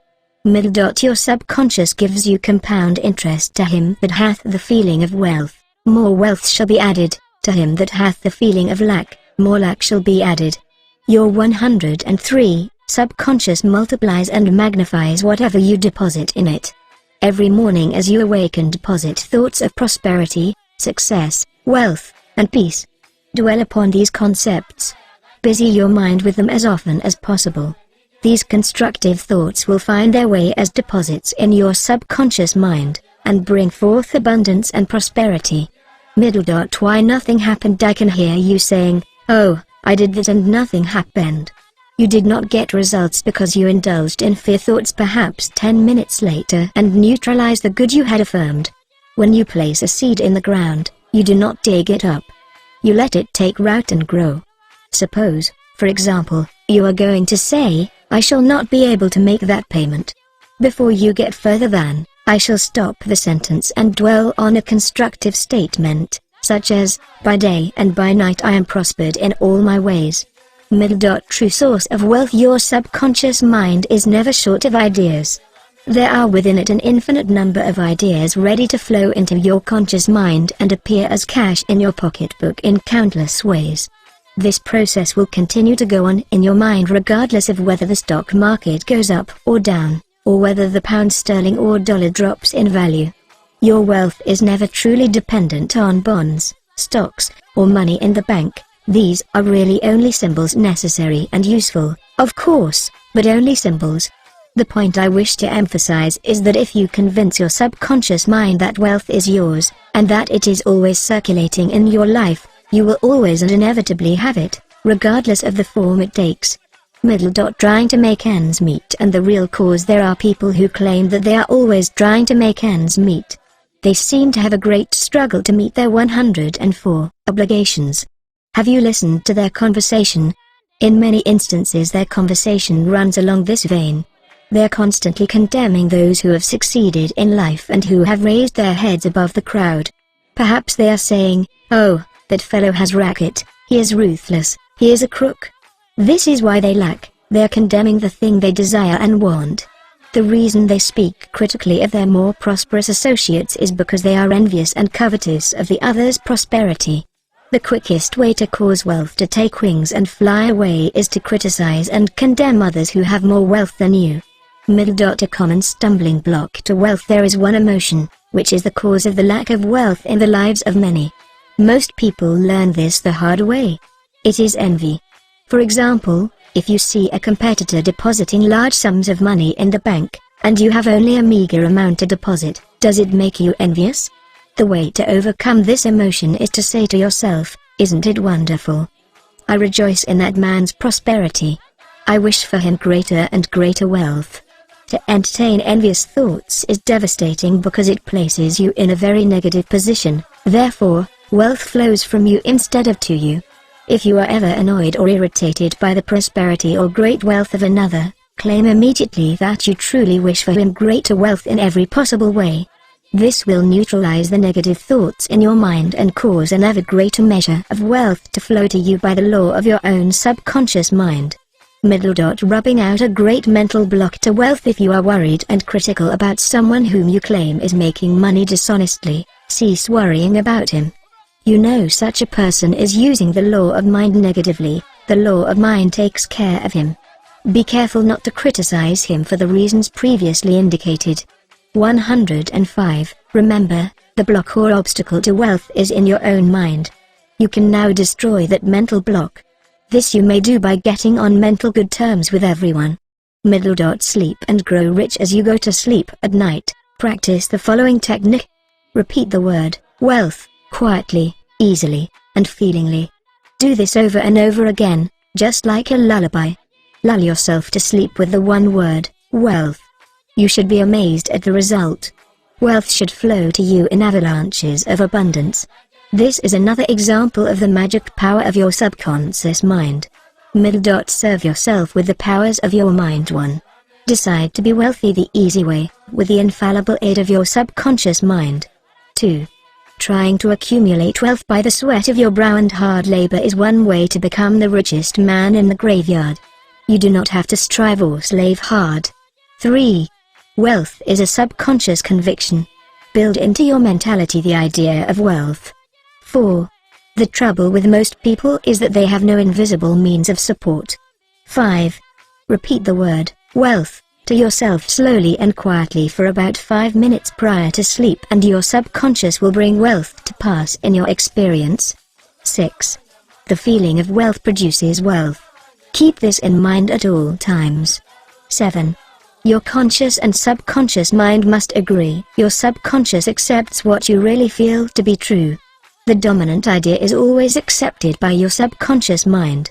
The dominant idea should be wealth, not poverty. 106. 8. You can overcome any mental conflict regarding wealth by affirming frequently, by day and by night, "I am being prospered in all of my interests." 9. Increase your sales by repeating this statement over and over again, "My sales are improving every day, I am advancing, progressing, and getting wealthier every day." 10.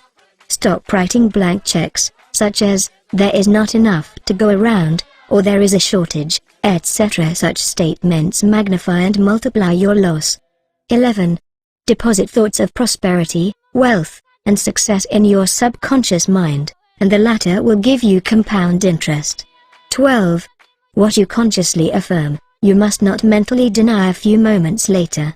This will neutralize the good you have affirmed. 13. Your true source of wealth consists of the ideas in your mind. You can have an idea worth millions of dollars. Your subconscious will give you the idea you seek. 14. Envy and jealousy are stumbling blocks to the flow of wealth. Rejoice in the prosperity of others. 15. The block to wealth is in your own mind. Destroy that block now by getting on good mental terms with everyone. 107. 10. Your right to be rich. It is your right to be rich.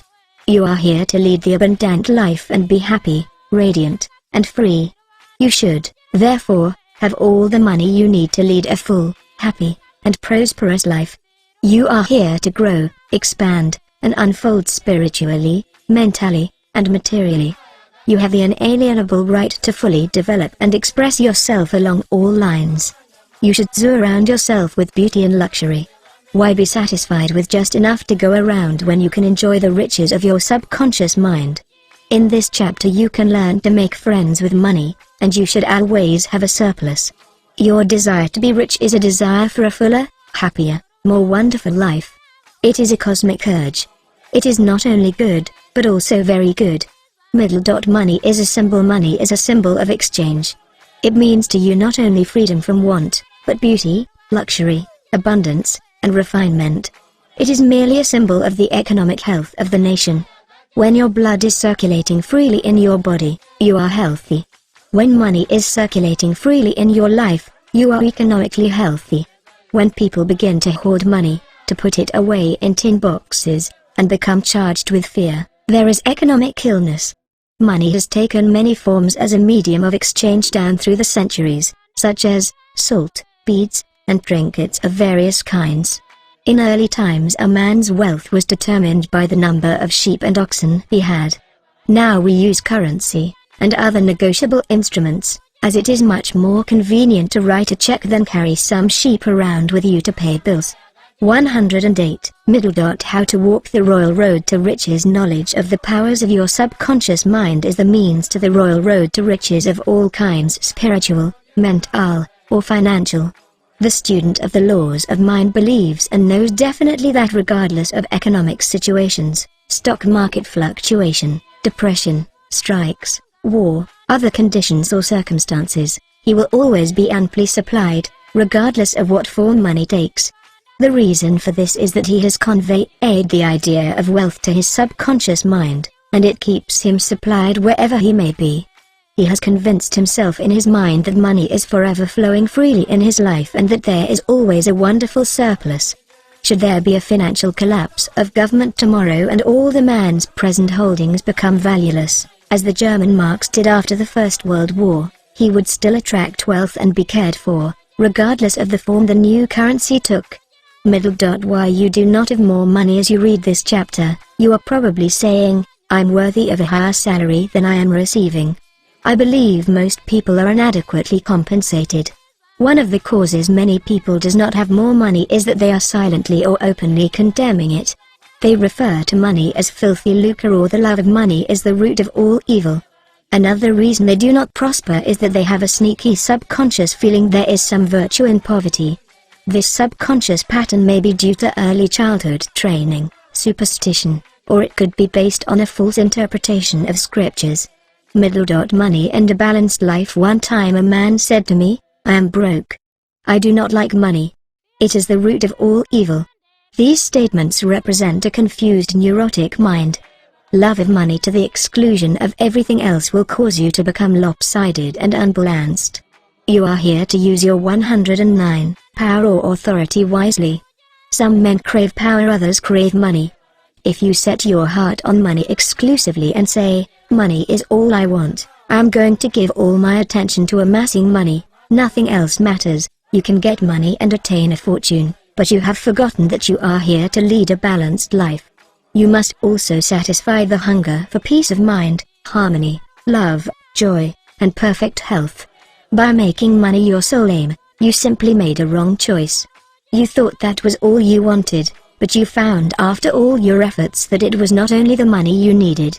You also desired true expression of your hidden talents, true place in life, beauty, and the joy of contributing to the welfare and success of others. By learning the laws of your subconscious mind, you could have $1 million or many millions, if you wanted them, and still have peace of mind, harmony, perfect health, and perfect expression. Poverty is a mental disease. There is no virtue in poverty. It is a disease like any other mental disease. If you were physically ill, you would think there was something wrong with you. you would seek help and do something about the condition at once. Likewise, if you do not have money constantly circulating in your life, there is something radically wrong with you. The urge of the life principle in you is toward growth, expansion, and the life more abundant. You are not here to live in a hovel, dress in rags, and go hungry. You should be happy, prosperous, and successful.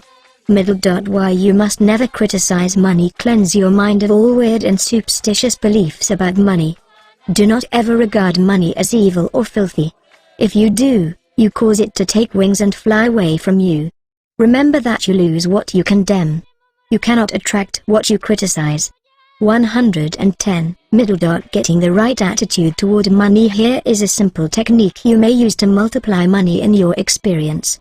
Use the following statements several times a day. I like money, I love it, I use it wisely, constructively, and judiciously. Money is constantly circulating in my life. I release it with joy, and it returns to me multiplied in a wonderful way. It is good and very good. Money flows to me in avalanches of abundance. I use it for good only, and I am grateful for my good and for the riches of my mind. How the scientific thinker looks at money. Suppose, for example, you found gold, silver, lead, copper, or iron in the ground. Would you pronounce these things evil? All evil comes from man's darkened understanding, from his ignorance, from his false interpretation of life, and from his misuse of his subconscious mind.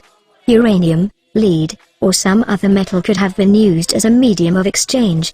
We use paper bills, checks, nickel, and silver. Surely these are not evil. Physicists and chemists know today that the only difference between one metal and another is the number and rate of motion of electrons revolving around a central nucleus. They can now change one metal into another through a bombardment of the atoms in the powerful cyclotron. Gold under certain conditions becomes mercury. I believe that our modern scientists in the near future will be able to make gold, silver, and other metals synthetically in the chemical laboratory. The cost may be prohibitive now, but it can be done.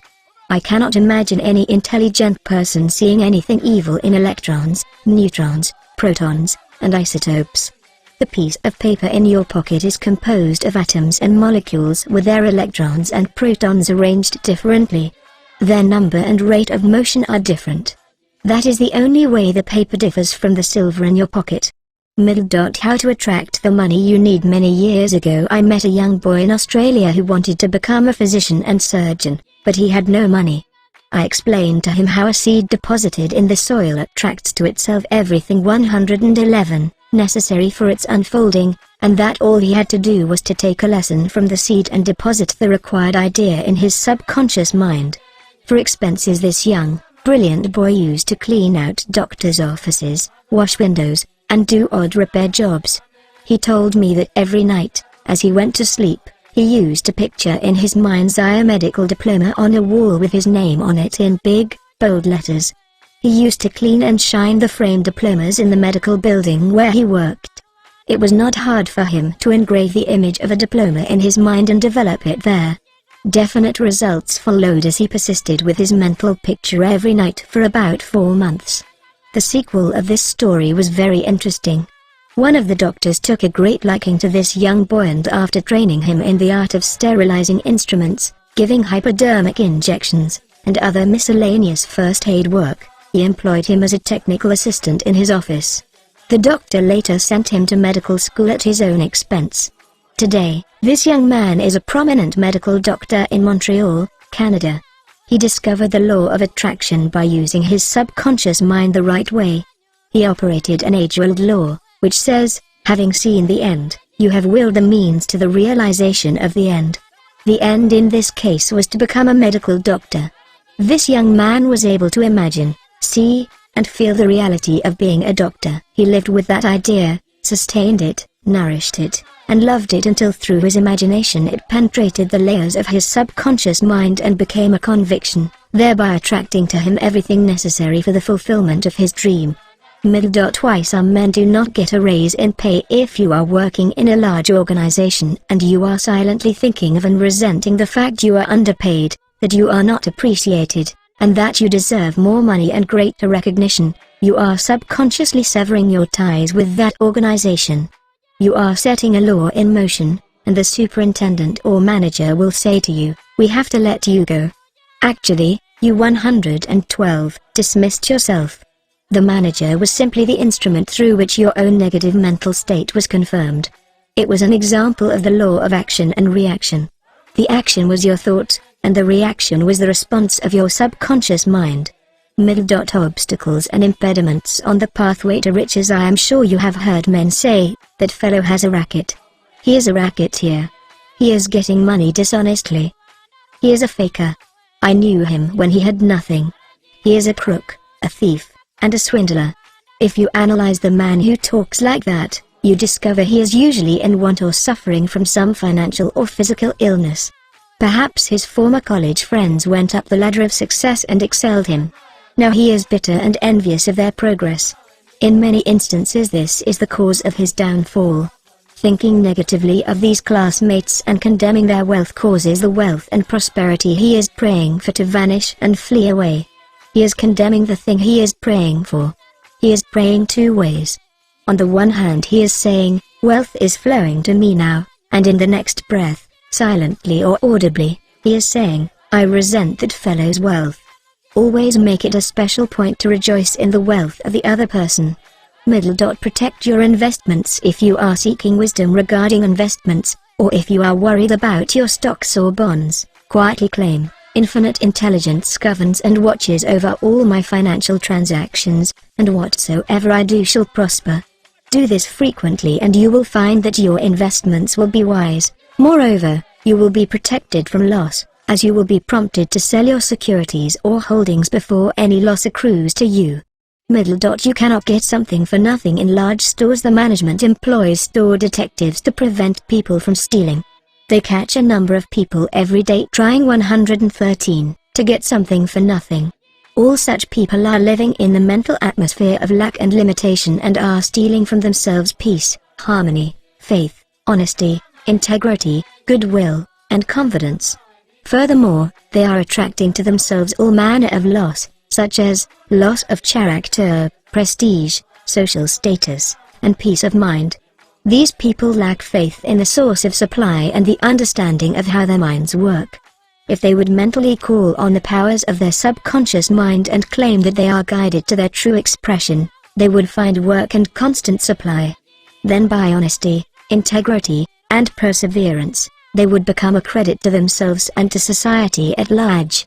Your constant supply of money. Recognizing the powers of your subconscious mind and the creative power of your thought or mental image is the way to opulence, freedom, and constant supply.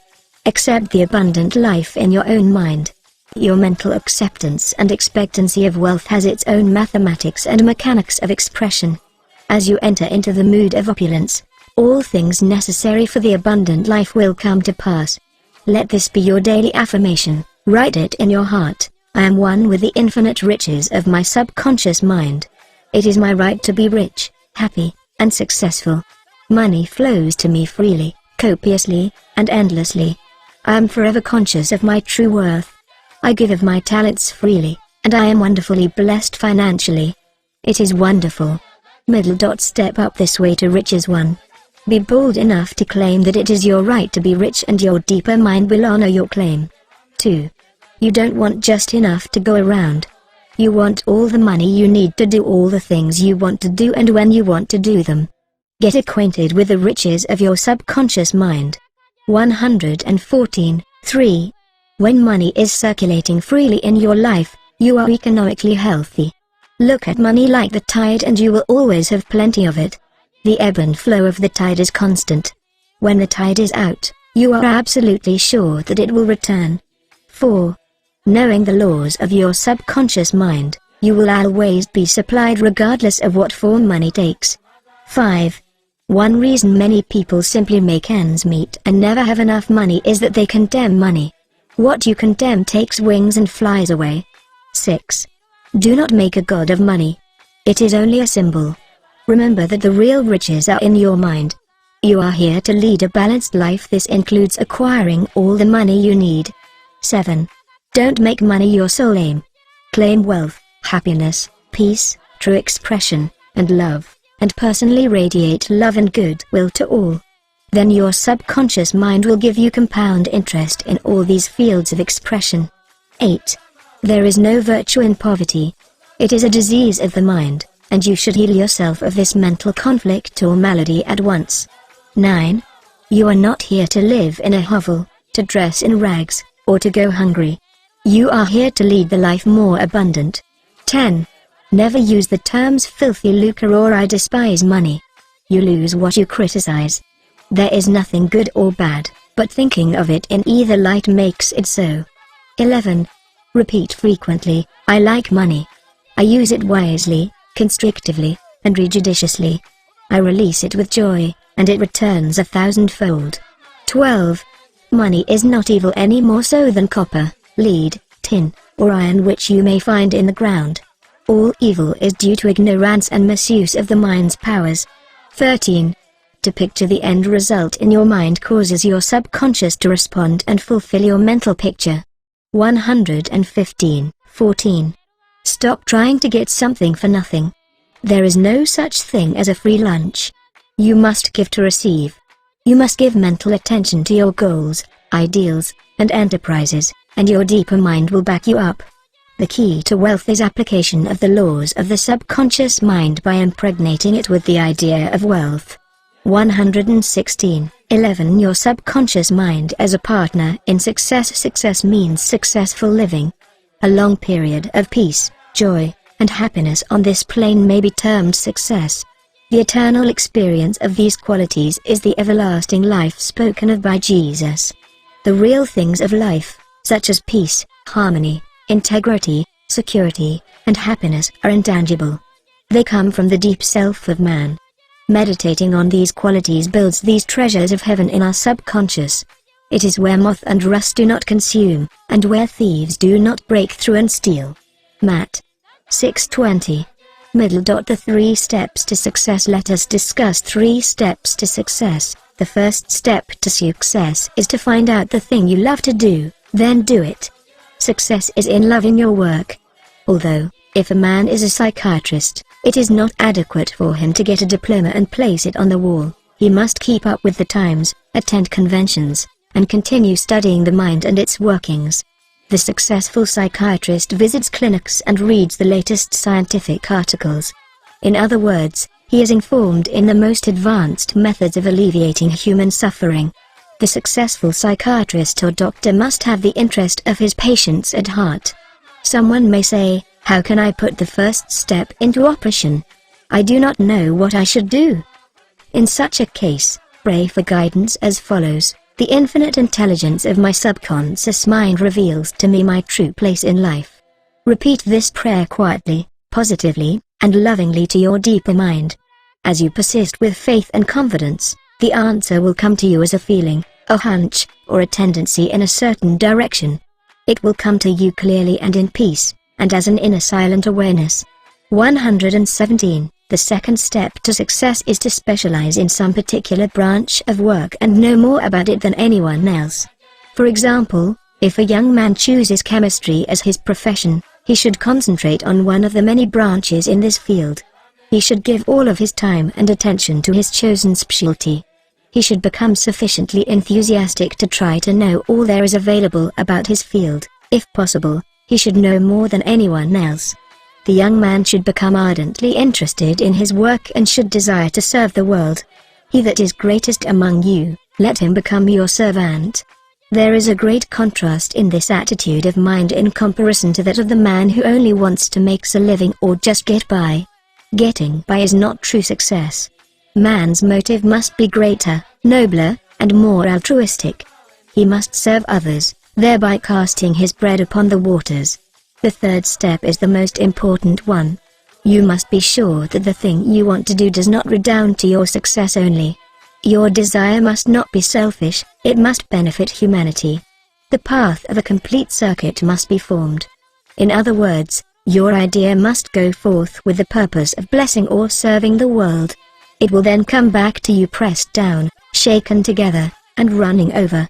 If it is to benefit yourself exclusively, the circle or complete circuit is not formed, and you may experience a short circuit in your life which may consist of limitation or sickness. The measure of true success, some people may say, but Mr. James made a fortune in selling fraudulent oil stock. A man may seem to succeed for a while, but the money he obtained by fraud usually takes wings and flies away. When we rob from another, we rob from ourselves, because we are in a mood of lack and limitation, which may manifest itself in our body, home life, and affairs. What we think and feel, we create. We create what we believe. Even though a man may have accumulated a fortune fraudulently, he is not 118. Successful. There is no success without peace of mind. What good is man's accumulated wealth if he cannot sleep nights, is sick, or has a guilt complex? I knew a man in London who told me of his exploits. He had been a professional pickpocket and had amassed a large amount of money. He had a summer home in France and lived in a royal fashion in England. His story was that he was in constant dread of being arrested by Scotland Yard. He had many inner disorders, which were undoubtedly caused by his constant fear and deep-seated guilt complex. He knew he had done wrong. This deep sense of guilt attracted all kinds of trouble to him.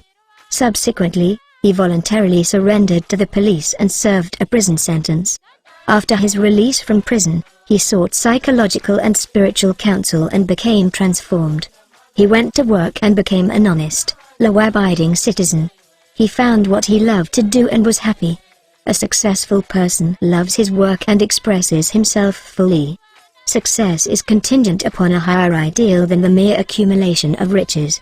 The man of success is the man who possesses great psychological and spiritual understanding.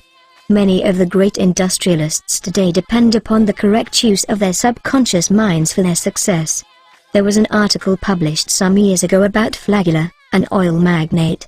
He admitted that the secret of his success was his ability to see a project in its completion.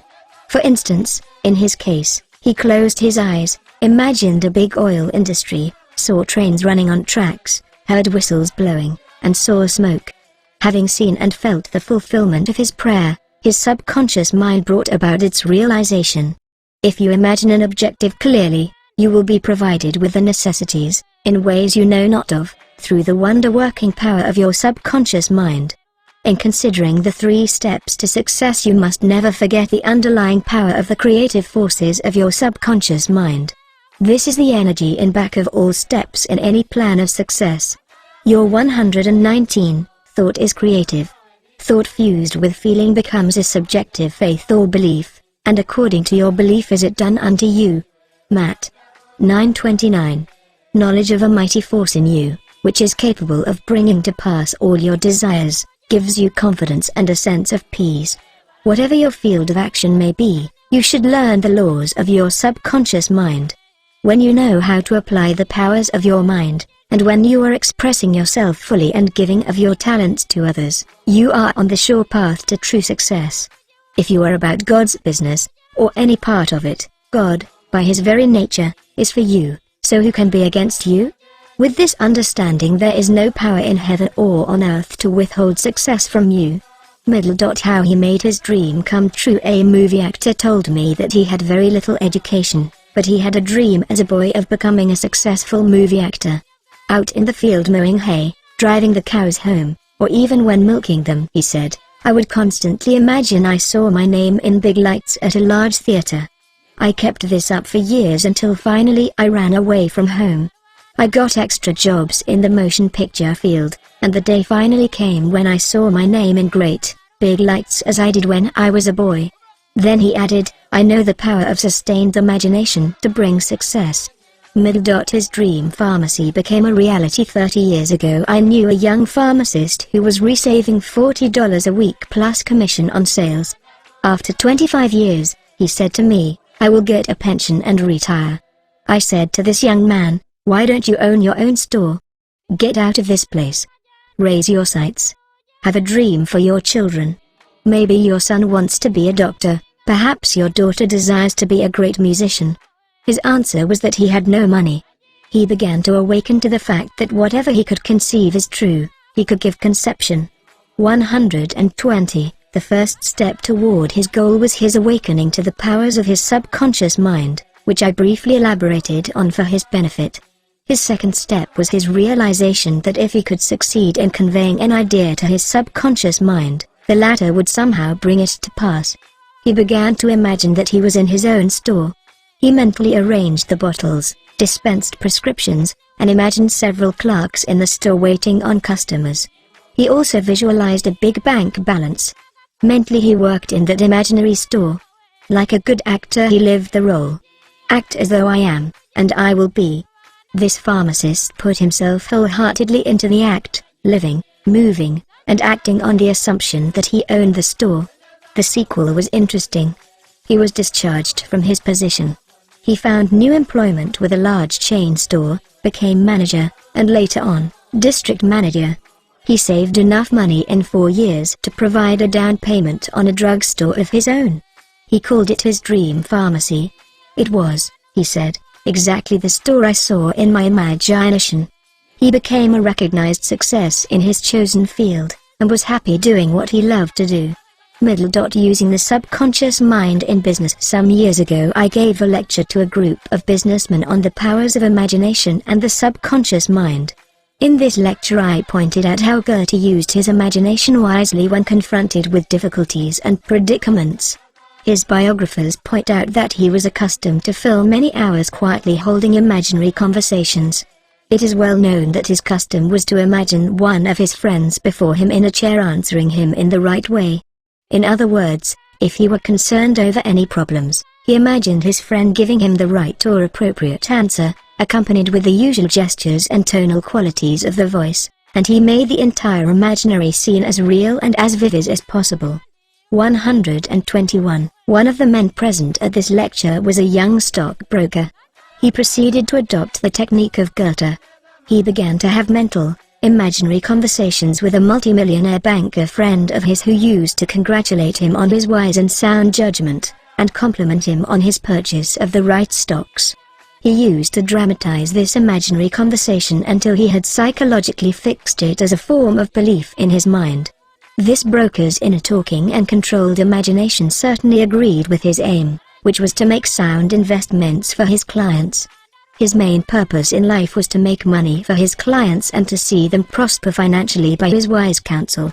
He is still using his subconscious mind in his business, and he is a brilliant success in his field of endeavor. Boy of 16 years turns failure into success. A young boy who was attending high school said to me, "I am getting very poor grades. My memory is failing. I do not know what is the matter." I discovered that the only thing wrong with this boy was his attitude, which was one of indifference, and resentment, towards some of his teachers and fellow students. I taught him how to use his subconscious mind, and how to succeed in his studies. He began to affirm certain truths several times a day, particularly at night prior to sleep, and also in the morning after awakening. These are the best times to impregnate, the subconscious mind. He affirmed as follows: "I realize that my subconscious mind is a storehouse of memory. It retains, everything I read and hear from my teachers.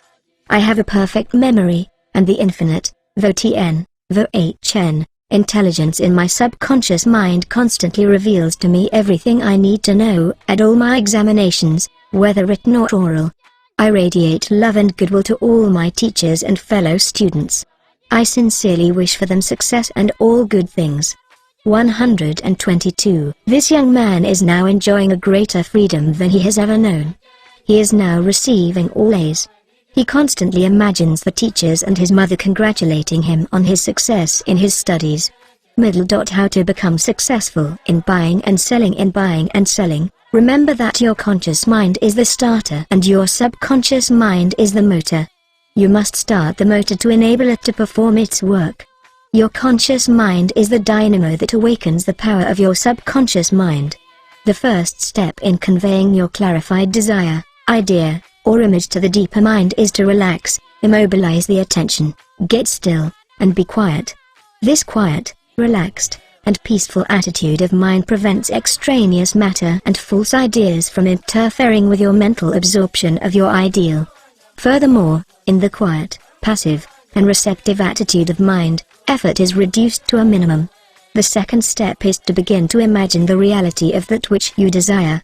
For example, you may wish to buy a home, and in your relaxed state of mind affirm as follows: the infinite intelligence of my subconscious mind is all-wise.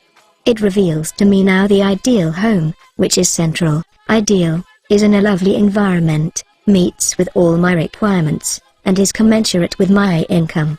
I am now turning this request over to my subconscious mind, and I know it responds according to the nature of my request. I release this request with absolute faith and confidence in the same way that a farmer deposits a seed in the ground, trusting implicitly in the laws of growth.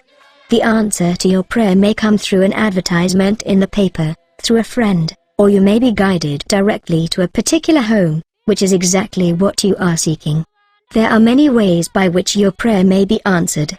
The principal knowledge, in which you may place your confidence, is that the answer always comes, provided you trust the working of your deeper mind.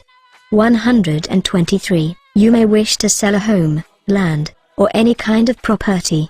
In private consultation with real estate brokers, I have told them of the way I sold my own home on Orlando Avenue in Los Angeles. Many of them have applied the technique I used with remarkable and speedy results. I placed a sign which read, "For sale by owner," in the garden in front of my home. The day after, I said to myself as I was going to sleep, "Supposing you sold your house, what would you do?" I answered my own question and I said, I would take that sign down and throw it into the garage. In my imagination I took hold of the sign, pulled it up from the ground, placed it on my shoulder, went to the garage, threw it on the floor, and said jokingly to the sign, "I don't need you anymore." I felt the inner satisfaction of it all, realizing it was finished. The next day a man gave me a deposit of $1,000 and said to me, "Take your sign down. We will go into escrow now." Immediately I pulled the sign up and took it to the garage. The outer action conformed to the inner. There is nothing new about this. As within, so without, meaning according to the image impressed on your subconscious mind, so it is on the objective screen of your life. The outside mirrors the inside. External action follows internal action. Here is another very popular method used in selling homes, land, or any kind of property.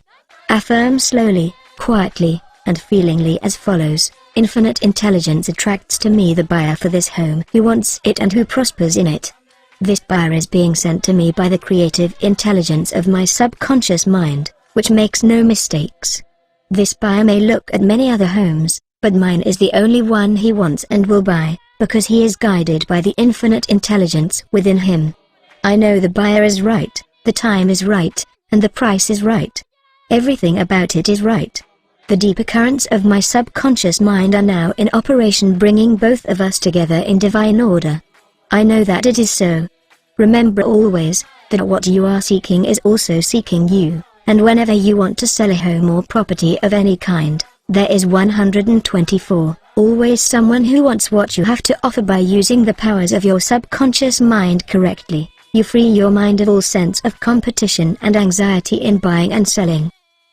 How she succeeded in getting what she wanted. There is a young lady who regularly comes to my lectures and classes. She had to change buses 3 times. It took her 1.5 hours each time to come to the lectures. In one lecture I explained how a young man who needed a car in his work received one. She went home and experimented as outlined in my lecture. Here is her letter in part, narrating her application of my method, and published by her permission. Dear Dr. Murphy, this is how I received a Cadillac car. I wanted one to come to the lectures regularly. In my imagination I went through the identical process I would go through if I were actually driving a car. I went to the showroom, and the salesman took me for a ride in one. I also drove it several blocks. I claimed the Cadillac car as my own over and over again. I kept the mental picture of getting into the car, driving it, feeling the upholstery, etc., consistently for over 2 weeks. Last week I drove to your lectures in a Cadillac. My uncle in Inglewood passed away, and left me his Cadillac and his entire estate. To success technique employed by many outstanding executives and businessmen. There are many prominent businessmen who quietly use the abstract term, success, over and over many times a day until they reach a conviction that success is theirs. They know that the idea of success contains all the essential elements of success. Likewise, you can begin now to repeat the word, success, to yourself with faith and conviction. Your subconscious mind will accept it as true of you, and you will be under a subconscious compulsion to succeed. 125. You are compelled to express your subjective beliefs, impressions, and convictions. What does success imply to you? You want, undoubtedly, to be successful in your home life and in your relationship with others. You wish to be outstanding in your chosen work or profession. You wish to possess a beautiful home, and all the money you need to live comfortably and happily. You want to be successful in your prayer life and in your contact with the powers of your subconscious mind. You are a businessman also because you are in the busyness of living. Become a successful businessman by imagining yourself doing what you long to do, and possessing the things you long to possess. Become imaginative, mentally participate in the reality of the successful state. Make a habit of it. Go to sleep feeling successful every night, and perfectly satisfied, and you will eventually succeed in implanting the idea of success in your subconscious mind. Believe you were born to succeed, and wonders will happen as you pray. Profitable pointers 1. Success means successful living. When you are peaceful, happy, joyous, and doing what you love to do, you are successful. 2. Find out what you love to do, and then do it. If you don't know your true expression, ask for guidance, and the lead will come. 3. Specialize in your particular field and try to know more about it than anyone else. 4. A successful man is not selfish. His main desire in life is to serve humanity. 5. There is no true success without peace of mind. 6. A successful man possesses great psychological and spiritual understanding. 126. 7. If you imagine an objective clearly, you will be provided with the necessities through the wonder-working power of your subconscious mind. 8. Your thought fused with feeling becomes a subjective belief, and according to your belief is it done unto you. 9. The power of sustained imagination draws forth the miracle-working powers of your subconscious mind. 10. If you are seeking promotion in your work, imagine your employer, supervisor, or loved one congratulating you on your promotion. Make the picture vivid and real. Hear the voice, see the gestures, and feel the reality of it all. Continue to do this frequently, and through frequent occupancy of your mind, you will experience the joy of the answered prayer. 11. Your subconscious mind is a storehouse of memory. For a perfect memory, affirm frequently, the infinite intelligence of my subconscious mind reveals to me everything I need to know, at all times, everywhere. 12. If you wish to sell a home or property of any kind, affirm slowly, quietly, and feelingly as follows: infinite intelligence attracts to me the buyer for this house or property, who wants it, and who prospers in it. Sustain this awareness, and the deeper currents of your subconscious mind will bring it to pass. 13. The idea of success contains all the elements of success. Repeat the word, success, to yourself frequently with faith and conviction, and you will be under a subconscious compulsion to succeed. Scientists use the subconscious mind. Many scientists realize the true importance of the subconscious mind. Edison, Marconi, Kettering, Poincare, Einstein, and many others have used the subconscious mind. It has given them the insight and the know-how for all their great achievements in modern science and industry. Research has shown that the ability to bring into 127 action the subconscious power has determined the success of all the great scientific and research workers.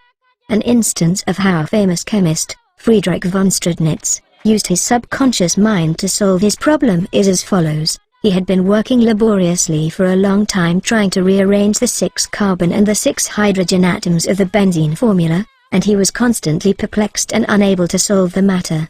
Tired and exhausted, he turned the request over completely to his subconscious mind. Shortly afterward, as he was about to board a London bus, his subconscious presented his conscious mind with a sudden flash of a snake biting its own tail and turning around like a pinwheel.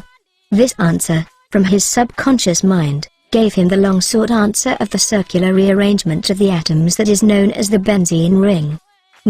How a distinguished scientist brought forth his inventions. Nikola Tesla was a brilliant electrical scientist who brought forth the most amazing innovations. When an idea for a new invention came into his mind, he would build it up in his imagination, knowing that his subconscious mind would reconstruct and reveal to his conscious mind all the parts needed for its manufacture in concrete form.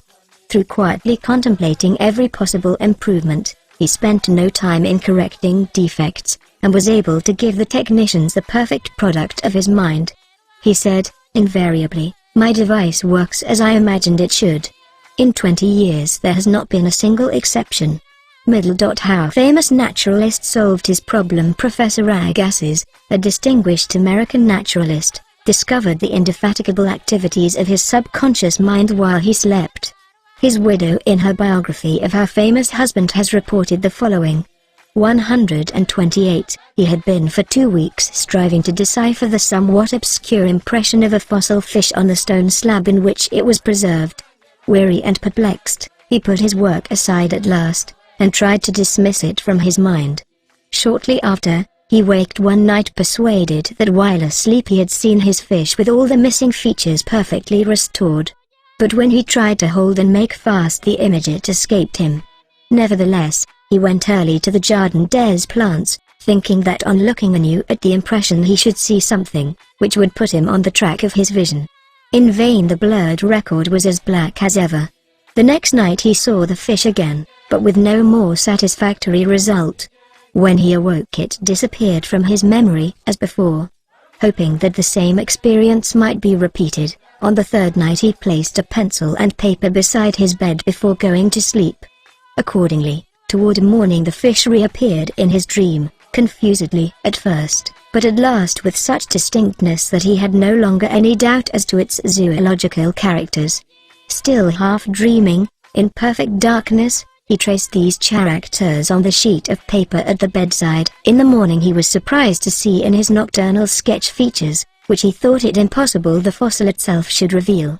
He hastened to the Jardin des Plantes, and, with his drawing as a guide, succeeded in chiseling away the surface of the stone under which portions of the fish proved to be hidden. When wholly exposed, it corresponded with his dream and his drawing, and he succeeded in classifying it with ease. An outstanding physician solved the problem of diabetes. Some years ago I received a clipping from a magazine describing the origin of the discovery of insulin. This is the essence of the article as I recall it. About 40 years ago or more, Dr. Frederick Banting, a brilliant Canadian physician and surgeon, was concentrating his attention on the ravages of diabetes. At that time medical science offered no effective method of arresting the disease. Dr. Banting spent 129 considerable time experimenting and studying the international literature on the subject. One night he was exhausted and fell asleep. While asleep, his subconscious mind instructed him to extract the residue from the degenerated pancreatic duct of dogs. This was the origin of insulin, which has helped millions of people. You will note that Dr. Banting had been consciously dwelling on the problem for some time, seeking a solution, a way out, and his subconscious responded accordingly. It does not follow that you will always get an answer overnight. The answer may not come for some time. Do not be discouraged. Keep on turning the problem over every night to the subconscious mind prior to sleep, as if you had never done it before. One of the reasons for the delay may be that you look upon it as a major problem. You may believe it will take a long time to solve it. Your subconscious mind is timeless and spaceless. Go to sleep believing you have the answer now. Do not postulate the answer in the future. Have an abiding faith in the outcome. Become convinced now as you read this book that there is an answer and a perfect solution for you. How a famous scientist and physicist escaped from a Russian concentration camp. Dr. Lothar von Blenkschmidt, a member of the Rocket Society and an outstanding research electronic engineer, gives the following condensed summary of how he used his subconscious mind to free himself from certain death at the hands of brutal guards in a Russian prison camp coal mine. He states as follows: I was a prisoner of war in a coal mine in Russia, and I saw men dying all around me in that prison compound. We were watched over by brutal guards, arrogant officers, and sharp, fast-thinking commissars. After a short medical checkup, a quota of coal was assigned to each person. My quota was 300 pounds per day. 130, in case any man did not fill his quota, his small food ration was cut down, and in a short time he was resting in the cemetery. I started concentrating on my escape. I knew that my subconscious mind would somehow find a way. My home in Germany was destroyed, my family wiped out, all my friends and former associates were either killed in the war or were in concentration camps. I said to my subconscious mind, I want to go to Los Angeles, and you will find the way. I had seen pictures of Los Angeles and I remembered some of the boulevards very well as some of the buildings. Every day and night I would imagine I was walking down Wilshire Boulevard with an American girl whom I met in Berlin prior to the war. She is now my wife. In my imagination we would visit the stores, ride buses, and eat in the restaurants. Every night I made it a special point to drive my imaginary American automobile up and down the boulevards of Los Angeles. I made all this vivid and real. These pictures in my mind were as real and as natural to me as one of the trees outside the prison camp. Every morning the chief guard would count the prisoners as they were lined up. He would call out 1, 2, 3, etc., and when 17 was called out, which was my number in sequence, I stepped aside. In the meantime, the guard was called away for a minute or so, and on his return he started by mistake on the next man as number 17. When the crew returned in the evening, the number of men was the same, and I was not missed, and the discovery would take a long time. I walked out of the camp undetected and kept walking for 24 hours, resting in a deserted town the next day. I was able to live by fishing and killing some wildlife. I found coal trains going to Poland and traveled on them by night, until finally I reached Poland. With the help of friends, I made my way to Lucerne, Switzerland. One evening at the Palace Hotel, Lucerne, I had a talk with a man and his wife from the United States of America.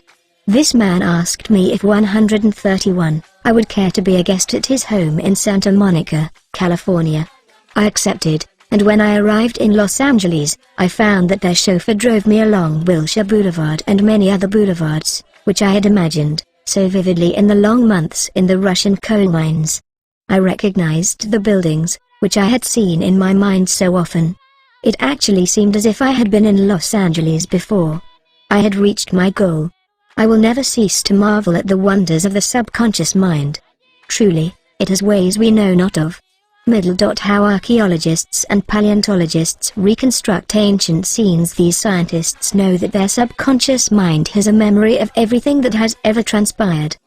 As they study the ancient ruins and fossils, through their imaginative perception, their subconscious mind aids them in reconstructing the ancient scenes.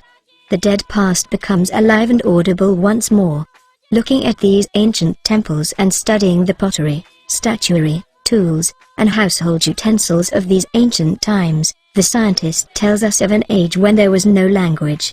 Communication was done by grunts, groans, and signs.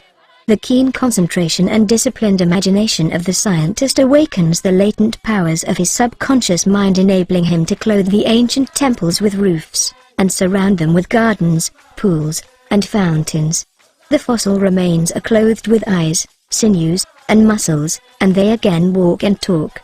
The past becomes the living present, and we find that in mind there is no time or space. Through disciplined, controlled, and directed imagination, you can be a companion of the most scientific and inspired thinkers of all time. How to receive guidance from your subconscious when you have what you term a difficult decision to make, or when you fail to see the solution to your problem. Begin at once to 132, think constructively about it. If you are fearful and worried, you are not really thinking. True thinking is free from fear. Here is a simple technique you can use to receive guidance on any subject. Quiet the mind and still the body. Tell the body to relax, it has to obey you. It has no volition, initiative, or self-conscious intelligence. Your body is an emotional disk, which records your beliefs and impressions. Mobilize your attention, focus your thought on the solution to your problem. Try to solve it with your conscious mind. Think how happy you would be about the perfect solution. Sense the feeling you would have if the perfect answer were yours now. Let your mind play with this mood in a relaxed way, then drop off to sleep. When you awaken, and you do not have the answer, get busy about something else. Probably, when you are preoccupied with something else, the answer will come into your mind like toast pops out of a toaster. In receiving guidance from the subconscious mind, the simple way is the best. This is an illustration. I once lost a valuable ring, which was an heirloom. I looked everywhere for it and could not locate it. At night I talked to the subconscious in the same manner that I would talk to anyone. I said to it prior to dropping off to sleep, "You know all things, you know where that ring is, and you now reveal to me where it is." In the morning I awoke suddenly with the words ringing in my ear, "Ask Robert." I thought it very strange that I should ask Robert, a young boy about 9 years of age. However, I followed the inner voice of intuition. Robert said, "Oh, yes, I picked it up in the yard while I was playing with the boys. I placed it on the desk in my room. I did not think it worth anything, so I did not say anything about it." The subconscious mind will always answer you if you trust it. 133. His subconscious revealed the location of his father's will. A young man who attends my lectures had this experience. His father died and apparently left no will. However, this man's sister told him that their father had confided to her that a will had been executed which was fair to all. Every attempt to locate the will failed. Prior to sleep he talked to his deeper mind as follows: "I now turn this request over the subconscious mind. It knows just where that will is, and reveals it to me." Then he condensed his request down to one word, "answer," repeating it over and over again as a lullaby. He lulled himself to sleep with the word, "answer." The next morning this young man had an overpowering hunch to go to a certain bank in Los Angeles where he found a safe deposit vault registered in the name of his father, the contents of which solved all his problems. Your thought, as you go to sleep, arouses the powerful latency, which is within you. For example, let us suppose you are wondering whether to sell your home, buy a certain stock, sever partnership, move to New York or stay in Los Angeles, dissolve the present contract or take a new one. Do this, sit quietly in your armchair or at the desk in your office. Remember that there is a universal law of action and reaction. The action is your thought. The reaction is the response from your subconscious mind. The subconscious mind is reactive and reflexive. This is its nature. It rebounds, rewards, and repays. It is the law of correspondence. It responds by corresponding. As you contemplate right action, you will automatically experience a reaction or response in yourself, which represents the guidance or answer of your subconscious mind. In seeking guidance, you simply think quietly about right action, which means that you are using the infinite intelligence resident in the subconscious mind to the point where it begins to use you. From there on, your course of action is directed and controlled by the subjective wisdom within you, which is all-wise and omnipotent. Your decision will be right. 134. There will only be right action because you are under a subjective compulsion to do the right thing. I use the word compulsion because the law of the subconscious is compulsion. The secret of guidance or right action is to mentally devote yourself to the right answer, until you find its response in you. The response is a feeling, an inner awareness, and an overpowering hunch whereby you know that you know. You have used the power to the point where it begins to use you. You cannot possibly fail or make one false step while operating under the subjective wisdom within you. You will find that all your ways are pleasantness and all your paths are peace. Highlights to recall 1. Remember that the subconscious mind has determined the success and wonderful achievements of all great scientific workers. 2. By giving your conscious attention and devotion to the solution of a perplexing problem, your subconscious mind gathers all the necessary information and presents it full-blown to the conscious mind. 3. If you are wondering about the answer to a problem, try to solve it objectively. Get all the information you can from research and also from others. If no answer comes, turn it over to your subconscious mind prior to sleep, and the answer always comes. It never fails. 4. You do not always get the answer overnight. Keep on turning your request over to your subconscious until the day breaks and the shadows flee away. 5. You delay the answer by thinking it will take a long time or that it is a major problem. Your subconscious has no problem, it knows only the answer. 6. Believe that you have the answer now. Feel the joy of the answer and the way you would feel if you had the perfect answer. Your subconscious will respond to your feeling. 135. 7. Any mental picture, backed by faith and perseverance, will come to pass through the miracle-working power of your subconscious. Trust it, believe in its power, and wonders will happen as you pray. 8. Your subconscious is the storehouse of memory, and within your subconscious are recorded all your experiences since childhood. 9. Scientists meditating on ancient scrolls, temples, fossils, etc., are able to reconstruct scenes of the past and make them alive today. Their subconscious mind comes to their aid. 10. Turn over your request for a solution to your subconscious prior to sleep. Trust it and believe in it, and the answer will come. It knows all and sees all, but you must not doubt or question its powers. 11. The action is your thought, and the reaction is the response of your subconscious mind. If your thoughts are wise, your actions and decisions will be wise. 12. Guidance comes as a feeling, an inner awareness, an overpowering hunch whereby you know that you know. It is an inner sense of touch. Follow it. 136. 13. Your subconscious and the wonders of sleep. You spend about 8 out of every 24 hours, or 1/3 of your entire life, in sleep. This is an inexorable law of life. This also applies to the animal and vegetable kingdoms. Sleep is a divine law, and many answers to our problems come to us when we are sound asleep upon the bed. Many people have advocated the theory that you get tired during the day, that you go to sleep to rest the body, and that reparative process takes place while you sleep. Nothing rests in sleep. Your heart, lungs, and all your vital organs function while you are asleep.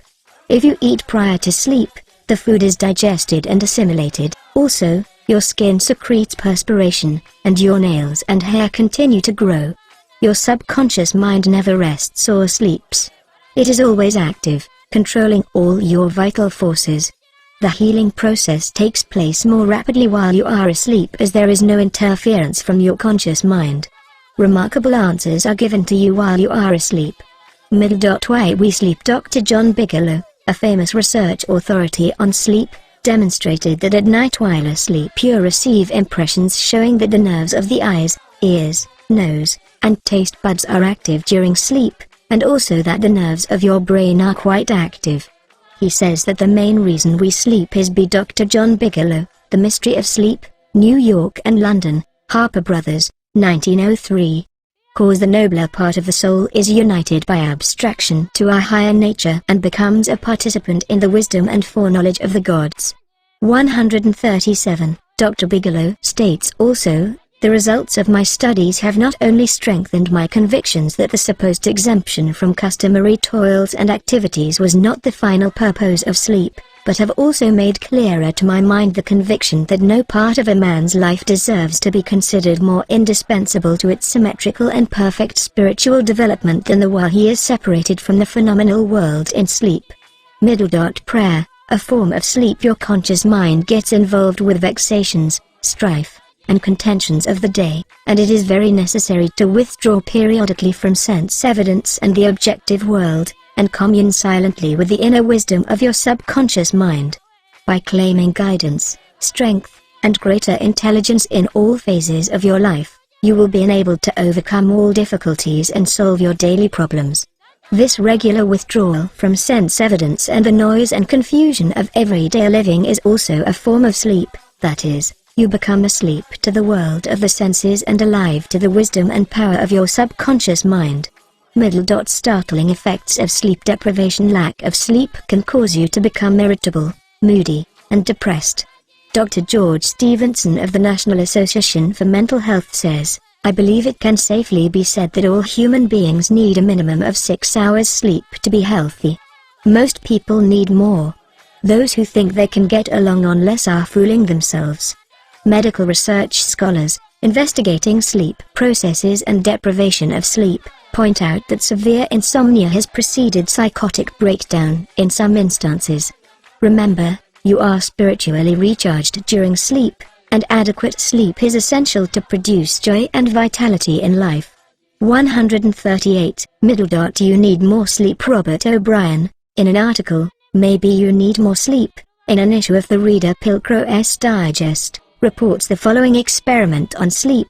For the last 3 years, experiments have been in progress at Walter Reed Army Institute of Research in Washington, D.C. Subjects, more than 100 military and civilian volunteers, have been kept awake for as long as 4 days. Thousands of tests have measured the effects on their behavior and personality. Results of these tests have given scientists astonishingly new insights into the mysteries of sleep. They now know that the tired brain apparently craves sleep so hungrily that it will sacrifice anything to get it. After only a few hours of sleep loss, fleeting stolen naps called lapses, or microsleep, occurred at the rate of 3 or 4 an hour. As in real sleep, eyelids drooped, heartbeat slowed. Each lapse lasted just a fraction of a second. Sometimes the lapses were periods of blankness, sometimes they were filled with images, wisps of dreams. As hours of sleep loss mounted, the lapses took place more often and lasted longer, perhaps 2 or 3 seconds. Even if the subjects had been piloting an airliner in a thunderstorm, they still couldn't have resisted micro-sleeps for those few priceless seconds. And it can happen to you, as many who have fallen asleep at the wheel of a car can testify. Another startling effect of sleep deprivation was its attack on human memory and perception. Many sleep-deprived subjects were unable to retain information long enough to relate it to the task they were supposed to perform. They were totally befuddled in situations requiring them to hold several factors in mind and act on them, as a pilot must when he skillfully integrates wind direction, airspeed, altitude, and glide path to make a safe landing. Sleep brings counsel. A young lady in Los Angeles who listens to my morning radio talks told me that she had been offered a lucrative position in New York 139 city at twice her present salary. She was wondering whether to accept or not and prayed prior to sleep as follows: The creative intelligence of my subconscious mind knows what is best for me. Its tendency is always lifeward, and it reveals to me the right decision, which blesses all concerned. I give thanks for the answer which I know will come to me.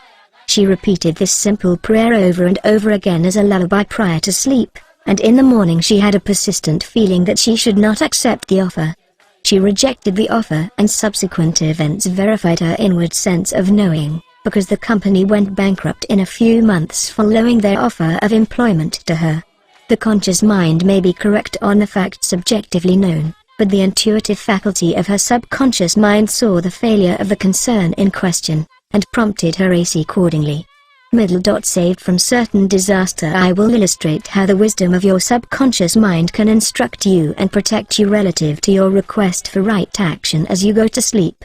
Many years ago, before the Second World War, I was offered a very lucrative assignment in the Orient, and I prayed for guidance and the right decision as follows: Infinite intelligence within me knows all things, and the right decision is revealed to me in divine order. I will recognize the answer when it comes. I repeated this simple prayer over and over again as a lullaby prior to sleep, and in a dream came the vivid realization of things to come 3 years hence. An old friend appeared in the dream and said, "Read these headlines, do not go." The headlines of the newspaper, which appeared in the dream, related to war and the attack on Pearl Harbor. Occasionally, the writer dreams literally. The aforementioned dream was undoubtedly a dramatization of the subconscious mind which projected a person whom I trusted and respected. To some, a warning may come in the form of a mother who appears in a dream. 140. She tells the person not to go here or there, and the reason for the warning. Your subconscious mind is all-wise. It knows all things.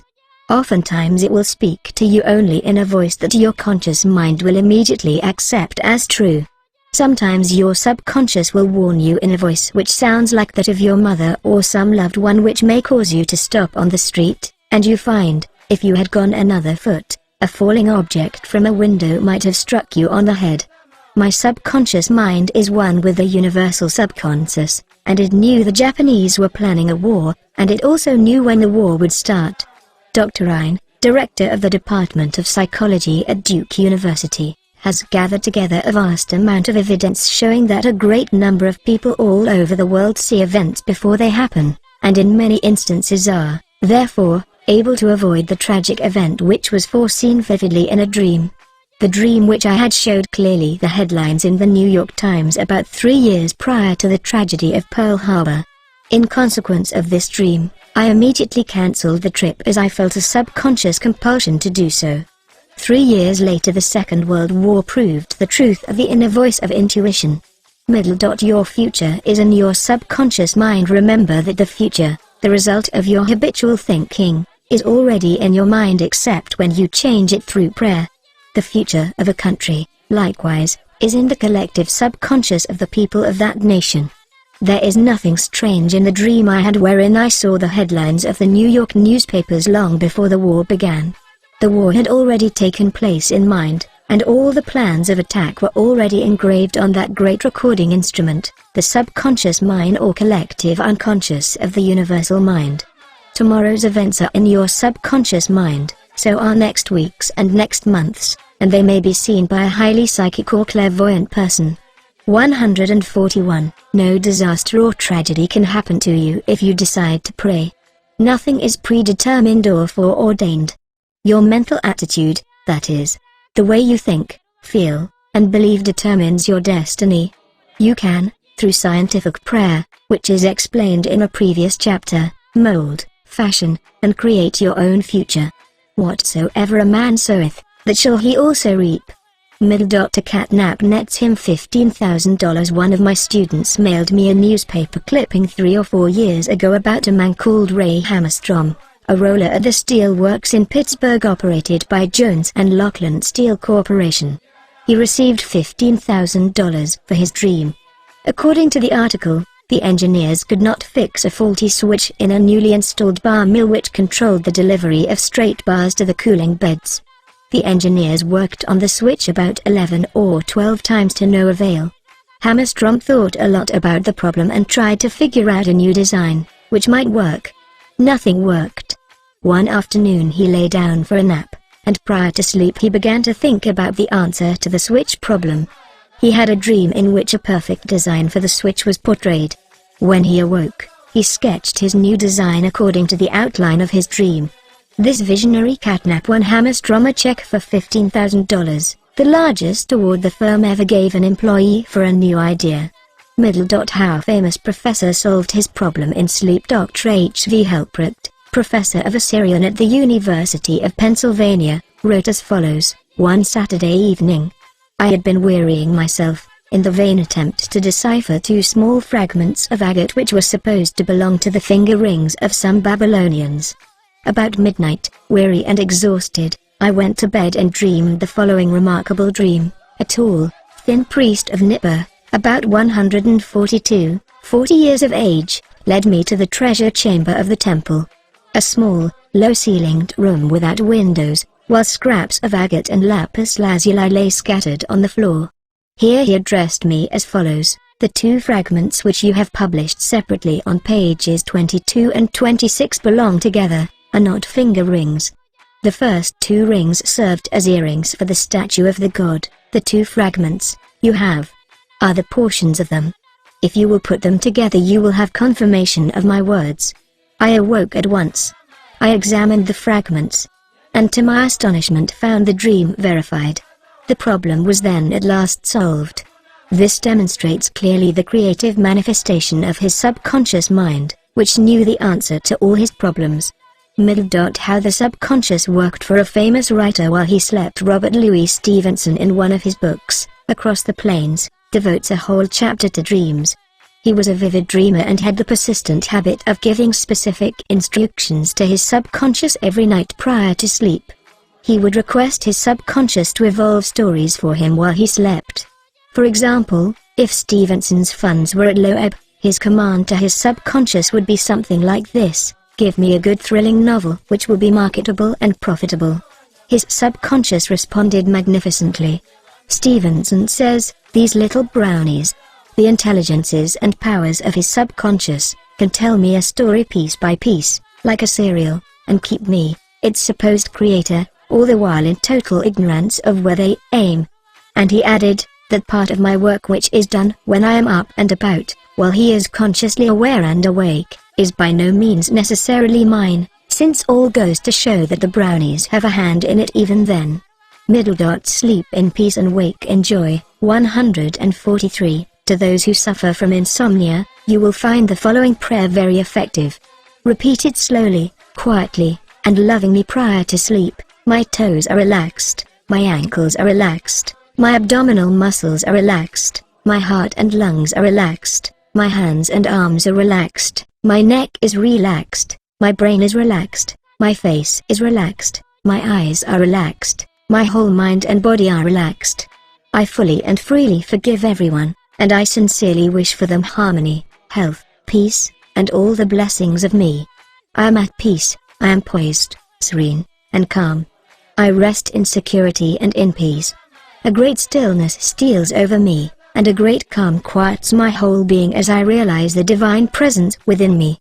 I know that the realization of life and love heals me. I wrap myself in the mantle of love and fall asleep filled with goodwill for all. Throughout the night peace remains with me, and in the morning I shall be filled with life and love. A circle of love is drawn around me. I will fear no evil, for thou art with me. I sleep in peace, I wake in joy, and in him I live, move, and have my being. Summary of your aids to the wonders of sleep. 1. If you are worried that you will not wake up on time, suggest to your subconscious mind prior to sleep the exact time you wish to arise, and it will awaken you. It needs no clock. Do the same thing with all problems. There is nothing too hard for your subconscious. 2. Your subconscious never sleeps. It is always on the job. It controls all your vital functions. Forgive yourself and everyone else before you go to sleep, and healing will take place much more rapidly. 3. Guidance is given you while you are asleep, sometimes in a dream. The healing currents are also released, and in the morning you feel refreshed and rejuvenated. 4. When troubled by the vexations and strife of the day, still the wheels of your mind and think about the wisdom and intelligence lodged in your subconscious mind, which is ready to respond to you. This will give you peace, strength, and confidence. 144. 5. Sleep is essential for peace of mind and health of body. Lack of sleep can cause irritation, depression, and mental disorders. You need 8 hours sleep. 6. Medical research scholars point out that insomnia precedes psychotic breakdowns. 7. You are spiritually recharged during sleep. Adequate sleep is essential for joy and vitality in life. 8. Your tired brain craves sleep so hungrily that it will sacrifice anything to get it. Many who have fallen asleep at the wheel of an automobile can testify to this. 9. Many sleep-deprived people have poor memories and lack proper coordination. They become befuddled, confused, and disorientated. 10. Sleep brings counsel. Prior to sleep, claim that the infinite intelligence of your subconscious mind is guiding and directing you. Then, watch for the lead, which comes, perhaps on awakening. 11. Trust your subconscious completely. Knows that its tendency is always lifeward. Occasionally, your subconscious answers you in a very vivid dream and a vision in the night. You can be forewarned in a dream in the same way as the author of this book was warned. 12. Your future is in your mind now, based on your habitual thinking and beliefs. Claim infinite intelligence leads and guides you, and that all good is yours, and your future will be wonderful. Believe it and accept it. Expect the best, and invariably the best will come to you. 13. If you are writing a novel, play, or book, or are working on an invention, speak to your subconscious mind at night and claim boldly that its wisdom, intelligence, and power are guiding, directing, and revealing to you the ideal play, novel, book, or revealing the perfect solution, whatever it may be. Wonders will happen as you pray this way. 145. 14. Your subconscious mind and marital problems. Ignorance of the functions and powers of the mind is the cause of all marital trouble. each using the law of mind correctly can solve friction between husband and wife. By praying together they stay together. The contemplation of divine ideals, the study of the laws of life, the mutual agreement on a common purpose and plan, and the enjoyment of personal freedom bring about that harmonious marriage, that wedded bliss, that sense of oneness where the two become one. The best time to prevent divorce is before marriage. It is not wrong to try to get out of a very bad situation. But, why get into the bad situation in the first place? Would it not be better to give attention to the real cause of marital problems, in other words, to really get at the root of the matter involved? As with all other problems of men and women, the problems of divorce, separation, annulment, and endless litigation are directly traceable to lack of knowledge of the working and interrelationship of the conscious and subconscious mind. The meaning of marriage to be real must first be on a spiritual basis. It must be of the heart, and the heart is the chalice of love. Honesty, sincerity, kindness, and integrity are also forms of love. Each partner should be perfectly honest and sincere with the other. It is not a true marriage when a man marries a woman for her money, social position, or to lift his ego, because this indicates a lack of sincerity, honesty, and true love. Such a marriage is a farce, a sham, and a masquerade. When a woman says, "I am tired working, I want to get married because I want security," her premise is false. She is not using the laws of mind correctly. Her security depends upon her knowledge of 146, the interaction of the conscious and subconscious mind and its application. For example, a woman will never lack for wealth or health if she applies the techniques outlined in the respective chapters of this book. Her wealth can come to her independent of her husband, father, or anyone else. A woman is not dependent on her husband for health, peace, joy, inspiration, guidance, love, wealth, security, happiness, or anything in the world. Her security and peace of mind come from her knowledge of the inner powers within her and from the constant use of the laws of her own mind in a constructive fashion.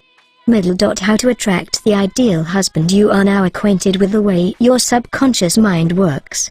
You know that whatever you impress upon it will be experienced in your world. Begin now to impress your subconscious mind with the qualities and characteristics you desire in a man. The following is an excellent technique. Sit down at night in your armchair, close your eyes, let go, relax the body, become very quiet, passive, and receptive.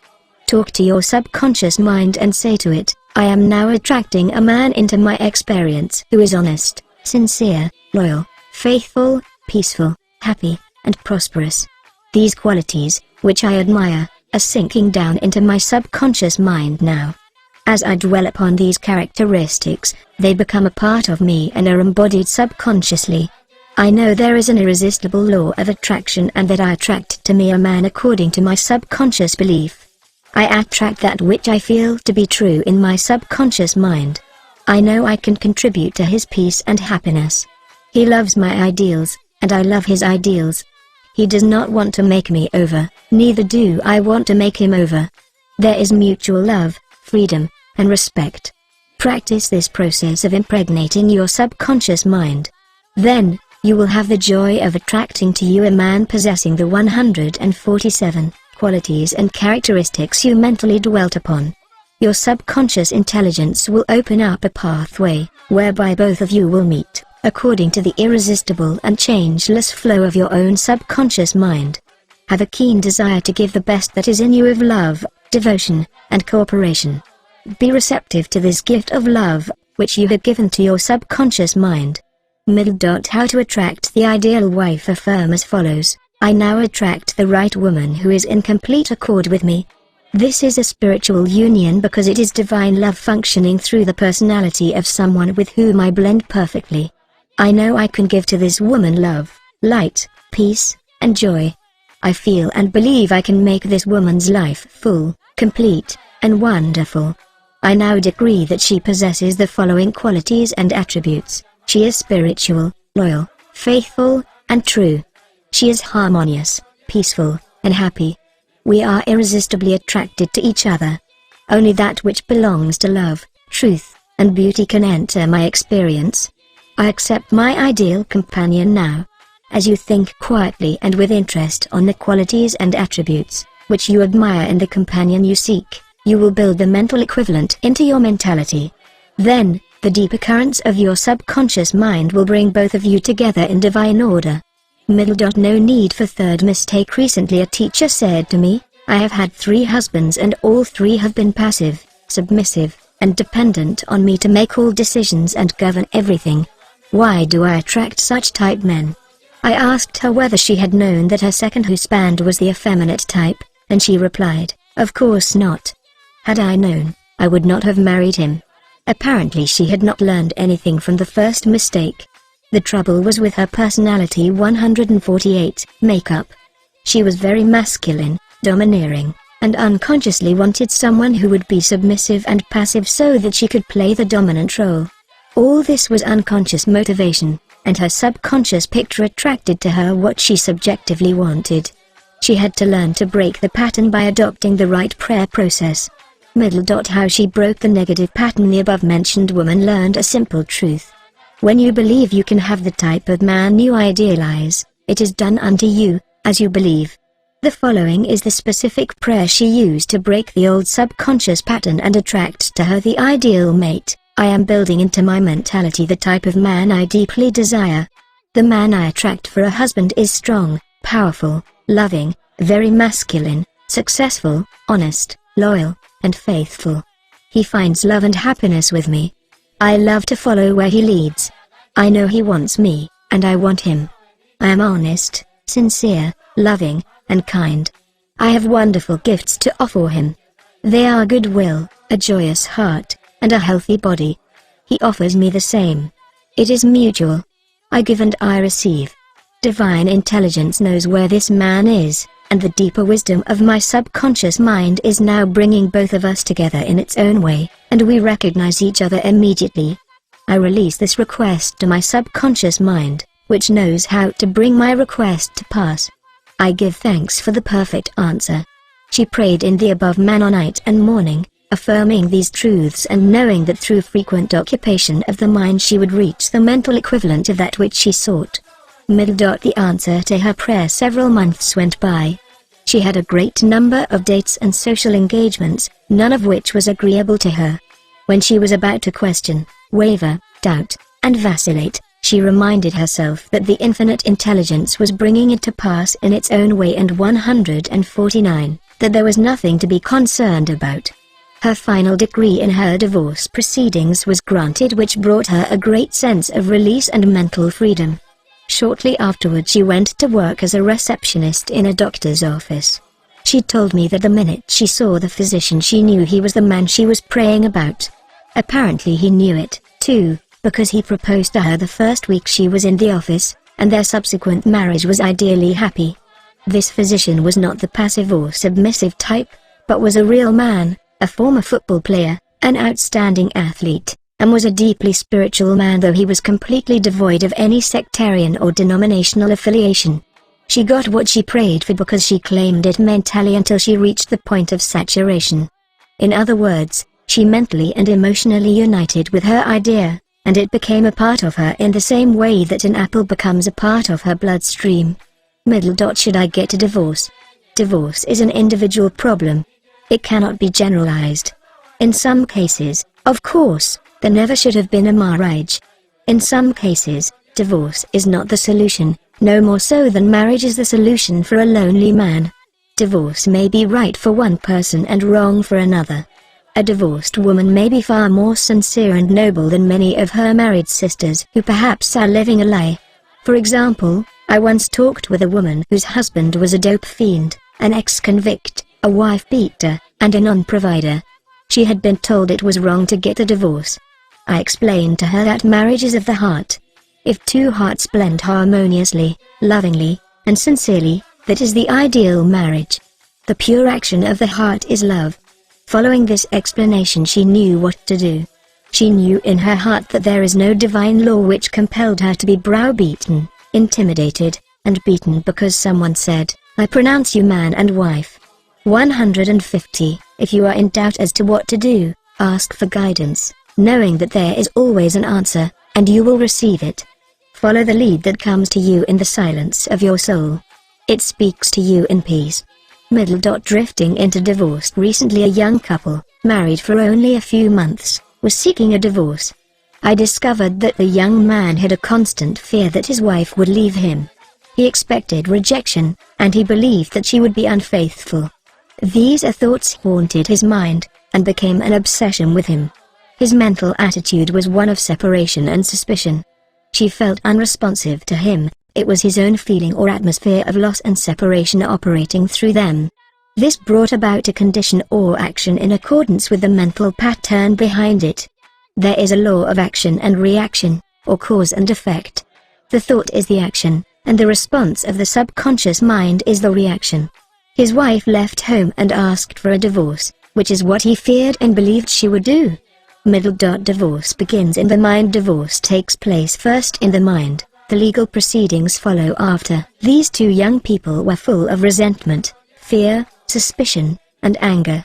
These attitudes weaken, exhaust, and debilitate the whole being. They learned that hate divides and that love unites. They began to realize what they had been doing with their minds. Neither one of them knew the law of mental action, nor they were misusing their minds and bringing on chaos and misery. These two people went back together at my suggestion and experimented with prayer therapy. They began to radiate love, peace, and goodwill to each other. Each one practiced radiating harmony, health, peace, and love to the other, and they alternated in the reading of the Psalms every night. Their marriage is growing more beautiful every day. 151. The nagging wife. Many times the reason the wife nags is because she gets no attention. Oftentimes, it is a craving for love and affection. Give your wife attention, and show your appreciation. Praise and exalt all her many good points. There is also the nagging type of woman who wants to make the man conform to her particular pattern. This is about the quickest way in the world to get rid of a man. The wife and the husband must cease being scavengers, always looking at the petty faults or errors in each other. Let each give attention and praise for the constructive and wonderful qualities in the other. The brooding husband. If a man begins to brood, grows morbid against his wife because of the things she said or did, he is, psychologically speaking, committing adultery. One of the meanings of adultery is idolatry, that is, giving attention to or uniting mentally with that which is negative and destructive. When a man is silently resenting his wife and is full of hostility toward her, he is unfaithful. He is not faithful to his marriage vows, which are to love, cherish, and honor her all the days of his life. The man who is brooding, bitter, and resentful can swallow his sharp remarks, abate his anger, and he can go to great lengths to be considerate, kind, and courteous. He can deftly skirt the differences. Through praise and mental effort, he can get out of the habit of antagonism. Then, he will be able to get along better, not only with his wife, but with business associates also. Assume the harmonious state, and eventually you will find peace and harmony. 152. The great mistake. A great mistake is to discuss your marital problems or difficulties with neighbors and relatives. Suppose, for example, a wife says to the neighbor, "John never gives me any money. He treats my mother abominably, drinks to excess, and is constantly abusive and insulting." Now, this wife is degrading and belittling her husband in the eyes of all the neighbors and relatives. He no longer appears as the ideal husband to them. Never discuss your marital problems with anyone except a trained counselor. Why cause numerous people to think negatively of your marriage? Moreover, as you discuss and dwell upon these shortcomings of your husband, you are actually creating these states within yourself. Who is thinking and feeling it? You are. As you think and feel, so are you. Relatives will usually give you the wrong advice. It is usually biased and prejudiced because it is not given in an impersonal way. Any advice you receive which violates the golden rule, which is a cosmic law, is not good or sound. It is well to remember that no two human beings ever lived beneath the same roof without clashes of temperament, periods of hurts and strain. Never display the unhappy side of your marriage to your friends. Keep your quarrels to yourself. Refrain from criticism and condemnation of your partner. Middle dot. Don't try to make your wife over. A husband must not try to make his wife over into a second edition of himself. The tactless attempt to change her in many ways is foreign to her nature. These attempts are always foolish, and many times result in dissolution of the marriage. These attempts to alter her destroy her pride and self-esteem, and arouse a spirit of contrariness and resentment that proves fatal to the marriage bond. Adjustments are needed, of course, but if you have a good look inside your own mind, and study your character and behavior, you will find so many shortcomings, they will keep you busy the rest of 153. You're me. If you say, I will make him over into what I want, you are looking for trouble and the divorce court. You are asking for misery. You will have to learn the hard way that there is no one to change but yourself. Middle dot. Pray together and stay together through steps in prayer. The first step, never carry over from one day to another accumulated irritations arising from little disappointments. Be sure to forgive each other for any sharpness before you retire at night. The moment you awaken in the morning, claim infinite intelligence is guiding you in all your ways. Send out loving thoughts of peace, harmony, and love to your marriage partner, to all members of the family, and to the whole world. The second step, say grace at breakfast.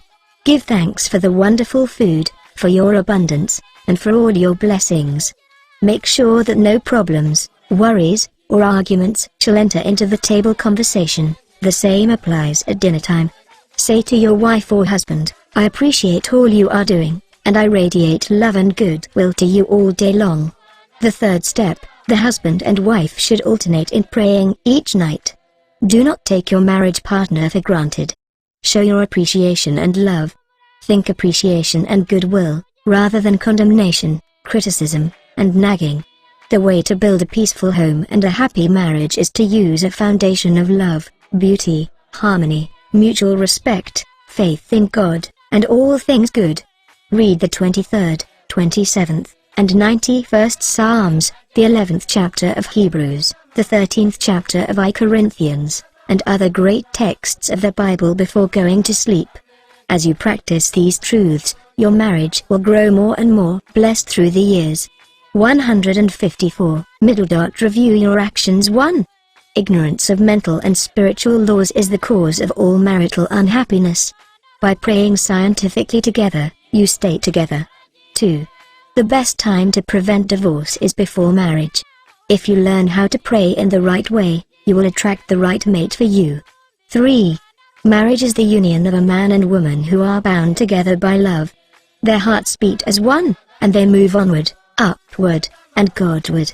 4. Marriage does not bequeath happiness. People find happiness by dwelling on the eternal truths of God and the spiritual values of life. Then, the man and woman can contribute to each other's happiness and joy. 5. You attract the right mate by dwelling on the qualities and characteristics you admire in a woman or a man, and then your subconscious mind will bring you together in divine order. 6. You must build into your mentality the mental equivalent of what you want in a marriage partner. If you want to attract an honest, sincere, and loving partner in life, you must be honest, sincere, and loving yourself. 7. You do not have to repeat mistakes in marriage. When you really believe you can have the type man or woman you idealize, it is done unto you, as you believe. To believe is to accept something as true. Accept your ideal companion now mentally. 8. Do not wonder how, why, or where you will meet the mate you are praying for. Trust implicitly the wisdom of your subconscious mind. It has the know-how, and you don't have to assist it. 9. You are mentally divorced when you indulge in peeves, grudges, ill will, and hostility toward your marriage partner. You are mentally dwelling with error in the bed of your mind. Adhere to your marriage vows. I promise to cherish, love, and honor him, or her, all the days of my life. 155. 10. Cease projecting fear patterns to your marriage partner. Project love, peace, harmony, and goodwill, and your marriage will grow more beautiful and more wonderful through the years. 11. Radiate love, peace, and goodwill to each other. These vibrations are picked up by the subconscious mind, resulting in mutual trust, affection, and respect. 12. A nagging wife is usually seeking attention and appreciation. She is craving for love and affection. Praise and exalt her many good points. Show her that you love her and appreciate her. 13. A man who loves his wife does not do anything unloving or unkind in word, manner, or action. Love is what love does. 14. In marital problems, always seek expert advice. You would not go to a carpenter to pull a tooth, neither should you discuss your marriage problems with relatives or friends. You should go to a trained person for counsel. 15. Never try to make your wife or husband over. These attempts are always foolish and tend to destroy the pride and self-esteem of the other. Moreover, it arouses a spirit of resentment that proves fatal to the marriage bond. Cease trying to make the other a second edition of yourself. 16. Pray together and you will stay together. Scientific prayer solves all problems. Mentally picture your wife as she ought to be, joyous, happy, healthy, and beautiful.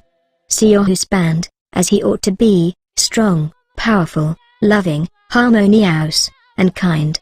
Maintain this mental picture, and you will experience the marriage made in heaven, which is harmony and peace.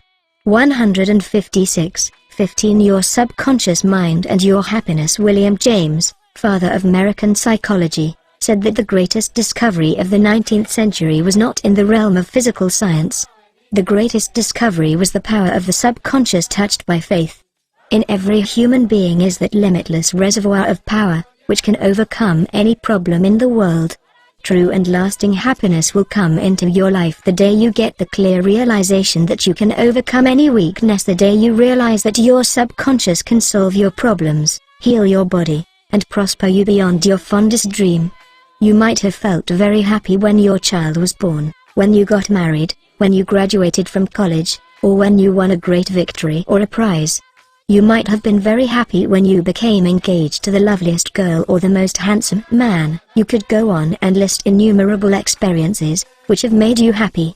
However, no matter how marvelous these experiences are, they do not give real lasting happiness, they are transitory. The book of Proverbs gives the answer: whosoever trusteth in the Lord, happy is he. When you trust in the Lord, the power and wisdom of your subconscious mind, to lead, guide, govern, and direct all your ways, you will become poised, serene, and relaxed. As you radiate love, peace, and goodwill to all, you are really building a superstructure of happiness for all the days of your life. You must choose happiness. Happiness is a state of mind. There is a phrase in the Bible which says, "Choose ye this day whom ye will serve." You have the freedom to 157. Choose happiness. This may seem extraordinarily simple, and it is. Perhaps this is why people stumble over the way to happiness. They do not see the simplicity of the key to happiness. The great things of life are simple, dynamic, and creative. They produce well-being and happiness.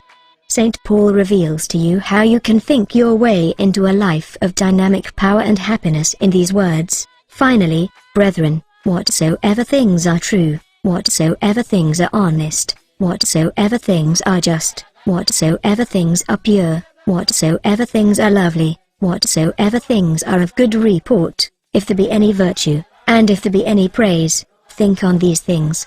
Phil. 4-8. How to choose happiness. Begin now to choose happiness. This is how you do it. When you open your eyes in the morning, say to yourself, "Divine order takes charge of my life today and every day. All things work together for good for me today. This is a new and wonderful day for me. There will never be another day like this one. I am divinely guided all day long, and whatever I do will prosper. Divine love surrounds me, enfolds me, and enwraps me, and I go forth in peace. Whenever my attention wanders away from that which is good and constructive, I will immediately bring it back to the contemplation of that which is lovely and of good report. I am a spiritual and mental magnet attracting to myself all things, which bless and prosper me. I am going to be a wonderful success in all my undertakings today. I am definitely going to be happy all day long." Start each day in this manner, then you will be choosing happiness, and you will be a radiant, joyous person.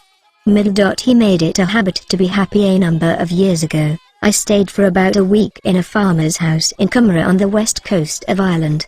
He seemed to be always singing and whistling and was full of humor.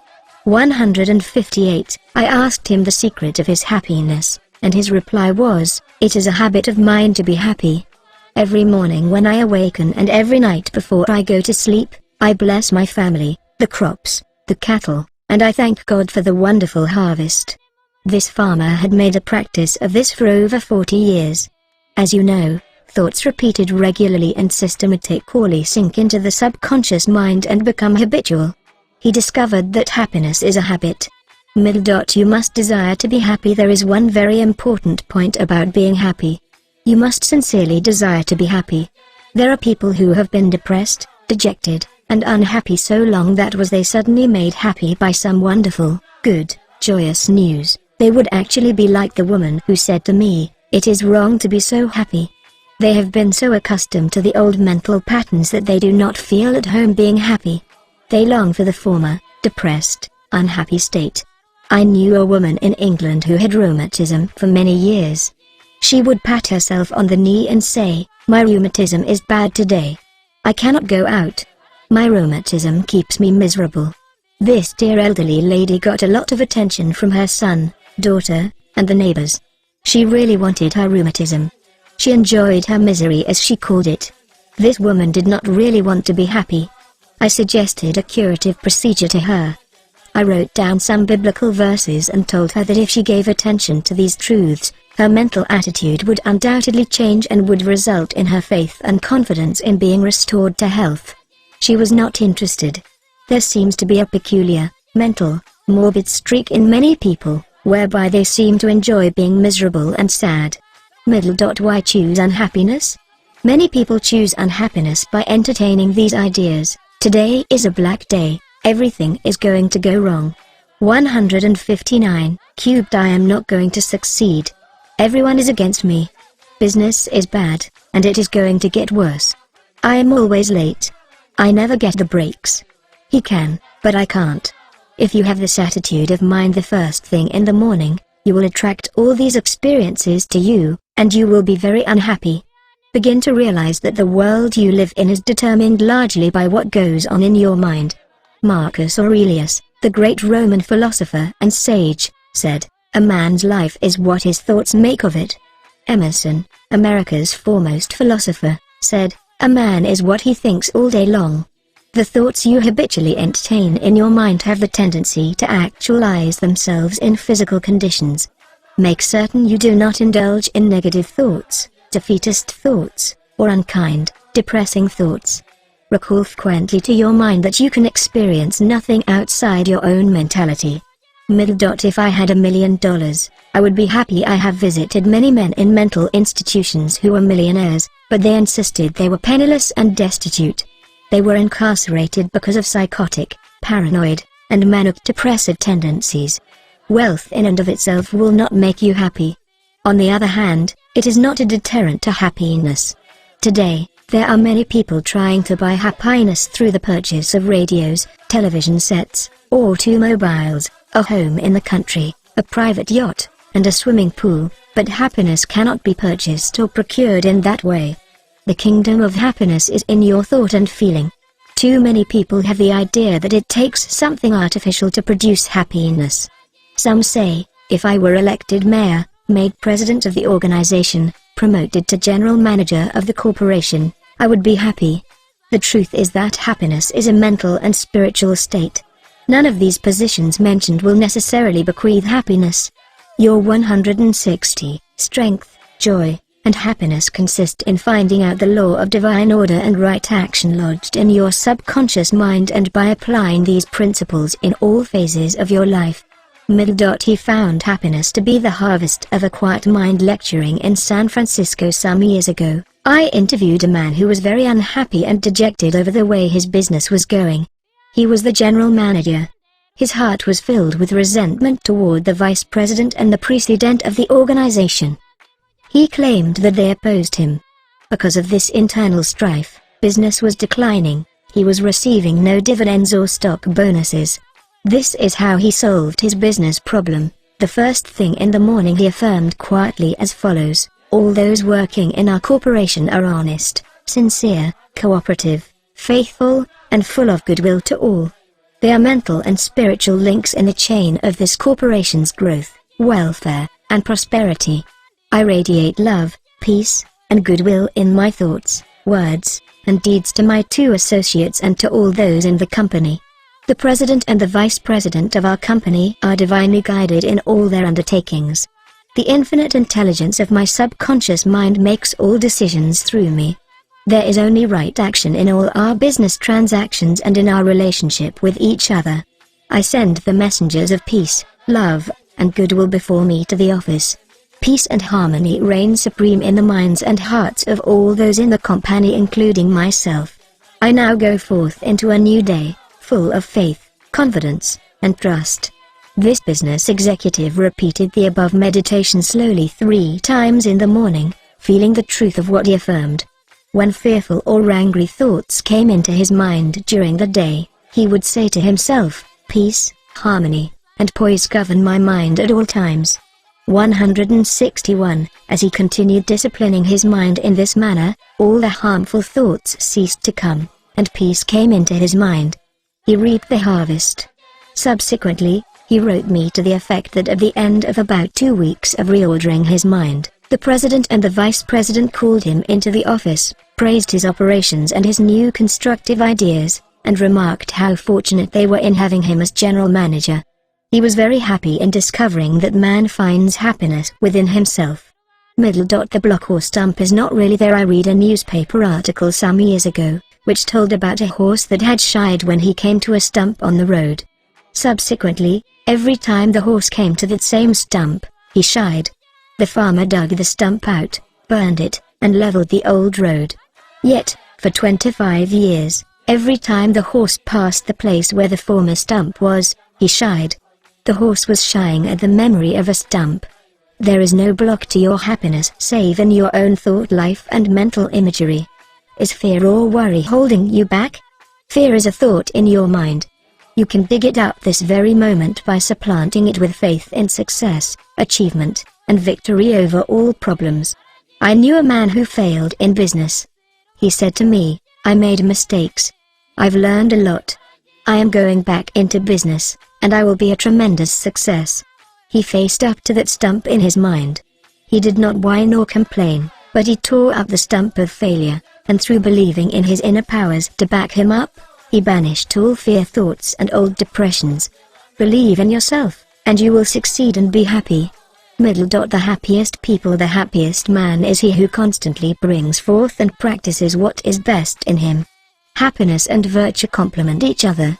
The best are not only the happiest, but the happiest are usually the best. In 162, The Art of Living Life Successfully, God is the highest and best in you.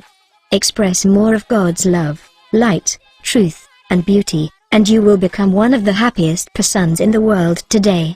Epictetus, the Greek Stoic philosopher, said, "There is but one way to tranquility of mind and happiness. Let this, therefore, be always ready at hand with thee, both when thou wakest early in the morning, and all the day long, and when thou goest late to sleep, to account no external things thine own, but commit all these to God."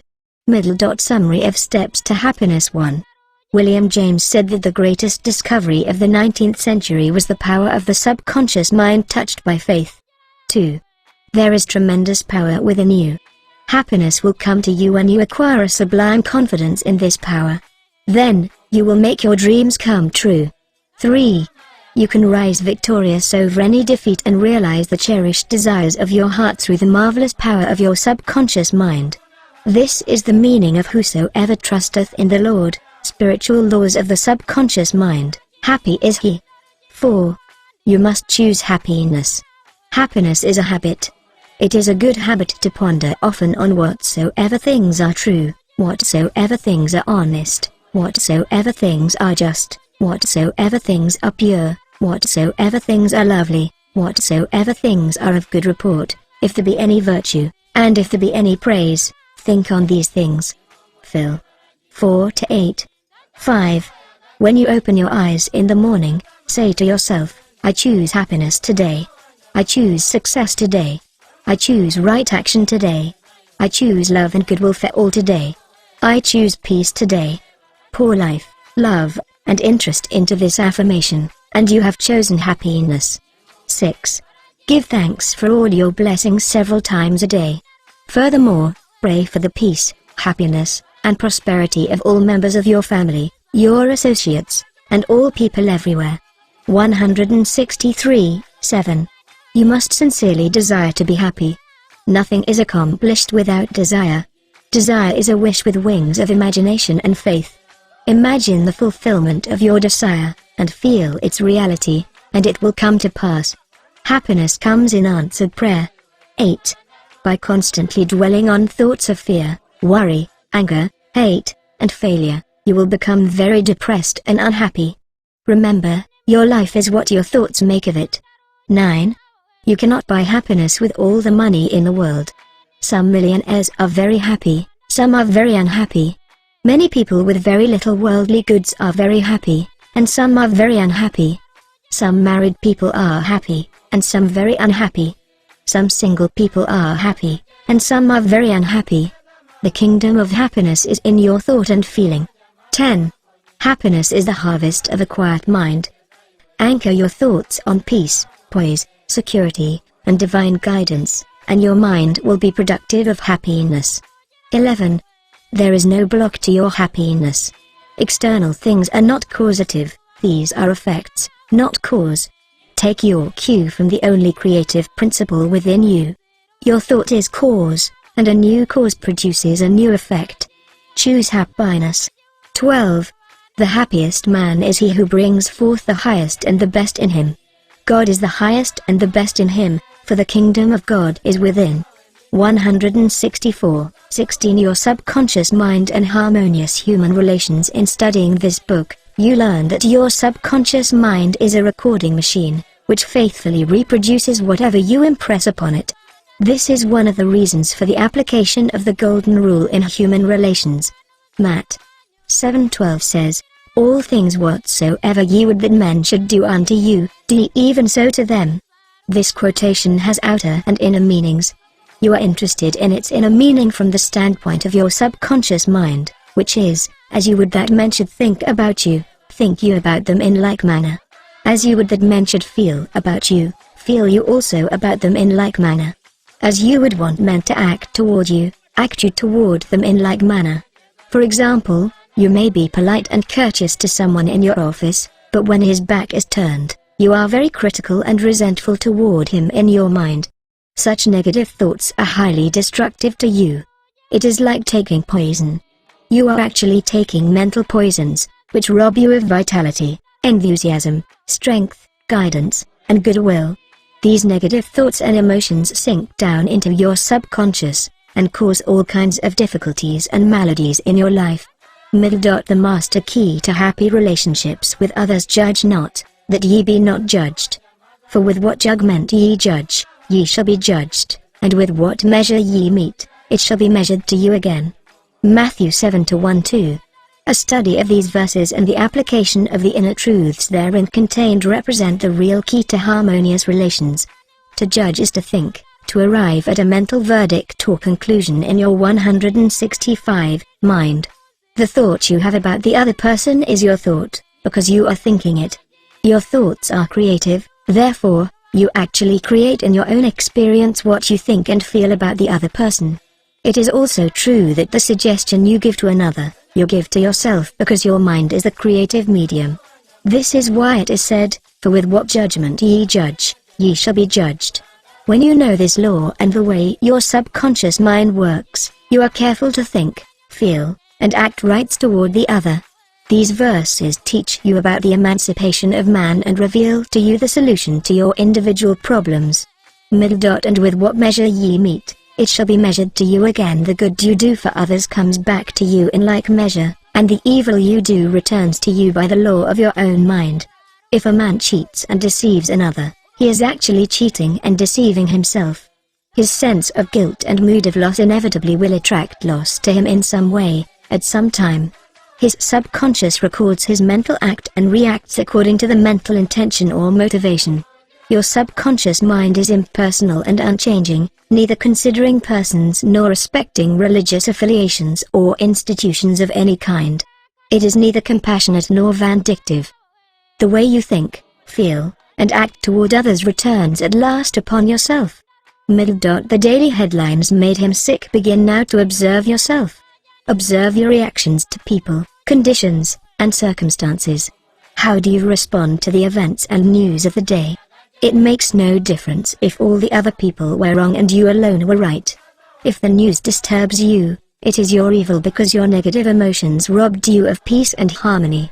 166. A woman wrote me about her husband, saying that he goes into a rage when he reads what certain newspaper columnists write in the newspaper. She added that this constant reaction of anger and suppressed rage on his part brought on bleeding ulcers, and his physician recommended an emotional reconditioning. I invited this man to see me and I explained to him the way his mind functions, indicating how emotionally immature it was to get angry when others write articles with which he disapproves or disagrees. He began to realize that he should give the newspaperman freedom to express himself even though the latter disagreed with him politically, religiously, or in any other way. In the same manner, the newspaperman would give him freedom to write a letter to the newspaper disagreeing with his published statements. He learned that he could disagree without being disagreeable.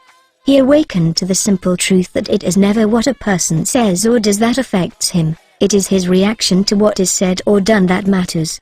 This explanation was the cure for this man, and he realized that with a little practice he could master his morning tantrums. His wife told me, subsequently, that he laughed at himself and also at what the columnists say. They no longer have power to disturb, annoy, and irritate him. His ulcers have disappeared due to his emotional poise and serenity. I hate women, but I like men. A private secretary was very bitter towards some of the girls in her office because they were gossiping about her, and as she said, spreading vicious lies about her.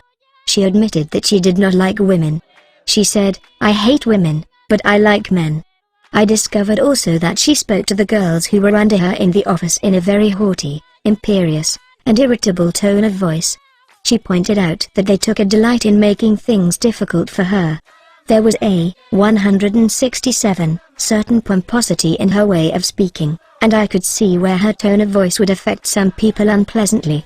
If all the people in the office or factory annoy you, isn't it a possibility that the vibration, annoyance, and turmoil may be due to some subconscious pattern or mental projection from you? We know that a dog will react ferociously if you hate or fear dogs.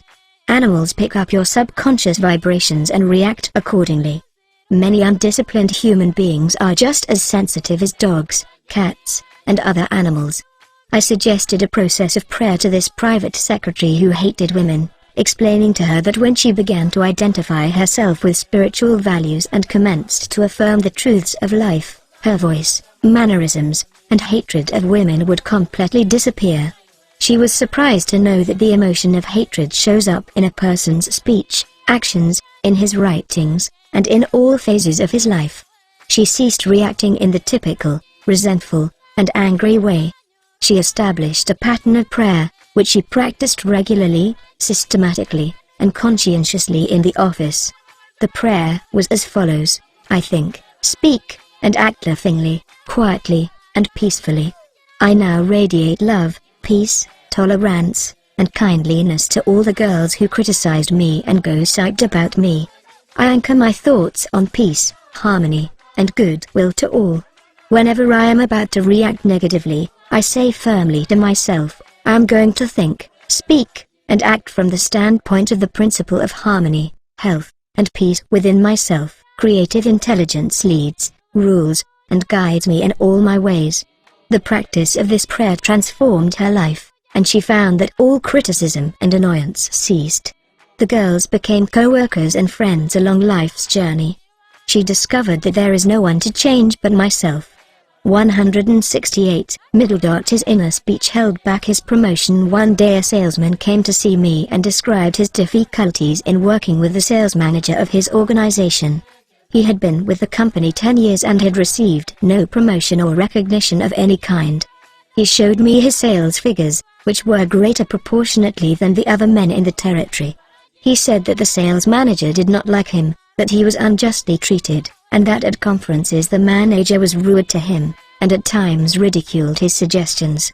I explained that undoubtedly the cause was to a great degree within himself, and that his concept and belief about his superior bore witness to the reaction of this man. The measure we meet shall be measured to us again. His mental measure or concept of the sales manager was that he was mean and cantankerous. He was filled with bitterness and hostility toward the executive. On his way to work he conducted a vigorous conversation with himself filled with criticism, mental arguments, recriminations, and denunciations of his sales manager. What he gave out mentally, he was inevitably bound to get back. This salesman realized that his inner speech was highly destructive because the intensity and force of his silent thoughts and emotions, and personally conducted mental condemnation and vilification of the sales manager entered into his own subconscious mind. This brought about the negative response from his boss as well as creating many other personal, physical, and emotional disorders. He began to pray frequently as follows: I am the only thinker in my universe. I am responsible for what I think about my boss. My sales manager is not responsible for the way I think about him. I refuse to give power to any person, place, or thing to annoy me or disturb me. I wish health, success, peace of mind, and happiness for my boss. I sincerely wish him well, and I know he is divinely guided in all his ways.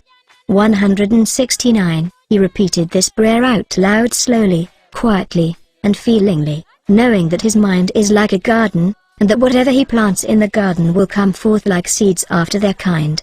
I also taught him to practice mental imagery prior to sleep in this way. He imagined that his sales manager was congratulating him on his fine work, on his zeal and enthusiasm, and on his wonderful response from customers. He felt the reality of all this, felt his handshake, heard the tone of his voice, and saw him smile. He made a real mental movie, dramatizing it to the best of his ability. Night after night he conducted this mental movie, knowing that his subconscious mind was the receptive plate on which his conscious imagery would be impressed. Gradually, by a process of what may be termed mental and spiritual osmosis, the impression was made on his subconscious mind, and the expression automatically came forth. The sales manager subsequently called him up to San Francisco, congratulated him, and gave him a new assignment as division sales manager over 100 men with a big increase in salary. He changed his concept and estimate of his boss, and the latter responded accordingly. Becoming emotionally mature. What the other person says or does cannot really annoy or irritate you except you permit him to disturb you. The only way he can annoy you is through your own thought. For example, if you get angry, you have to go through 4 stages in your mind. You begin to think about what he said. You decide to get angry and generate an emotion of rage. Then, you decide to act. Perhaps, you talk back and react in kind. You see that the thought, emotion, reaction, and action all take place in your mind. When you become emotionally mature, you do not respond negatively to the criticism and resentment of others. To do so would mean that you had descended to that state of low mental vibration and become one with the negative atmosphere of the other. Identify 170 yourself with your aim in life, and do not permit any person, place, or thing to deflect you from your inner sense of peace, tranquility, and radiant health. The meaning of love in harmonious human relations. Sigmund Freud, the Austrian founder of psychoanalysis, said that unless the personality has love, it sickens and dies. Love includes understanding, goodwill, and respect for the divinity in the other person. The more love and goodwill you emanate and exude, the more comes back to you. If you puncture the other fellow's ego and wound his estimate of himself, you cannot gain his goodwill.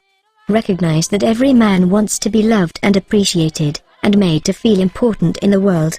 Realize that the other man is conscious of his true worth, and that, like yourself, he feels the dignity of being an expression of the one life principle animating all men. As you do this consciously and knowingly, you build the other person up, and he returns your love and goodwill. He hated audiences. An actor told me that the audience booed and hissed him on his first appearance on the stage. He added that the play was badly written and that undoubtedly he did not play a good role. He admitted openly to me that for months afterward he hated audiences. He called them dopes, dummies, stupid, ignorant, gullible, etc. He quit the stage in disgust and went to work in a drugstore for a year. One day a friend invited him to hear a lecture in Town Hall, New York City, on how to get along with ourselves. This lecture changed his life. He went back to the stage and began to pray sincerely for the audience and himself. He poured out love and goodwill every night 171, before appearing on the stage. He made it a habit to claim that the peace of God filled the hearts of all present, and that all present were lifted up and inspired. During each performance he sent out love vibrations to the audience. Today, he is a great actor, and he loves and respects people. His goodwill and esteem are transmitted to others and are felt by them. Handling difficult people. There are difficult people in the world who are twisted and distorted mentally. They are malconditioned. Many are mental delinquents, argumentative, uncooperative, cantankerous, cynical, and sour on life. They are sick psychologically. Many people have deformed and distorted minds, probably warped during childhood. Many have congenital deformities. You would not condemn a person who had tuberculosis, nor should you condemn a person who is mentally ill. No one, for example, hates or resents a hunchback. There are many mental hunchbacks. You should have compassion and understanding. To understand all is to forgive all. Misery loves company. The hateful, frustrated, distorted, and twisted personality is out of tune with the infinite. He resents those who are peaceful, happy, and joyous. Usually he criticizes, condemns, and vilifies those who have been very good and kind to him. His attitude is this: why should they be so happy when he is so miserable? He wants to drag them down to his own level. Misery loves company. When you understand this, you remain unmoved, calm, and dispassionate. The practice of empathy in human relations. A girl visited me recently stating that she hated another girl in her office. She gave as her reason that the other girl was prettier, happier, and wealthier than she, and, in addition, was engaged to the boss of the company where they worked. One day after the marriage had 172 taken place, the crippled daughter, by a former marriage, of the woman whom she hated came into the office. The child put her arms around her mother and said, "Mommy, Mommy, I love my new daddy. Look what he gave me." She showed her mother a wonderful new toy. She said to me, "My heart went out to that little girl, and I knew how happy she must feel." I got a vision of how happy this woman was. All of a sudden I felt love for her, and I went into the office and wished her all the happiness in the world, and I meant it. In psychological circles today, this is called empathy, which simply means the imaginative projection of your mental attitude into that of another. She projected her mental mood or the feeling of her heart into that of the other woman, and began to think and look out through the other woman's brain. She was actually thinking and feeling as the other woman, and also as the child, because she likewise had projected herself into the mind of the child. She was looking out from that vantage point on the child's mother. If tempted to injure or think ill of another, project yourself mentally into the mind of Moses and think from the standpoint of the 10 Commandments. If you are prone to be envious, jealous, or angry, project yourself into the mind of Jesus and think from that standpoint, and you will feel the truth of the words "love ye one another." Appeasement never wins. Do not permit people to take advantage of you and gain their point by temper tantrums, crying jags, or so-called heart attacks. These people are dictators who try to enslave you and make you do their bidding. Be firm but kind, and refuse to yield. Appeasement never wins. Refuse to contribute to their delinquency, selfishness, and possessiveness. Remember, do that which is right. You are here to fulfill your ideal and remain true to the eternal verities and spiritual values of life, which are eternal. 173. Give no one in all the world the power to deflect you from your goal, your aim in life, which is to express your hidden talents to the world, to serve humanity, and to reveal more and more of God's wisdom, truth, and beauty to all people in the world. Remain true to your ideal.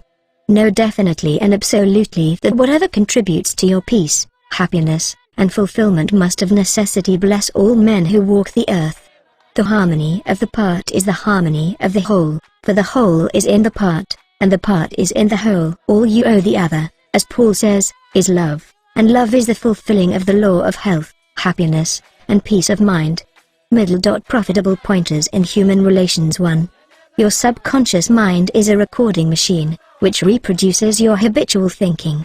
Think good of the other, and you are actually thinking good about yourself. 2. A hateful or resentful thought is a mental poison. Do not think ill of another, for to do so is to think ill of yourself. You are the only thinker in your universe, and your thoughts are creative. 3. Your mind is a creative medium, therefore, what you think and feel about the other, you are bringing to pass in your own experience. This is the psychological meaning of the golden rule. As you would that man should think about you, think you about them in the same manner. 4. To cheat, rob, or defraud another brings lack, loss, and limitation to yourself. Your subconscious mind records your inner motivations, thoughts, and feelings. These being of a negative nature, loss, limitation, and trouble come to you in countless ways. Actually, what you do to the other, you are doing to yourself. 5. The good you do, the kindness proffered, the love and goodwill you send forth, will all come back to you multiplied in many ways. 6. You are the only thinker in your world. You are responsible for the way you think about the other. Remember, the other person is not 174 responsible for the way you think about him. Your thoughts are reproduced. What are you thinking now about the other fellow? 7.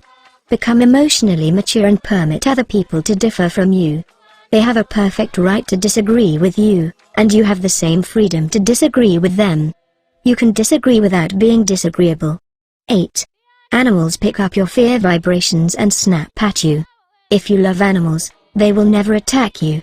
Many undisciplined human beings are just as sensitive as dogs, cats, and other animals. 9. Your inner speech, representing your silent thoughts and feelings, is experienced in the reactions of others toward you. 10. Wish for the other what you wish for yourself. This is the key to harmonious human relations. 11. Change your concept and estimate of your employer. Feel and know he is practicing the golden rule and the law of love, and he will respond accordingly. 12. The other person cannot annoy you or irritate you except you permit him. Your thought is creative, you can bless him. If someone calls you a skunk, you have the freedom to say to the other, God's peace fills your soul. 14. Love is the answer to getting along with others. Love is understanding, goodwill, and respecting the divinity of the other. 15. You would not hate a hunchback or cripple. You would have compassion. Have compassion and understanding for mental hunchbacks who have been conditioned negatively. To understand all is to forgive all. 16. Rejoice in the success, promotion, and good fortune of the other. In doing so, you attract good fortune to yourself. 17. Never yield to emotional scenes and tantrums of others. Appeasement never wins. Do not be a doormat. Adhere to that which is right. Stick to your ideal, knowing that the mental outlook, which 175 gives you peace, happiness, and joy, is right, good, and true. What blesses you, blesses all. 18. All you owe any person in the world is love, and love is wishing for everyone what you wish for yourself: health, happiness, and all the blessings of life. 176. 17. How to use your subconscious mind for forgiveness. Life plays no favorites. God is life, and this life principle is flowing through you this moment. God loves to express himself as harmony, peace, beauty, joy, and abundance through you. This is called the will of God, or the tendency of life. If you set up resistance in your mind to the flow of life through you, this emotional congestion will get snarled up in your subconscious mind and cause all kinds of negative conditions. God has nothing to do with unhappy or chaotic conditions in the world. Man's negative and destructive thinking brings about all these conditions. Therefore, it is silly to blame God for your trouble or sickness. Many persons habitually set up mental resistance to the flow of life by accusing and reproaching God for the sin, sickness, and suffering of mankind. Others cast the blame on God for their pains, aches, and loss of loved ones, personal tragedies, and accidents. They are angry at God, and they believe He is responsible for their misery. As long as people entertain such negative concepts about God, they will experience the automatic negative reactions from their subconscious minds. Actually, such people do not know that they are punishing themselves. They must see the truth, find release, and give up all condemnation, resentment, and anger against anyone or any power outside themselves. Otherwise, they cannot go forward into a healthy, happy, or creative activity. The minute these people entertain a God of love in their minds and hearts, and when they believe that God is their loving Father who watches over them, cares for them, guides them, sustains and strengthens them, this concept and belief about God or 177, the life principle will be accepted by their subconscious mind, and they will find themselves blessed in countless ways. Life always forgives you. Life forgives you when you cut your finger. The subconscious intelligence within you sets about immediately to repair it. New cells build bridges over the cut. Should you take some tainted food by error, life forgives you and causes you to regurgitate it in order to preserve you. If you burn your hand, the life principle reduces the edema and congestion, and gives you new skin, tissue, and cells. Life holds no grudges against you, and it is always forgiving you. Life brings you back to health, vitality, harmony, and peace, if you cooperate by thinking in harmony with nature. Negative, hurtful memories, bitterness, and ill will clutter up and impede the free flow of the life principle in you. How he banished that feeling of guilt. I knew a man who worked every night until about 1 o'clock in the morning. He paid no attention to his 2 boys or his wife. He was always too busy working hard. He thought people should pat him on the back because he was working so arduously and persistently past midnight every night. He had a blood pressure of over 200 and was full of guilt. Unconsciously, he proceeded to punish himself by hard work, and he completely ignored his children. A normal man does not do that. He is interested in his boys and in their development. He does not shut his wife out of his world. I explained to him why he was working so arduously. There is something eating you inside, otherwise, you would not act this way. You are punishing yourself, and you have to learn to forgive yourself. He did have a deep sense of guilt. It was toward a brother. I explained to him that God was not punishing him, but that he was punishing himself. For example, if you misuse the laws of life, you will suffer accordingly. If you put your hand on a naked charged wire, 178, you will get burned. The forces of nature are not evil, it is your use of them that determines whether they have a good or evil effect. Electricity is not evil, it depends on how you use it, whether to burn down a structure or light up a home. The only sin is ignorance of the law, and the only punishment is the automatic reaction of man's misuse of the law. If you misuse the principle of chemistry, you may blow up the office or the factory. If you strike your hand on a board, you may cause your hand to bleed. The board is not for that purpose. Its purpose may be to lean upon or to support your feet. This man realized that God does not condemn or punish anyone, and that all his suffering was due to the reaction of his subconscious mind to his own negative and destructive thinking. He had cheated his brother at one time, and the brother had now passed on. Still, he was full of remorse and guilt. I asked him, "Would you cheat your brother now?"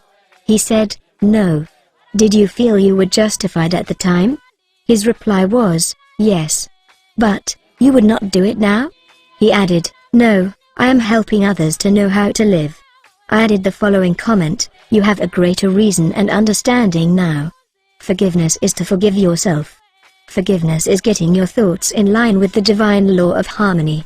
Self-condemnation is called hell, bondage and restriction. Forgiveness is called heaven, harmony and peace." The burden of guilt and self-condemnation was lifted from his mind, and he had a complete healing. The doctor tested his blood pressure, and it had become normal. The explanation was the cure. 179. A murderer learned to forgive himself. A man who murdered his brother in Europe visited me many years ago. He was suffering from great mental anguish and torture, believing that God must punish him. He explained that his brother had been having an affair with his wife, and that he had shot him on the spur of the moment. This had happened about 15 years previous to his interview with me. In the meantime, this man had married an American girl and had been blessed with 3 lovely children. He was in a position where he helped many people, and he was a transformed man. My explanation to him was that physically and psychologically he was not the same man who shot his brother, since scientists inform us that every cell of our bodies changes every 11 months. Moreover, mentally and spiritually he was a new man. He was now full of love and goodwill for humanity. The old man who committed the crime 15 years before was mentally and spiritually dead. Actually, he was condemning an innocent man. This explanation had a profound effect upon him, and he said it was as if a great weight had been lifted from his mind. He realized the significance of the following truth in the Bible: "Come now, let us reason together, saith the Lord, though your sins be as scarlet, they shall be as white as snow, though they be red like crimson, they shall be as wool." Isaiah 1:18. Criticism cannot hurt you without your consent. A school teacher told me that one of her associates criticized a speech she had given, saying to her that she spoke too fast, she swallowed some of her words, she couldn't be heard, her diction was poor, and her speech ineffective. This teacher was furious and full of resentment toward her critic. She admitted to me that the criticisms were just. Her first reaction was really childish, and she agreed that the letter was really a blessing and a marvelous corrective. She proceeded immediately to supplement her deficiencies in her speech by enrolling in a course in Public 180, speaking at City College. She wrote and thanked the writer of the note for her interest, expressing appreciation for her conclusions and findings, which enabled the teacher to correct the matter at once. How to be compassionate. Suppose none of the things mentioned in the letter had been true of the teacher. The latter would have realized that her class material had upset the prejudices, superstitions, or narrow sectarian beliefs of the writer of the note, and that a psychologically ill person was simply pouring forth her resentment because a psychological boil had been hurt. To understand this fact is to be compassionate. The next logical step would be to pray for the other person's peace, harmony, and understanding. You cannot be hurt when you know that you are master of your thoughts, reactions, and emotions. Emotions follow thoughts, and you have the power to reject all thoughts, which may disturb or upset you. Left at the altar. Some years ago I visited a church to perform a marriage ceremony. The young man did not appear, and at the end of 2 hours, the bride-to-be shed a few tears, and then said to me, "I prayed for divine guidance. This might be the answer, for he never faileth." That was her reaction: faith in God and all things good. She had no bitterness in her heart because, as she said, it must not have been right action because my prayer was for right action for both of us. Someone else having a similar experience would have gone into a tantrum, have had an emotional fit, required sedation, and perhaps needed hospitalization. Tune in with the infinite intelligence within your subconscious depths, trusting the answer in the same way that you trusted your mother when she held you in her arms. This is how you can acquire poise and mental and emotional health. 181. It is wrong to marry. Sex is evil and I am evil. Some time ago, I talked to a young lady aged 22. She was taught that it was a sin to dance, to play cards, to swim, and to go out with men. She was threatened by her mother, who told her she would burn eternally in hellfire if she disobeyed her will and her religious teachings. This girl wore a black dress and black stockings. She wore no rouge, lipstick, or any form of makeup because her mother said that these things were sinful. Her mother told her that all men were evil, and that sex was of the devil and simply diabolic debauchery. This girl had to learn how to forgive herself, as she was full of guilt. To forgive means to give for. She had to give up all these false beliefs for the truths of life and a new estimate of herself. When she went out with young men in the office where she worked, she had a deep sense of guilt and thought that God would punish her. Several eligible young men proposed to her, but she said to me, "It is wrong to marry. Sex is evil and I am evil." This was her conscience or early conditioning speaking. She came to me once weekly for about 10 weeks, and I taught her the workings of the conscious and subconscious mind as set forth in this book. This young girl gradually came to see that she had been completely brainwashed, mesmerized, and conditioned by an ignorant, superstitious, bigoted, and frustrated mother. She broke away completely from her family and started to live a wonderful life. At my suggestion, she dressed up and had her hair attended to. She took lessons in dancing from the man, and she also took driving lessons. She learned to swim, play cards, and had a number of dates. She began to love he. She prayed for a divine companion by claiming that infinite spirit would attract to her a man who harmonized with her thoroughly. Event 2 ally this came to pass. As she left my office one evening, there was a man waiting to see me and I casually introduced them. They are now married and harmonize with each other perfectly. 182. Forgiveness is necessary for healing, and when ye stand praying, forgive, if ye have aught against any. Mark 11:25. Forgiveness of others is essential to mental peace and radiant health. You must forgive everyone who has ever hurt you if you want perfect health and happiness. Forgive yourself by getting your thoughts in harmony with divine law and order. You cannot really forgive yourself completely until you have forgiven others first. To refuse to forgive yourself is nothing more or less than spiritual pride or ignorance. In the psychosomatic field of medicine today, it is being constantly stressed that resentment, condemnation of others, remorse, and hostility are behind a host of maladies ranging from arthritis to cardiac disease. They point out that these sick people, who are hurt, mistreated, deceived, or injured, were full of resentment and hatred for those who hurt them. This caused inflamed and festering wounds in their subconscious minds. There is only one remedy. They have to cut out and discard their hurts, and the one and only sure way is by forgiveness. Forgiveness is love in action. The essential ingredient in the art of forgiveness is the willingness to forgive. If you sincerely desire to forgive the other, you are 51% over the hurdle. I feel sure you know that to forgive the other does not necessarily mean that you like him or want to associate with him. You cannot be compelled to like someone, neither can a government legislate goodwill, love, peace, or tolerance. It is quite impossible to like people because someone in Washington issues an edict to that effect. We can, however, love people without liking them. The Bible says, "Love ye one another." This, anyone can do who really wants to do it. Love means that you wish for the other health, happiness, peace, joy, and all the blessings of life. There is only one prerequisite, and that is sincerity. You are not being magnanimous when you forgive, you are really being selfish, because what you wish 183 for the other, you are actually wishing for yourself. The reason is that you are thinking it and you are feeling it. As you think and feel, so are you. Could anything be simpler than that? Technique of forgiveness. The following is a simple method, which works wonders in your life as you practice it. Quiet your mind, relax, and let go. Think of God and His love for you, and then affirm, "I fully and freely forgive." Mention the name of the offender. I release him mentally and spiritually. I completely forgive everything connected with the matter in question. I am free, and he or she is free. It is a marvelous feeling. It is my day of general amnesty.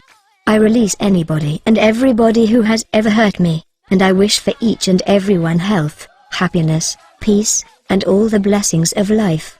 I do this freely, joyously, and lovingly, and whenever I think of the person or persons who hurt me, I say, "I have released you, and all the blessings of life are yours.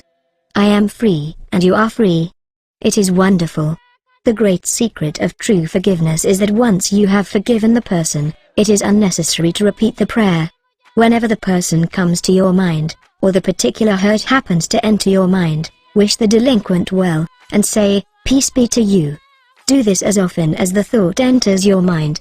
You will find that after a few days the thought of the person or experience will return less and less often, until it fades into nothingness. The acid test for forgiveness. There is an acid test for gold. There is also an acid test for forgiveness. If I should tell you something wonderful about someone who has wronged you, cheated you, or defrauded you, and you sizzled at hearing the good news about this person, the roots of hatred would still be in your subconscious mind, playing havoc with you. Let us suppose you had a painful abscess on your jaw a year ago, and you told me about it. I would casually ask you if you had any pain now. You would automatically say, "Of course not, I have a memory of it but no pain." That is the whole story. You may have a memory of 184, the incident, but no sting or hurt anymore. This is the acid test, and you must meet it psychologically and spiritually, otherwise, you are simply deceiving yourself and not practicing the true art of forgiveness. To understand all is to forgive all. When man understands the creative law of his own mind, he ceases to blame other people and conditions for making or marring his life. He knows that his own thoughts and feelings create his destiny. Furthermore, he is aware that externals are not the causes and conditioners of his life and his experiences. To think that others can mar your happiness, that you are the football of a cruel fate, that you must oppose and fight others for a living, all these and others like them are untenable when you understand that thoughts are things. The Bible says the same thing. For as a man thinketh in his heart, so is he. Proverbs 23:7. Summary of your aids to forgiveness. 1. God, or life, is no respecter of persons. Life plays no favorites. Life, or God, seems to favor you when you align yourself with the principle of harmony, health, joy, and peace. 2. God, or life, never sends disease, sickness, accident, or suffering. We bring these things on ourselves by our own negative destructive thinking based upon the law: as we sow, so shall we reap. 3. Your concept of God is the most important thing in your life. If you really believe in a God of love, your subconscious mind will respond in countless blessings to you. Believe in a God of love. 4. Life, or God, holds no grudge against you. Life never condemns you. Life heals a severe cut on your hand. Life forgives you if you burn your finger. It reduces the edema and restores the part to wholeness and perfection. 5. Your guilt complex is a false concept of God and life. God, or life, does not punish or judge you. You do this to yourself by your false beliefs, negative thinking, and self-condemnation. 185:6. God, or life, does not condemn or punish you. The forces of nature are not evil. The effect of their use depends on how you use the power within you. You can use electricity to kill someone or to light the house. You can use water to drown a child, or quench his thirst. Good and evil come right back to the thought and purpose in man's own mind. 7. God, or life, never punishes. Man punishes himself by his false concepts of God, life, and the universe. His thoughts are creative, and he creates his own misery. 8. If another criticizes you, and these faults are within you, rejoice, give thanks, and appreciate the comments. This gives you the opportunity to correct the particular fault. 9. You cannot be hurt by criticism when you know that you are master of your thoughts, reactions, and emotions. This gives you the opportunity to pray and bless the other, thereby blessing yourself. 10. When you pray for guidance and right action, take what comes. Realize it is good and very good. Then there is no cause for self-pity, criticism, or hatred. 11. There is nothing good or bad, but thinking makes it so. There is no evil in sex, the desire for food, wealth, or true expression. It depends on how you use these urges, desires, or aspirations. Your desire for food can be met without killing someone for a loaf of bread. 12. Resentment, hatred, ill will, and hostility are behind a host of maladies. Forgive yourself and everybody else by pouring out love, life, joy, and goodwill to all those who have hurt you. Continue until such time as you meet them in your mind and you are at peace with them. 13. To forgive is to give something for. Give love, peace, joy, wisdom, and all the blessings of life to the other, until there is no sting left in your mind. This is really the acid test of forgiveness. 186:14. Let us suppose you had an abscess in your jaw about a year ago. It was very painful. Ask yourself if it is painful now. The answer is in the negative. Likewise, if someone has hurt you, lied about and vilified you, and said all manner of evil about you, is your thought of that person negative? Do you sizzle when he or she comes into your mind? If so, the roots of hatred are still there, playing havoc with you and your good. The only way is to wither them with love by wishing for the person all the blessings of life, until you can meet the person in your mind, and you can sincerely react with a benediction of peace and goodwill. This is the meaning of forgive until 70 times 7. 187:18. How your subconscious removes mental blocks. The solution lies within the problem. The answer is in every question. If you are presented with a difficult situation and you cannot see your way clear, the best procedure is to assume that infinite intelligence within your subconscious mind knows all and sees all, has the answer, and is revealing it to you now. Your new mental attitude that the creative intelligence is bringing about a happy solution will enable you to find the answer. Rest assured that such an attitude of mind would bring order, peace, and meaning to all your undertakings. How to break or build a habit. You are a creature of habit. Habit is the function of your subconscious mind. You learn to swim, ride a bicycle, dance, and drive a car by consciously doing these things over and over again until they establish tracks in your subconscious mind. Then, the automatic habit action of your subconscious mind took over. This is sometimes called second nature, which is a reaction of your subconscious mind to your thinking and acting. You are free to choose a good habit or a bad habit. If you repeat a negative thought or act over a period of time, you will be under the compulsion of a habit. The law of your subconscious is compulsion. How he broke a bad habit. Mr. Jones said to me, an uncontrollable urge to drink seizes me, and I remain drunk for 2 weeks at a time. I can't give up this terrible habit. Time and time again these experiences had occurred to this unfortunate man. He had grown into the habit of drinking to excess. Although he had started drinking of his own initiative, he also began to realize that he could change the habit and establish a new one. He 188 said that while through his willpower he was able to suppress his desires temporarily, his continued efforts to suppress the many urges only made matters worse. His repeated failures convinced him that he was hopeless and powerless to control his urge or obsession. This idea of being powerless operated as a powerful suggestion to his subconscious mind and aggravated his weakness, making his life a succession of failures. I taught him to harmonize the functions of the conscious and subconscious mind. When these two cooperate, the ideal desire implanted in the subconscious mind is realized. His reasoning mind agreed that if the old habit path or track had carried him into trouble, he could consciously form a new path to freedom, sobriety, and peace of mind. He knew that his destructive habit was automatic, but since it was acquired through his conscious choice, he realized that if he had been conditioned negatively, he also could be conditioned positively. As a result, he ceased thinking of the fact that he was powerless to overcome the habit. Moreover, he understood clearly that there was no obstacle to his healing other than his own thought. Therefore, there was no occasion for great mental effort or mental coercion. The power of his mental picture. This man acquired a practice of relaxing his body and getting into a relaxed, drowsy, meditative state. Then he filled his mind with the picture of the desired end, knowing his subconscious mind could bring it about the easiest way. He imagined his daughter congratulating him on his freedom, and saying to him, "Daddy, it's wonderful to have you home." He had lost his family through drink. He was not allowed to visit them, and his wife would not speak to him. Regularly, systematically, he used to sit down and meditate in the way outlined.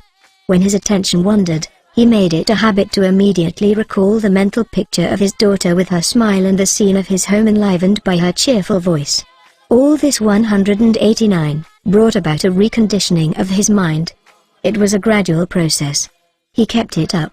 He persevered, knowing that sooner or later he would establish a new habit pattern in his subconscious mind. I told him that he could liken his conscious mind to a camera, that his subconscious mind was the sensitive plate on which he registered and impressed the picture. This made a profound impression on him, and his whole aim was to firmly impress the picture on his mind and develop it there. Films are developed in the dark. Likewise, mental pictures are developed in the darkroom of the subconscious mind. Focused attention. Realizing that his conscious mind was simply a camera, he used no effort.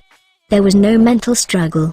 He quietly adjusted his thoughts and focused his attention on the scene before him until he gradually became identified with the picture. He became absorbed in the mental atmosphere, repeating the mental movie frequently.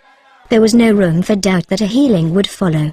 When there was any temptation to drink, he would switch his imagination from any reveries of drinking bouts to the feeling of being at home with his family. He was successful because he confidently expected to experience the picture he was developing in his mind. Today he is president of a multi-million-dollar concern and is radiantly happy. He said a jinx was following him. Mr. Block said that he had been making an annual income of $20,000, but for the past 3 months all doors seemed to jam tightly. He brought clients up to the point where they were about to sign on the dotted line, and then at the 11th hour the door closed.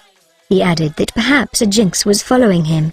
In discussing the matter with Mr. Block, I discovered that 3 months previously he had become very irritated, annoyed, and resentful toward a dentist who, after he had promised to sign a contract, had withdrawn at the last moment. He began to live in the unconscious fear that other clients would do the same, thereby setting up a history of frustration, hostility, and obstacles. He gradually built 190 up in his mind a belief in abstraction and last-minute cancellations until a vicious circle had been established. What I fear most has come upon me. Mr. Block realized that the trouble was in his mind, and that it was essential to change his mental attitude. His run of so-called misfortune was broken in the following way: I realize I am one with the infinite intelligence of my subconscious mind, which knows no obstacle, difficulty, or delay. I live in the joyous expectancy of the best. My deeper mind responds to my thoughts. I know that the work of the infinite power of my subconscious cannot be hindered. Infinite intelligence always finishes successfully whatever it begins. Creative wisdom works through me, bringing all my plans and purposes to completion. Whatever I start, I bring to a successful conclusion. My aim in life is to give wonderful service, and all those whom I contact are blessed by what I have to offer. All my work comes to full fruition in divine order. He repeated this prayer every morning before going to call on his customers, and he also prayed each night prior to sleep. In a short time he had established a new habit pattern in his subconscious mind, and he was back in his old accustomed stride as a successful salesman. How much do you want what you want? A young man asked Socrates how he could get wisdom. Socrates replied, "Come with me." He took the lad to a river, pushed the boy's head under the water, held it there until the boy was gasping for air, then relaxed and released his head. When the boy regained his composure, he asked him, "What did you desire most when you were underwater?" "I wanted air," said the boy. Socrates said to him, "When you want wisdom as much as you wanted air when you were immersed in the water, you will receive it. Likewise, when you really have an intense desire to overcome any block in your life, and you come to a clear-cut decision that there is a 191 way out, and that is the course you wish to follow, then victory and triumph are assured. If you really want peace of mind and inner calm, you will get it. Regardless of how unjustly you have been treated, or how unfair the boss has been, or what a mean scoundrel someone has proved to be, all this makes no difference to you when you awaken to your mental and spiritual powers.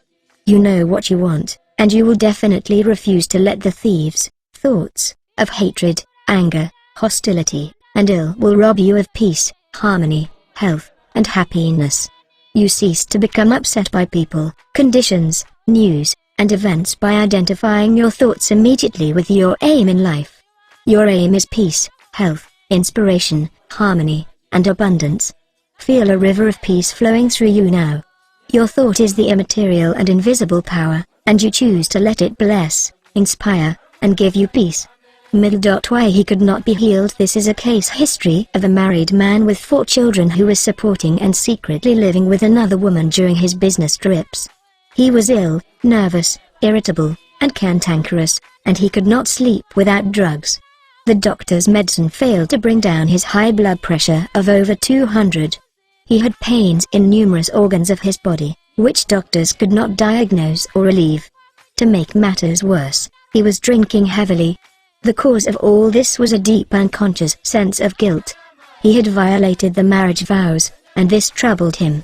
The religious creed he was brought up on was deeply lodged in his subconscious mind, and he drank excessively to heal the wound of guilt.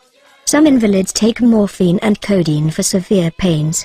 He was taking alcohol for the pain or wound in his mind. It was the old story of adding fuel to the fire.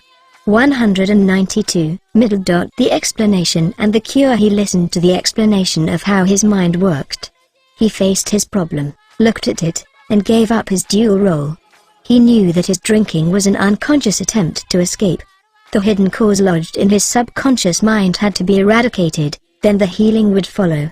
He began to impress his subconscious mind 3 or 4 times a day by using the following prayer: "My mind is full of peace, poise, balance, and equilibrium. The infinite lies stretched in smiling repose within me. I am not afraid of anything in the past, the present, or the future. The infinite intelligence of my subconscious mind leads, guides, and directs me in all ways. I now meet every situation with faith, poise, calmness, and confidence. I am now completely free from the habit. My mind is full of inner peace, freedom, and joy. I forgive myself, then I am forgiven. Peace, sobriety, and confidence reign supreme in my mind." He repeated this prayer frequently as outlined, being fully aware of what he was doing and why he was doing it. Knowing what he was doing gave him the necessary faith and confidence. I explained to him that as he spoke these statements out loud, slowly, lovingly, and meaningfully, they would gradually sink down into his subconscious mind. Like seeds, they would grow after their kind. These truths, on which he concentrated, went in through his eyes, his ears heard the sound, and the healing vibrations of these words reached his subconscious mind and obliterated all the negative mental patterns which caused all the trouble. Light dispels darkness. The constructive thought destroys the negative thought. He became a transformed man within a month. Refusing to admit it. If you are an alcoholic or drug addict, admit it. Do not dodge the issue. Many people remain alcoholics because they refuse to admit it. 193. Your disease is instability, an inner fear. You are refusing to face life, and so you try to escape your responsibilities through the bottle. As an alcoholic you have no free will, although you think you have, and you may even boast about your willpower. If you are a habitual drunkard and say bravely, "I will not touch it anymore," you have no power to make this assertion come true, because you do not know where to locate the power. You are living in a psychological prison of your own making, and you are bound by your beliefs, opinions, training, and environmental influences. Like most people, you are a creature of habit. You are conditioned to react the way you do. Building in the idea of freedom. You can build the idea of freedom and peace of mind into your mentality so that it reaches your subconscious depths. The latter, being all-powerful, will free you from all desire for alcohol. Then, you will have the new understanding of how your mind works, and you can truly back up your statement and prove the truth to yourself. 51% healed. If you have a keen desire to free yourself from any destructive habit, you are 51% healed already. When you have a greater desire to give up the bad habit than to continue it, you will not experience too much difficulty in gaining complete freedom. Whatever thought you anchor the mind upon, the latter magnifies. If you engage the mind on the concept of freedom, freedom from the habit, and peace of mind, and if you keep it focused on this new direction of attention, you generate feelings and emotions, which gradually emotionalize the concept of freedom and peace. Whatever idea you emotionalize is accepted by your subconscious and brought to pass. 194. The law of substitution. Realize that something good can come out of your suffering. You have not suffered in vain. However, it is foolish to continue to suffer. If you continue as an alcoholic, it will bring about mental and physical deterioration and decay. Realize that the power in your subconscious is backing you up. Even though you may be seized with melancholia, you should begin to imagine the joy of freedom that is in store for you. This is the law of substitution. Your imagination took you to the bottle, let it take you now to freedom and peace of mind. You will suffer a little bit, but it is for a constructive purpose. You will bear it like a mother in the pangs of childbirth, and you will, likewise, bring forth the child of the mind. Your subconscious will give birth to sobriety. Cause of alcoholism. The real cause of alcoholism is negative and destructive thinking, for as a man thinketh, so is he. The alcoholic has a deep sense of inferiority, inadequacy, defeat, and frustration, usually accompanied by a deep inner hostility. He has countless alibis as to his reason for drinking, but the sole reason is in his thought life. 3 Magic Steps. The first step: get still, quiet the wheels of the mind. Enter into a sleepy, drowsy state. In this relaxed, peaceful, receptive state, you are preparing for the second step. The second step, take a brief phrase, which can readily be graven on the memory, and repeat it over and over as a lullaby. Use the phrase, "Sobriety and peace of mind are mine now, and I give thanks." To prevent the mind from wandering, repeat it aloud or sketch its pronunciation with the lips and tongue as you say it mentally. This helps its entry into the subconscious mind. Do this for 5 minutes or more. You will find a deep emotional response. The third step, just before going to sleep, practice what Johann von Goethe, German author, used to do. Imagine a friend, a loved one in 195, front of you. Your eyes are closed, you are relaxed and at peace. The loved one or friend is subjectively present, and is saying to you, "Congratulations." You see the smile, you hear the voice. You mentally touch the hand, it is all real and vivid. The word congratulations imply complete freedom. Hear it over and over again until you get the subconscious reaction, which satisfies. Keep on keeping on when fear knocks at the door of your mind, or when worry, anxiety, and doubt cross your mind. Behold your vision, your goal. Think of the infinite power within your subconscious mind, which you can generate by your thinking and imagining, and this will give you confidence, power, and courage. Keep on, persevere, until the day breaks, and the shadows flee away. Review your thought power 1. The solution lies within the problem. The answer is in every question. Infinite intelligence responds to you as you call upon it with faith and confidence. 2. Habit is the function of your subconscious mind. There is no greater evidence of the marvelous power of your subconscious than the force and sway habit holds in your life. You are a creature of habit. 3. You form habit patterns in your subconscious mind by repeating a thought and act over and over again until it establishes tracks in the subconscious mind and becomes automatic, such as swimming, dancing, typing, walking, driving your car, etc. 4. You have freedom to choose. You can choose a good habit or a bad habit. Prayer is a good habit. 5. Whatever mental picture, backed by faith, you behold in your conscious mind, and your subconscious mind will bring to pass. 6. The only obstacle to your success and achievement is your own thought or mental image. 196. 7. When your attention wanders, bring it back to the contemplation of your good or goal. Make a habit of this. This is called disciplining the mind. 8. Your conscious mind is the camera, and your subconscious mind is the sensitive plate on which you register or impress the picture. 9. The only jinx that follows anyone is a fear thought repeated over and over in the mind. Break the jinx by knowing that whatever you start you will bring to a conclusion in divine order. Picture the happy ending and sustain it with confidence. 10. To form a new habit, you must be convinced that it is desirable. When your desire to give up the bad habit is greater than your desire to continue, you are 51% healed already. 11. The statements of others cannot hurt you except through your own thoughts and mental participation. Identify yourself with your aim, which is peace, harmony, and joy. You are the only thinker in your universe. 12. Excessive drinking is an unconscious desire to escape. The cause of alcoholism is negative and destructive thinking. The cure is to think of freedom, sobriety, and perfection, and to feel the thrill of accomplishment. 13. Many people remain alcoholics because they refuse to admit it. 14. The law of your subconscious mind, which held you in bondage and inhibited your freedom of action, will give you freedom and happiness. It depends on how you use it. 15. Your imagination took you to the bottle, let it take you to freedom by imagining you are free. 16. The real cause of alcoholism is negative and destructive thinking. As a man thinketh in his heart, subconscious mind, so is he. 17. When fear knocks at the door of your mind, let faith in God and all things good open the door. 197. 19. How to use your subconscious mind to remove fear. One of our students told me that he was invited to speak at a banquet. He said he was panic-stricken at the thought of speaking before 1,000 people. He overcame his fear this way. For several nights he sat down in an armchair for about 5 minutes and said to himself slowly, quietly, and positively, "I am going to master this fear. I am overcoming it now.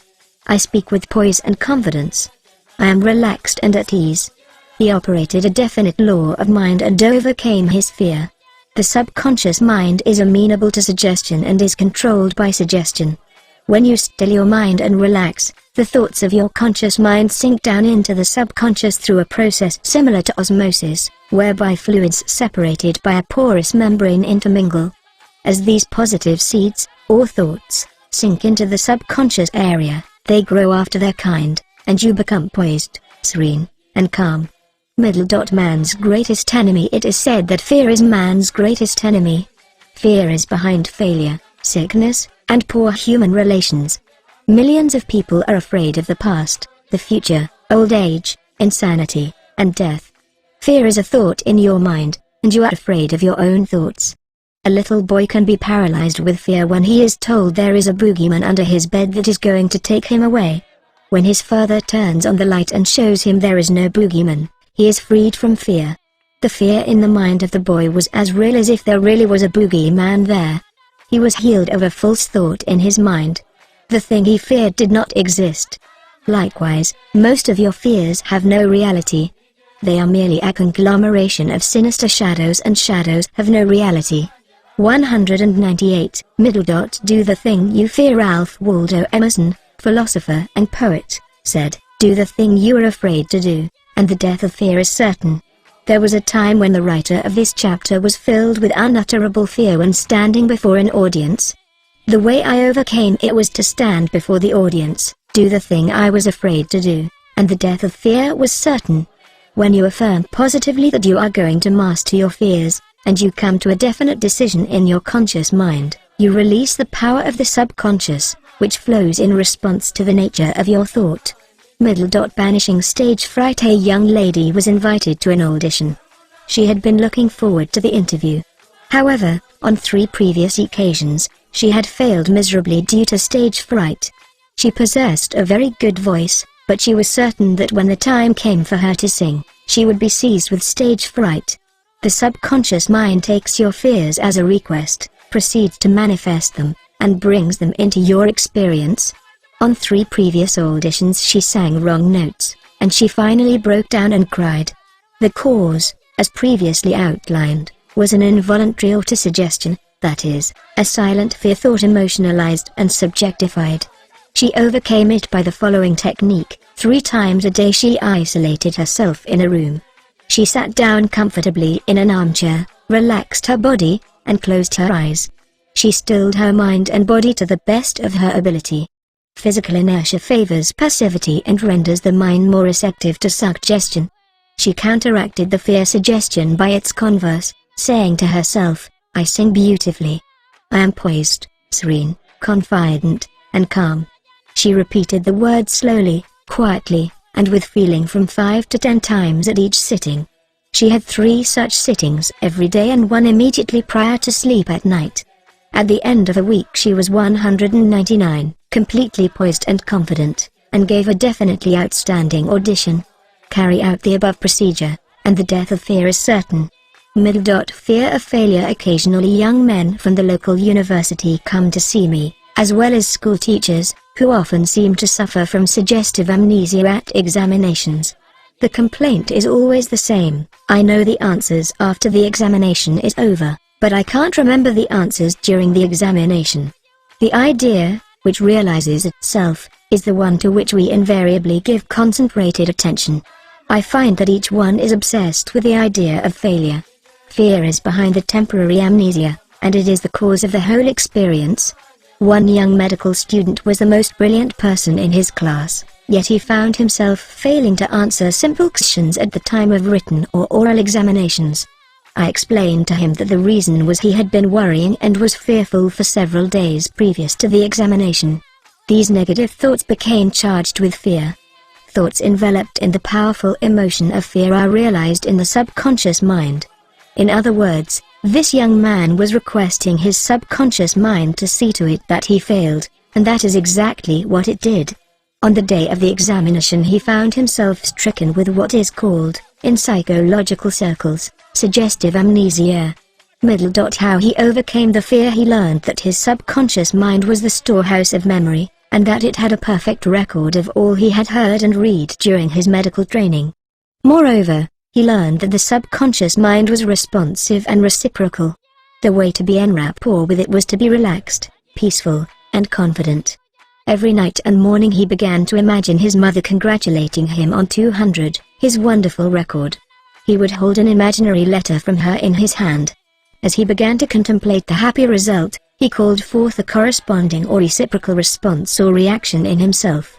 The all-wise and omnipotent power of the subconscious took over, dictated, and directed his conscious mind accordingly. He imagined the end, thereby willing the means to the realization of the end. Following this procedure, he had no trouble passing subsequent examinations. In other words, the subjective wisdom took over, compelling him to give an excellent account of himself. Fear of water, mountains, closed places, etc. There are many people who are afraid to go into an elevator, climb mountains, or even swim in the water. It may well be that the individual had unpleasant experiences in the water in his youth, such as having been thrown forcibly into the water without being able to swim. He might have been forcibly detained in an elevator, which failed to function properly, causing resultant fear of closed places. I had an experience when I was about 10 years of age.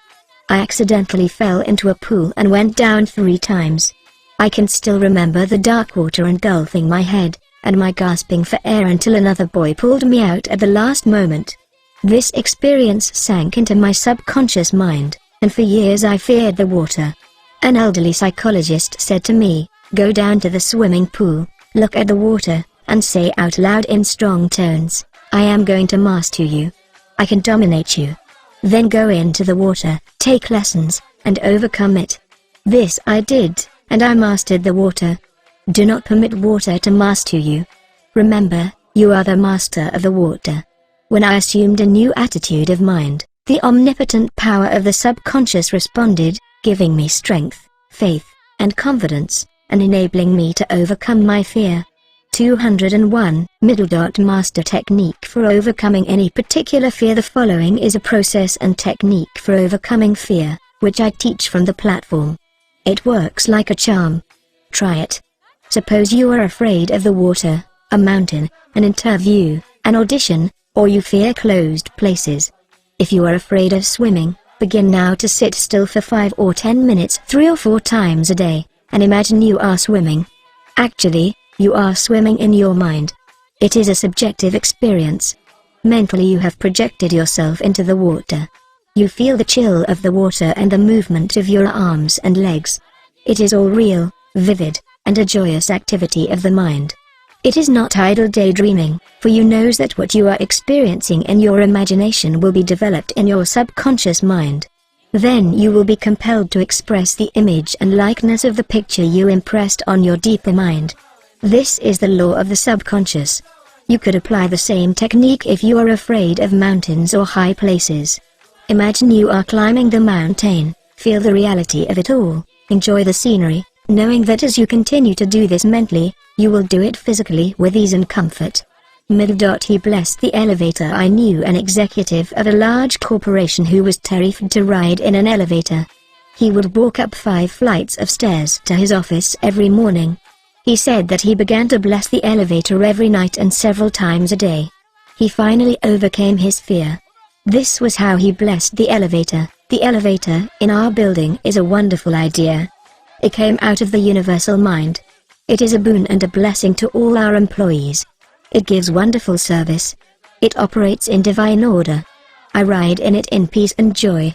I remain silent now while the currents of life, love, and understanding flow through the patterns of my thought. In my imagination I am now in the elevator, and I step out into my office. The elevator is full of our employees. I talk to them, and they are friendly, joyous, and free. It is a wonderful experience of freedom, faith, and confidence. I give thanks. 202. He continued this prayer for about 10 days, and on the 11th day, he walked into the elevator with other members of the organization and felt completely free. Normal and abnormal fear. Man is born only with 2 fears, the fear of falling and the fear of noise. These are an alarm system given you by nature as a means of self-preservation.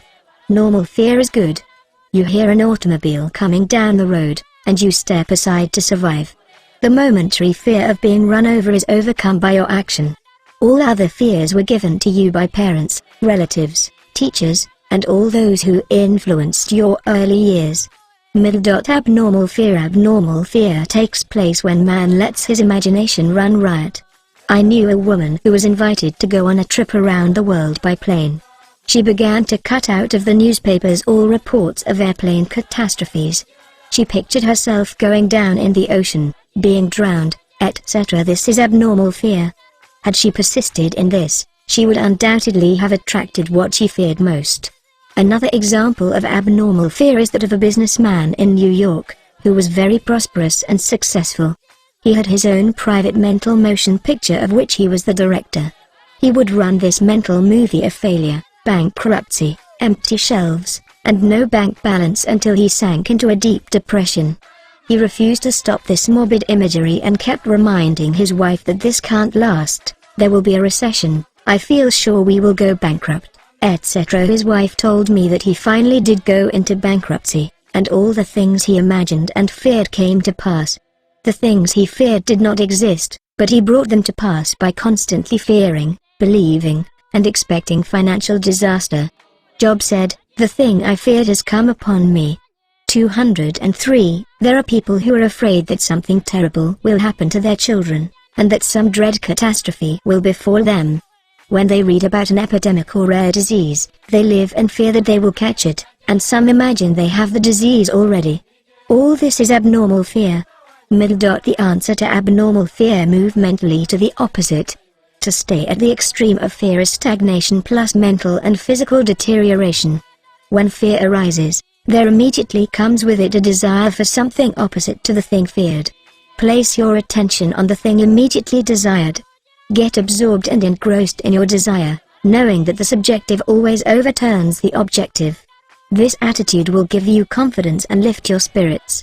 The infinite power of your subconscious mind is moving on your behalf, and it cannot fail. Therefore, peace and assurance are yours.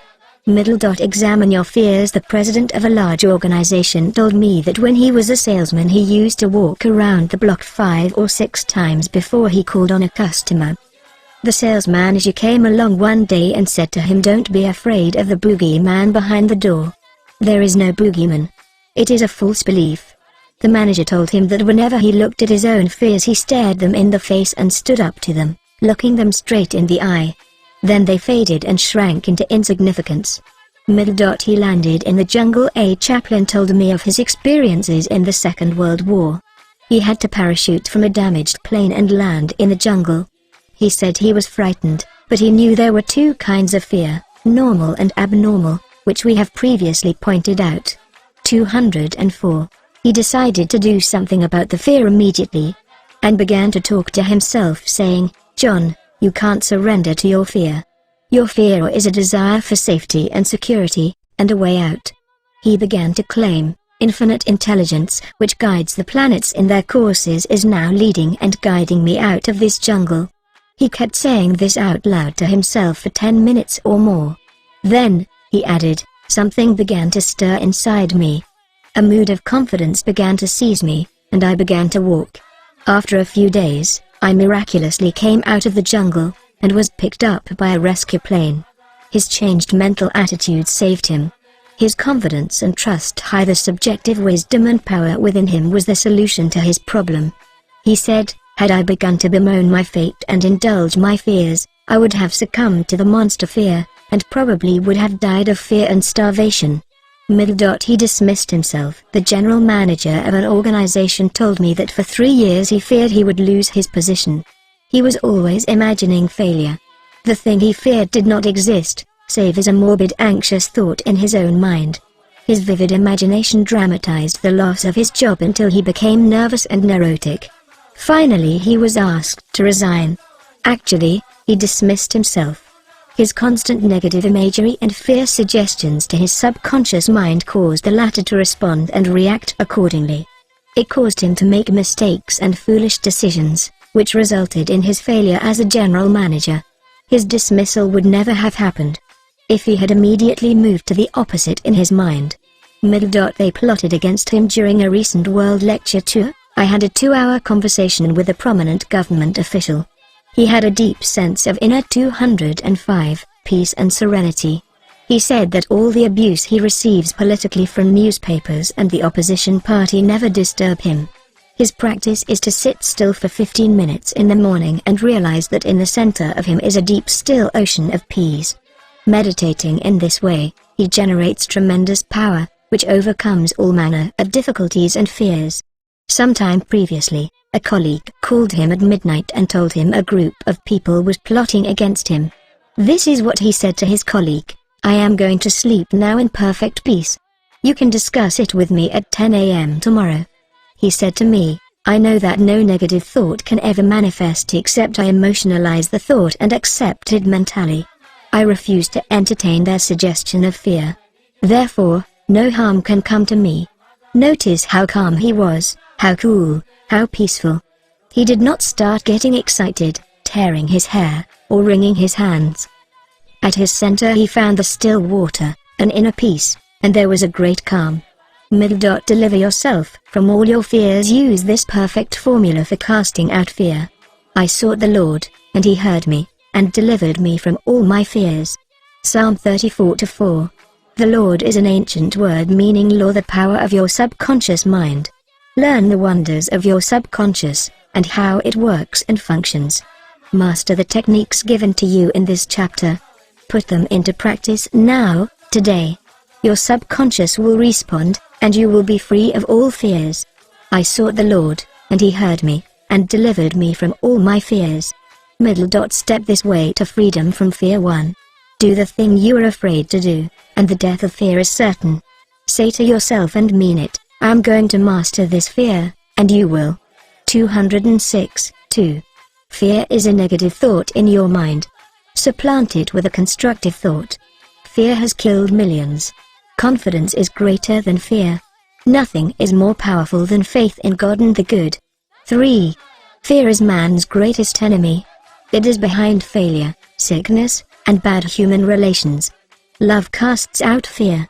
Love is an emotional attachment to the good things of life. Fall in love with honesty, integrity, justice, goodwill, and success. Live in the joyous expectancy of the best, and invariably the best will come to you. 4. Counteract the fear suggestions with the opposite, such as "I sing beautifully, I am poised, serene, and calm." It will pay fabulous dividends. 5. Fear is behind amnesia at oral and written examination time. You can overcome this by affirming frequently, "I have a perfect memory for everything I need to know," or you can imagine a friend congratulating you on your brilliant success on the examination. Persevere and you will win. 6. If you are afraid to cross water, swim. In your imagination, swim freely, joyously. Project yourself into the water mentally. Feel the chill and thrill of swimming across the pool. Make it vivid. As you do this subjectively, you will be compelled to go into the water and conquer it.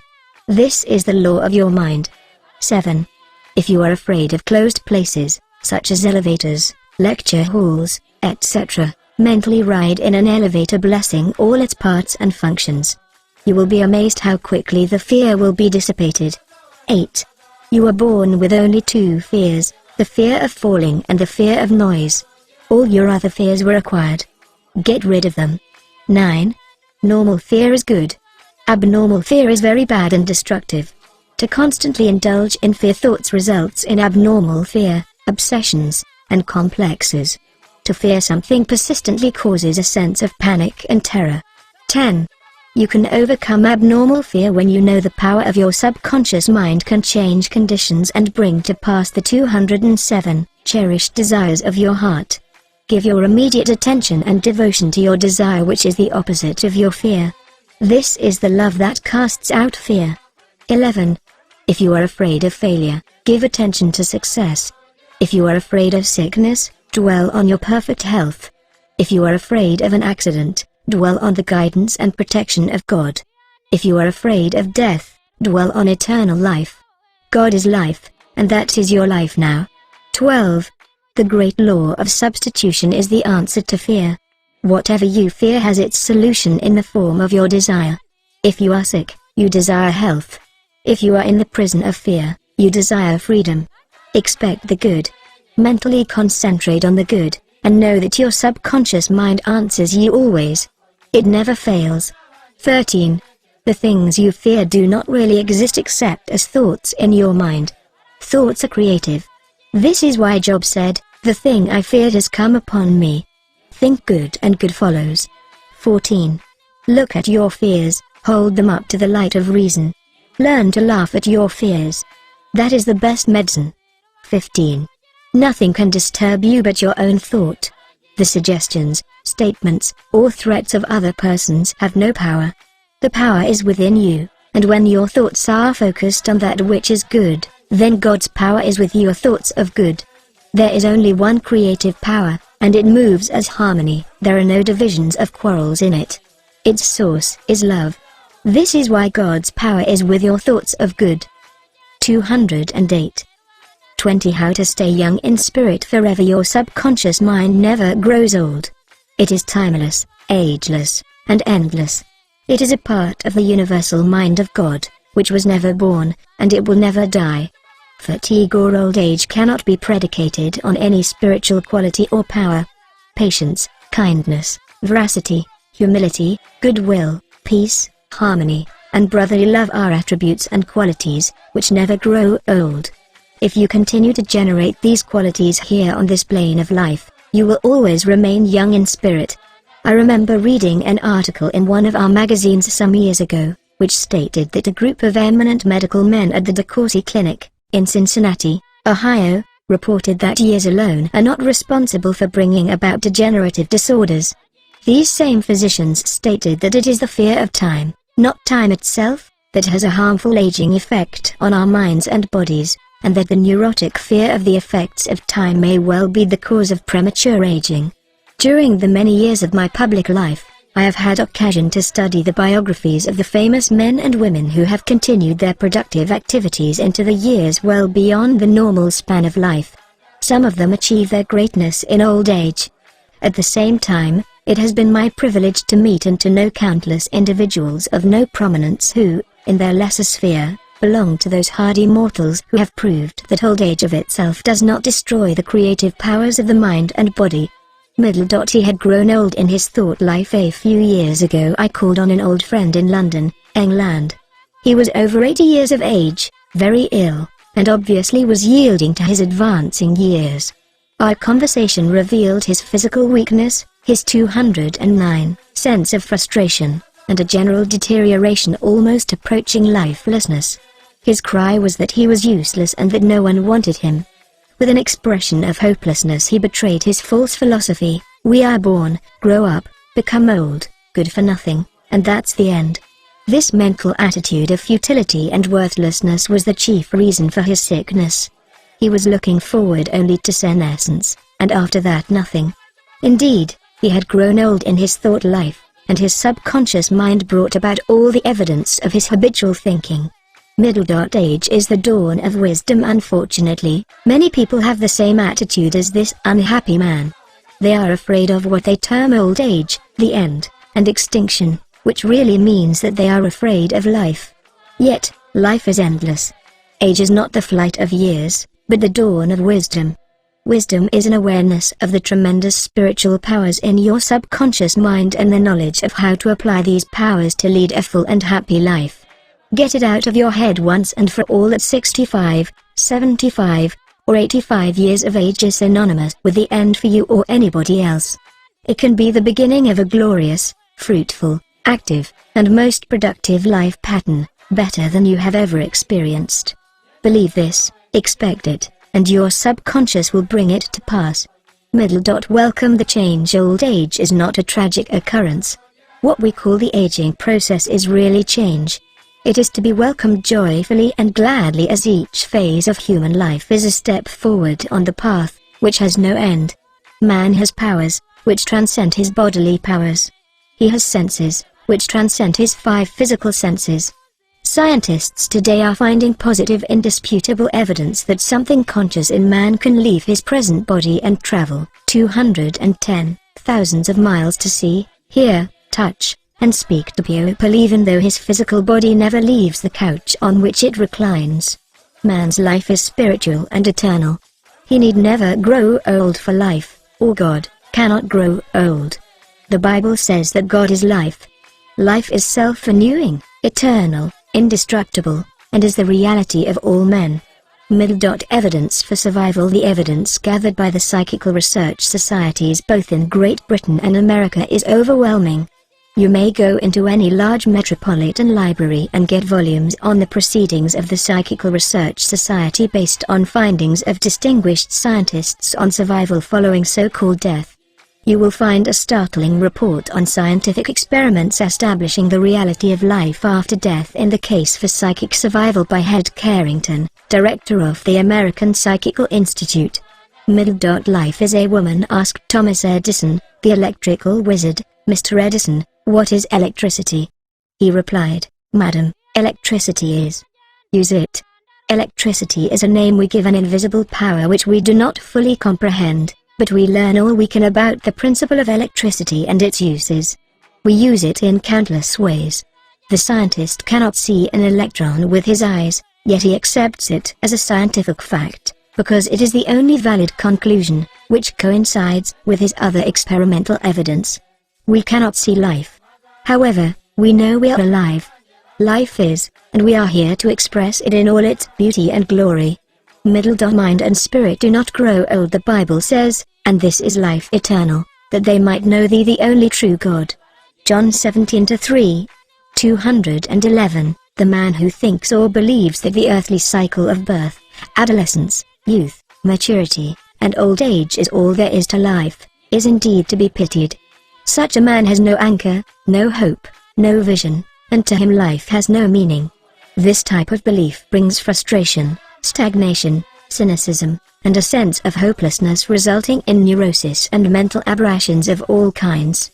If you cannot play a fast game of tennis, or swim as fast as your son, or if your body has slowed down, or you walk with a slow step, remember life is always clothing itself anew.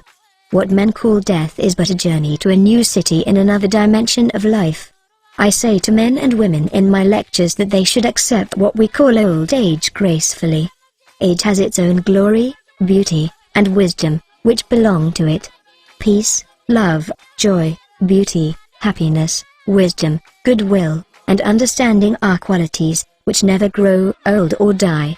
Ralph Waldo Emerson, poet and philosopher, said, "We do not count a man's years until he has nothing else to count." Your character, the quality of your mind, your faith, and your convictions are not subject to decay. You are as young as you think you are. I give public lectures in Caxton Hall, London, England, every few years, and following one of these lectures, a surgeon said to me, "I am 84 years of age. I operate every morning, visit patients in the afternoons, and I write for medical and other scientific journals in the evening." His attitude was that he was as useful as he believed himself to be, and that he was as young as his thoughts. He said to me, "It's true what you said, man is as strong as he thinks he is, and as valuable as he thinks he is." This surgeon has not surrendered to advancing years. He knows that he is immortal. His final comment to me was, "If I should pass on 212 tomorrow, I would be operating on people in the next dimension, not with a surgeon's scalpel, but with mental and spiritual surgery." Your gray hairs are an asset. Don't ever quit a job and say, "I am retired, I'm old, I am finished." That would be stagnation, death, and you would be finished. Some men are old at 30, while others are young at 80. The mind is the master weaver, the architect, the designer, and the sculptor. George Bernard Shaw was active at 90, and the artistic quality of his mind had not relaxed from active duty. I meet men and women who tell me that some employers almost slam the door in their faces when they say they are over 40. This attitude on the part of the employers is to be considered cold, callous, evil, and completely void of compassion and understanding. The total emphasis seems to be on youth. That is, you must be under 35 years of age to receive consideration. The reasoning behind this is certainly very shallow.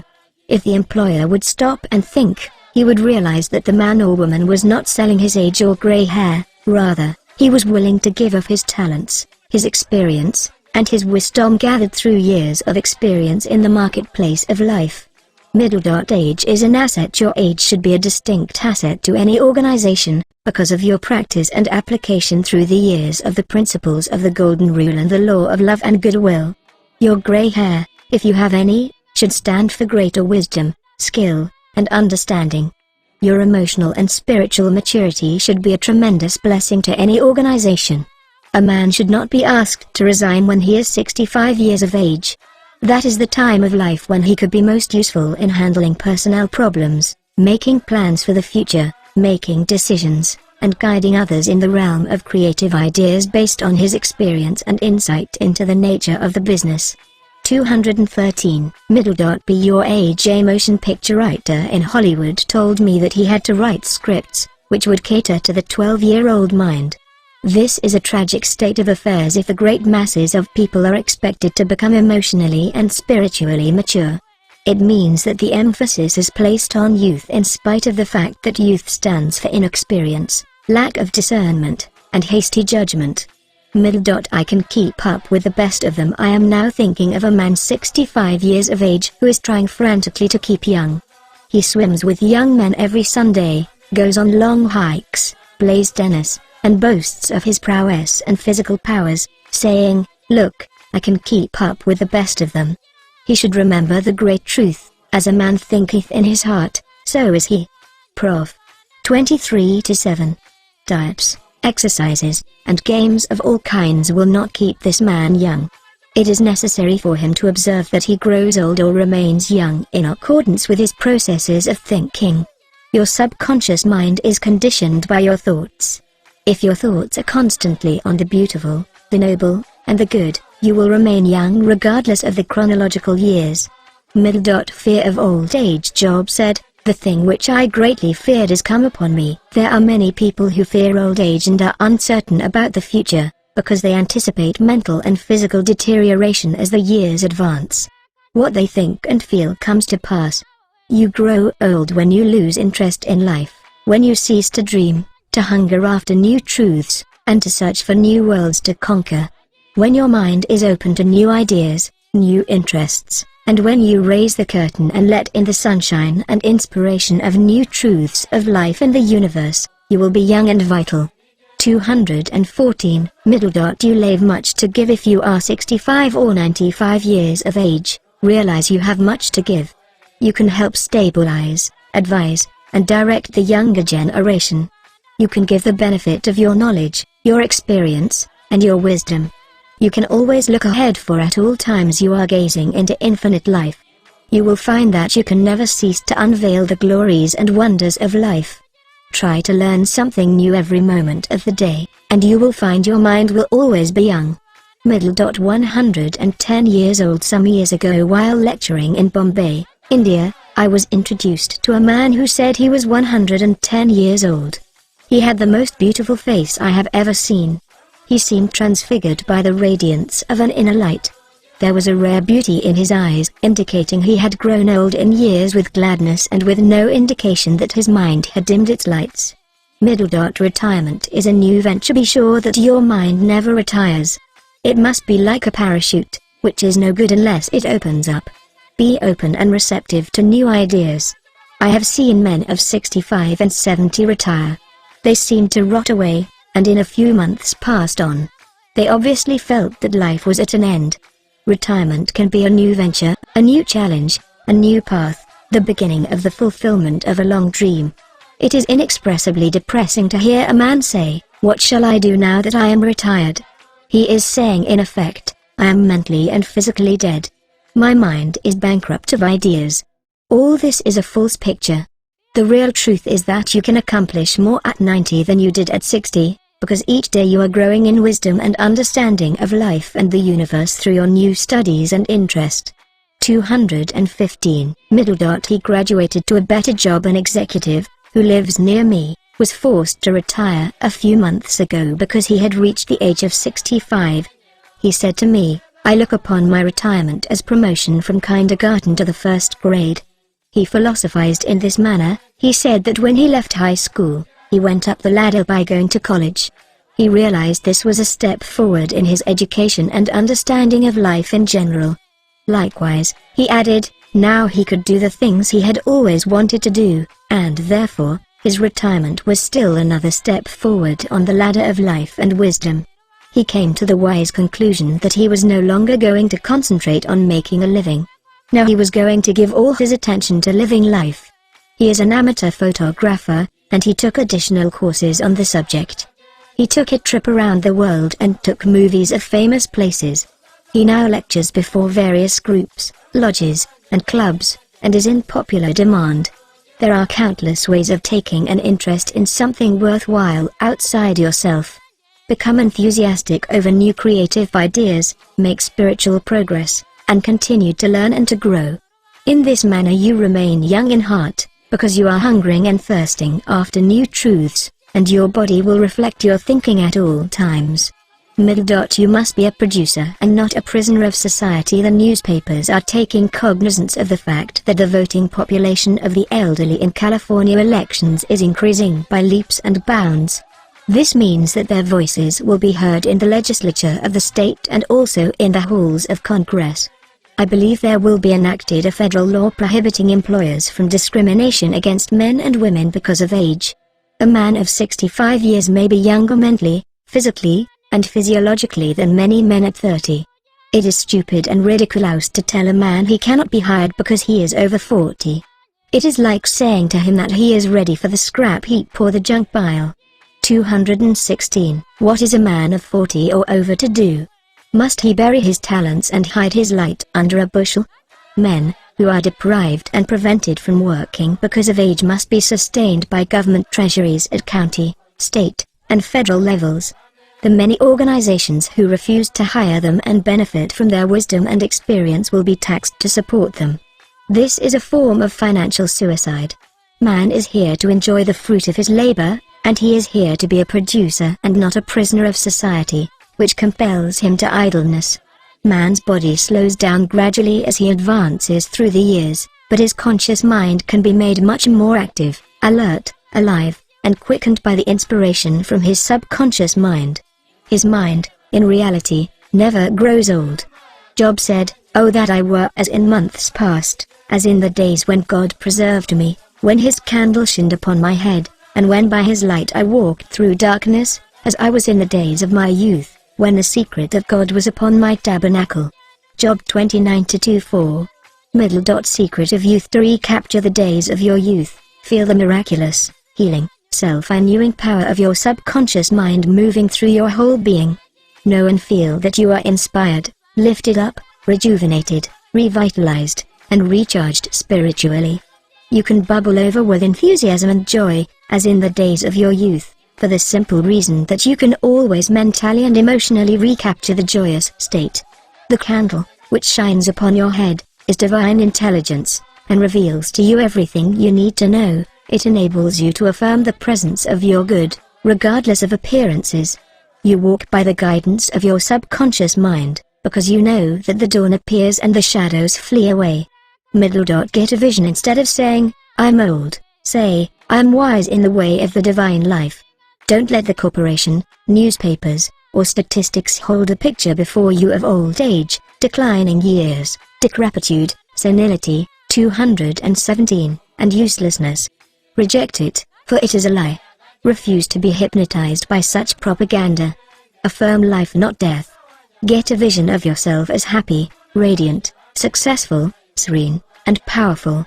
Your mind does not grow old. Former President Herbert Hoover, now 88 years old, is very active and is performing monumental work.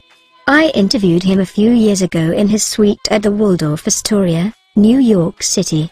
I found him healthy, happy, vigorous, and full of life and enthusiasm. He was keeping several secretaries busy handling his correspondence and was himself writing books of a political and historical nature.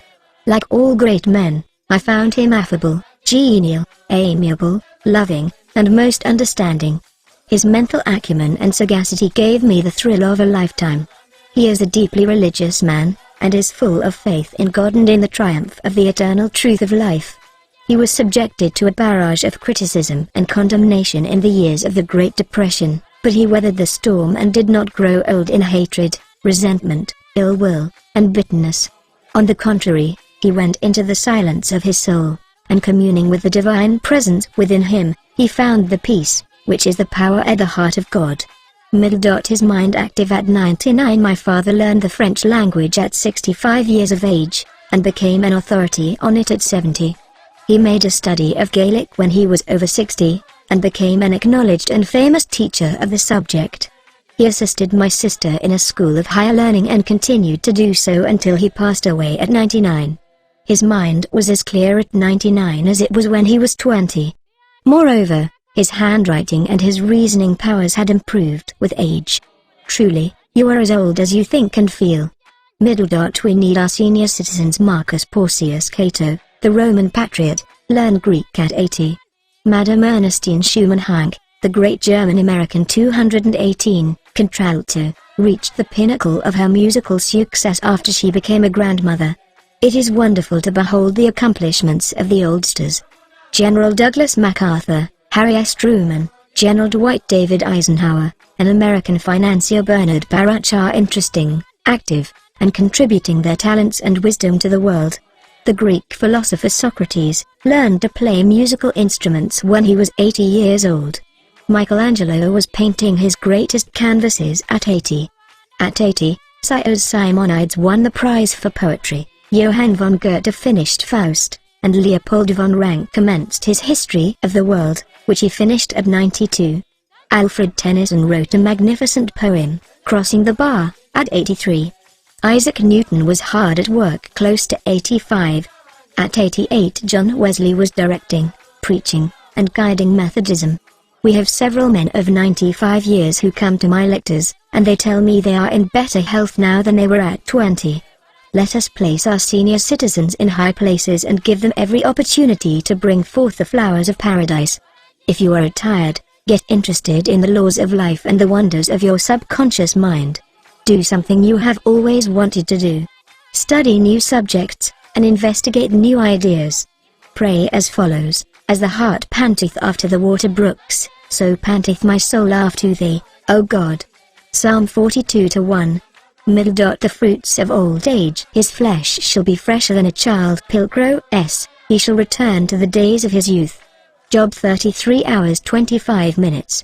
Old age really means the contemplation of the truths of God from the highest standpoint. Realize that you are on an endless journey, a series of important steps in the ceaseless, tireless, endless ocean of 219 life. Then, with the psalmist you will say, they shall still bring forth fruit in old age, they shall be fat and flourishing. Psalm 92 hours 14 minutes. But the fruit of the Spirit is love, joy, peace, patience, gentleness, goodness, faith, meekness, temperance. Against such there is no law. Galatians 5:22-23. You are a son of infinite life, which knows no end, and you are a child of eternity. Profitable pointers 1.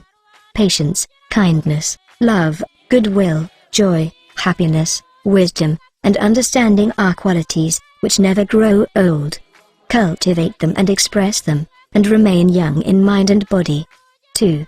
Some research physicians say that the neurotic fear of the effects of time may well be the cause of premature aging. 3.